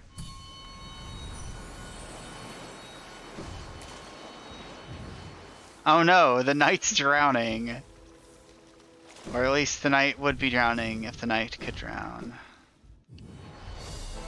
Oh, Gorb? I didn't want to fight Gorb with this mod at all, actually.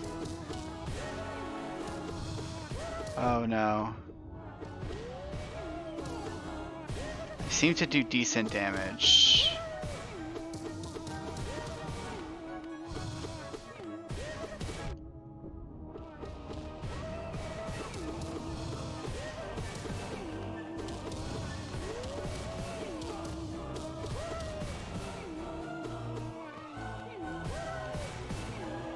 I do have Abyss Shriek.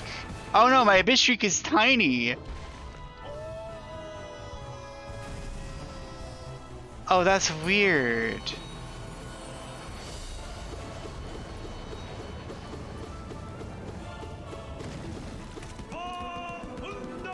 This is actually fairly hard. Pantheons are no joke with this mod.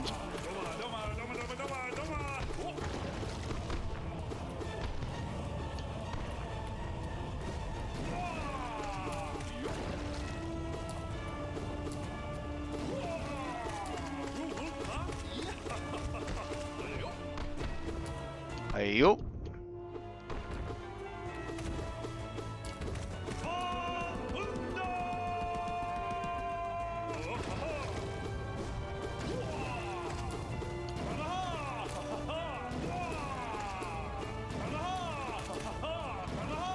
Was complaining about damage numbers earlier, but I mean, damage numbers might actually be pretty useful for figuring out exactly what the Mark of Fright is doing.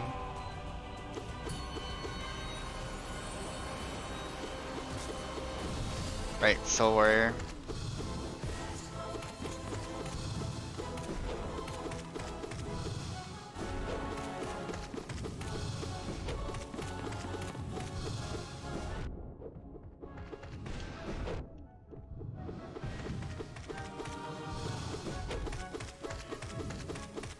Right, increased iframes. Because I'm mainly equipping this for the size reduction, but the iframes actually are a feature of this charm.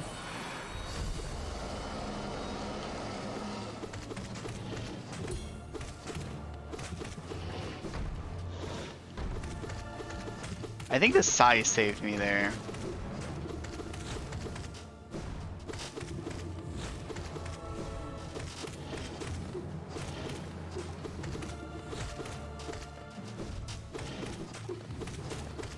Oh god.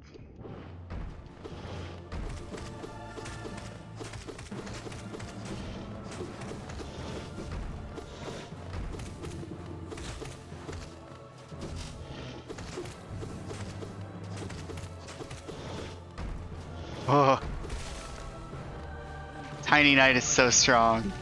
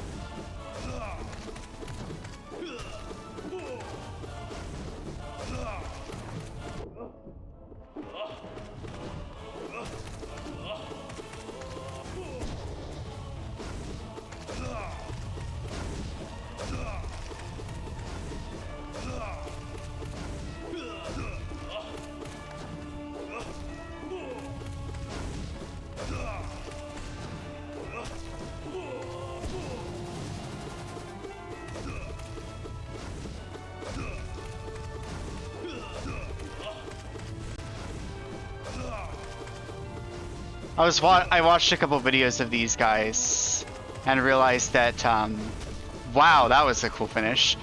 Whoa. I realized that these guys don't really have a very complicated behavior at all. It is regulated a little bit. Like, they're not just constantly attacking.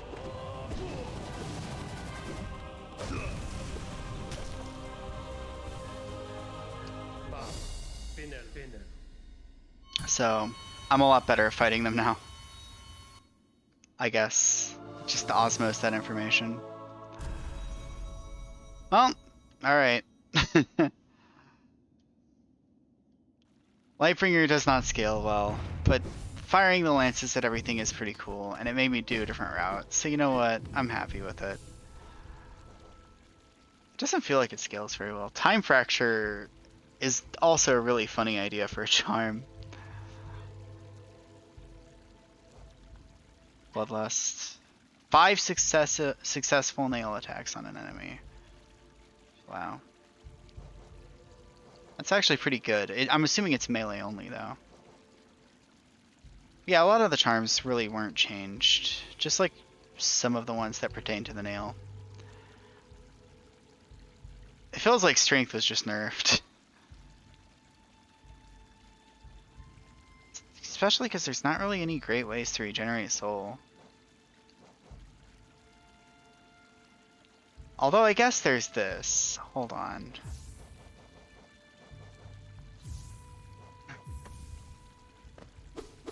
Oh my god.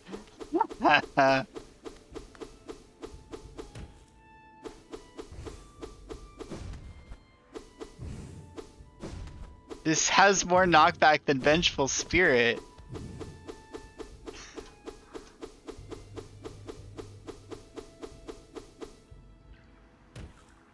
Alright, hold on. I'm gonna play a little bit more in the first Pantheon and see what happens.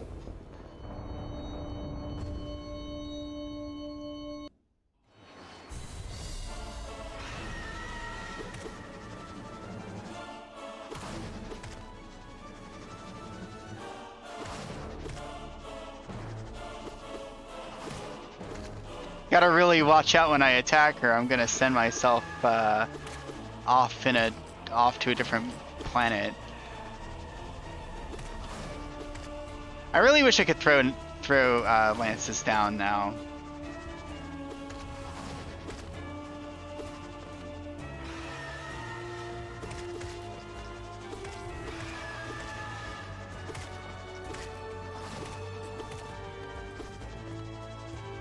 This charm is 5 notches, and it doesn't feel like it's 5 notches. Where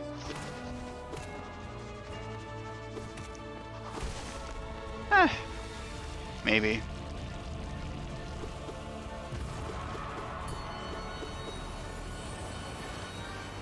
Empress Musnik. What is the charm that normally goes in that top right slot? Can't even think of it really at the moment.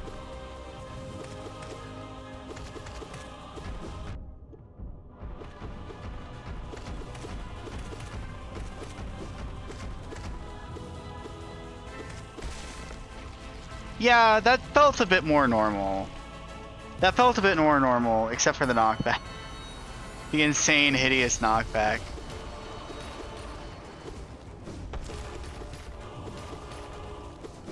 Oh, Grubberfly's Elegy. You're right.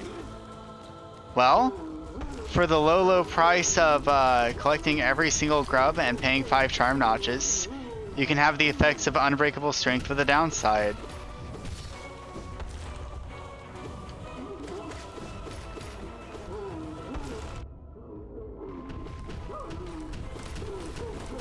Where is Steady Body when you need it? What in the world?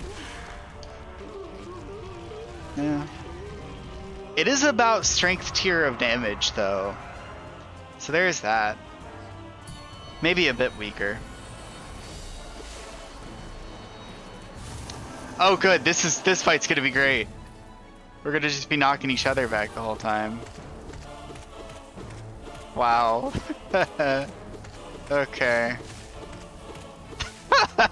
We're in sync! Look at it! My god. That's ridiculous.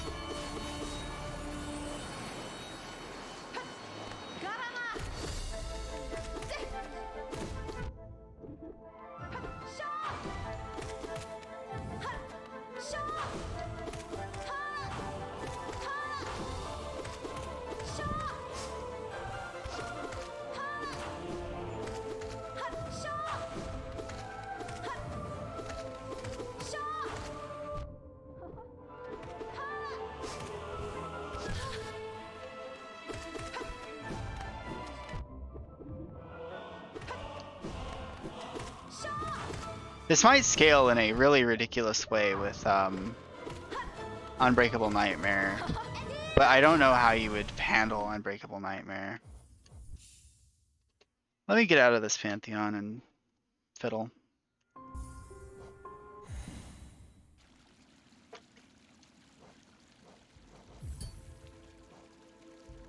Right. I gotta stop being so small. Oh my god! Wait! Wait, no! Oh my god!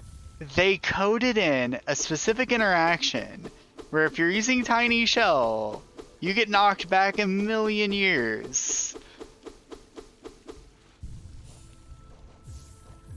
Okay, that makes more sense.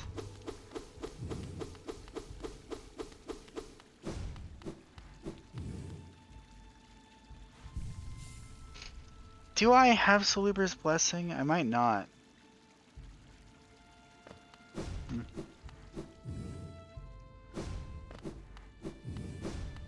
Well, I want to see how this scales.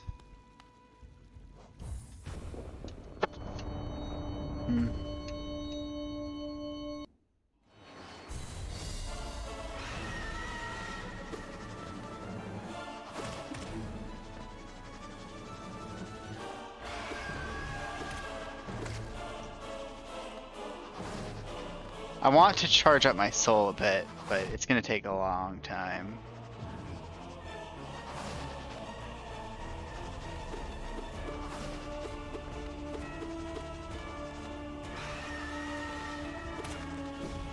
Okay, a regular nail swing is enough.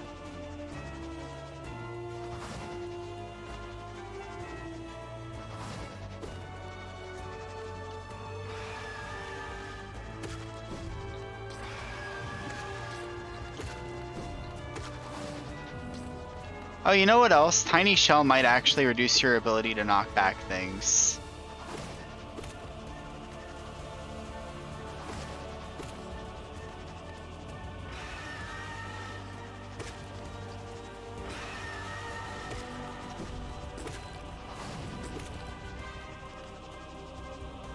Because I noticed I wasn't getting as many staggers on bosses.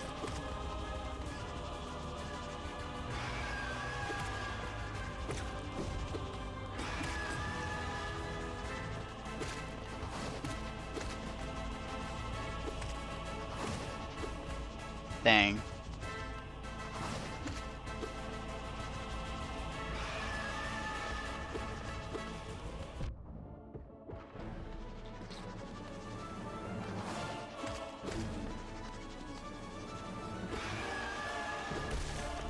There. God.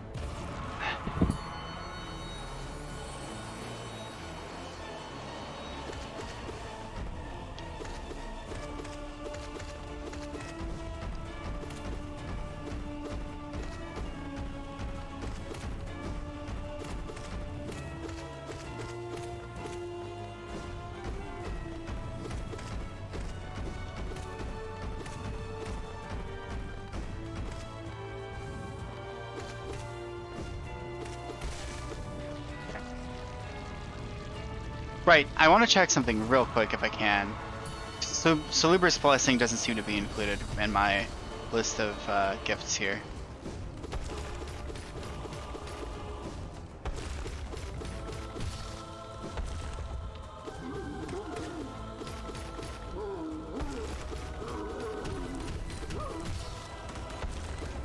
Okay, now I'm a bit more on tier with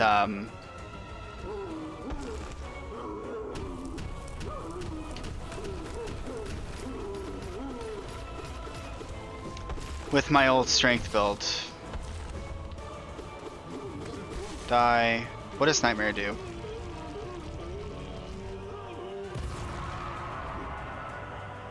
It only increases lance damage based on current soul. Should have been Dream Nailing. It seems like my damage is higher than normal. It might just be because I don't have the Tiny Shell on anymore.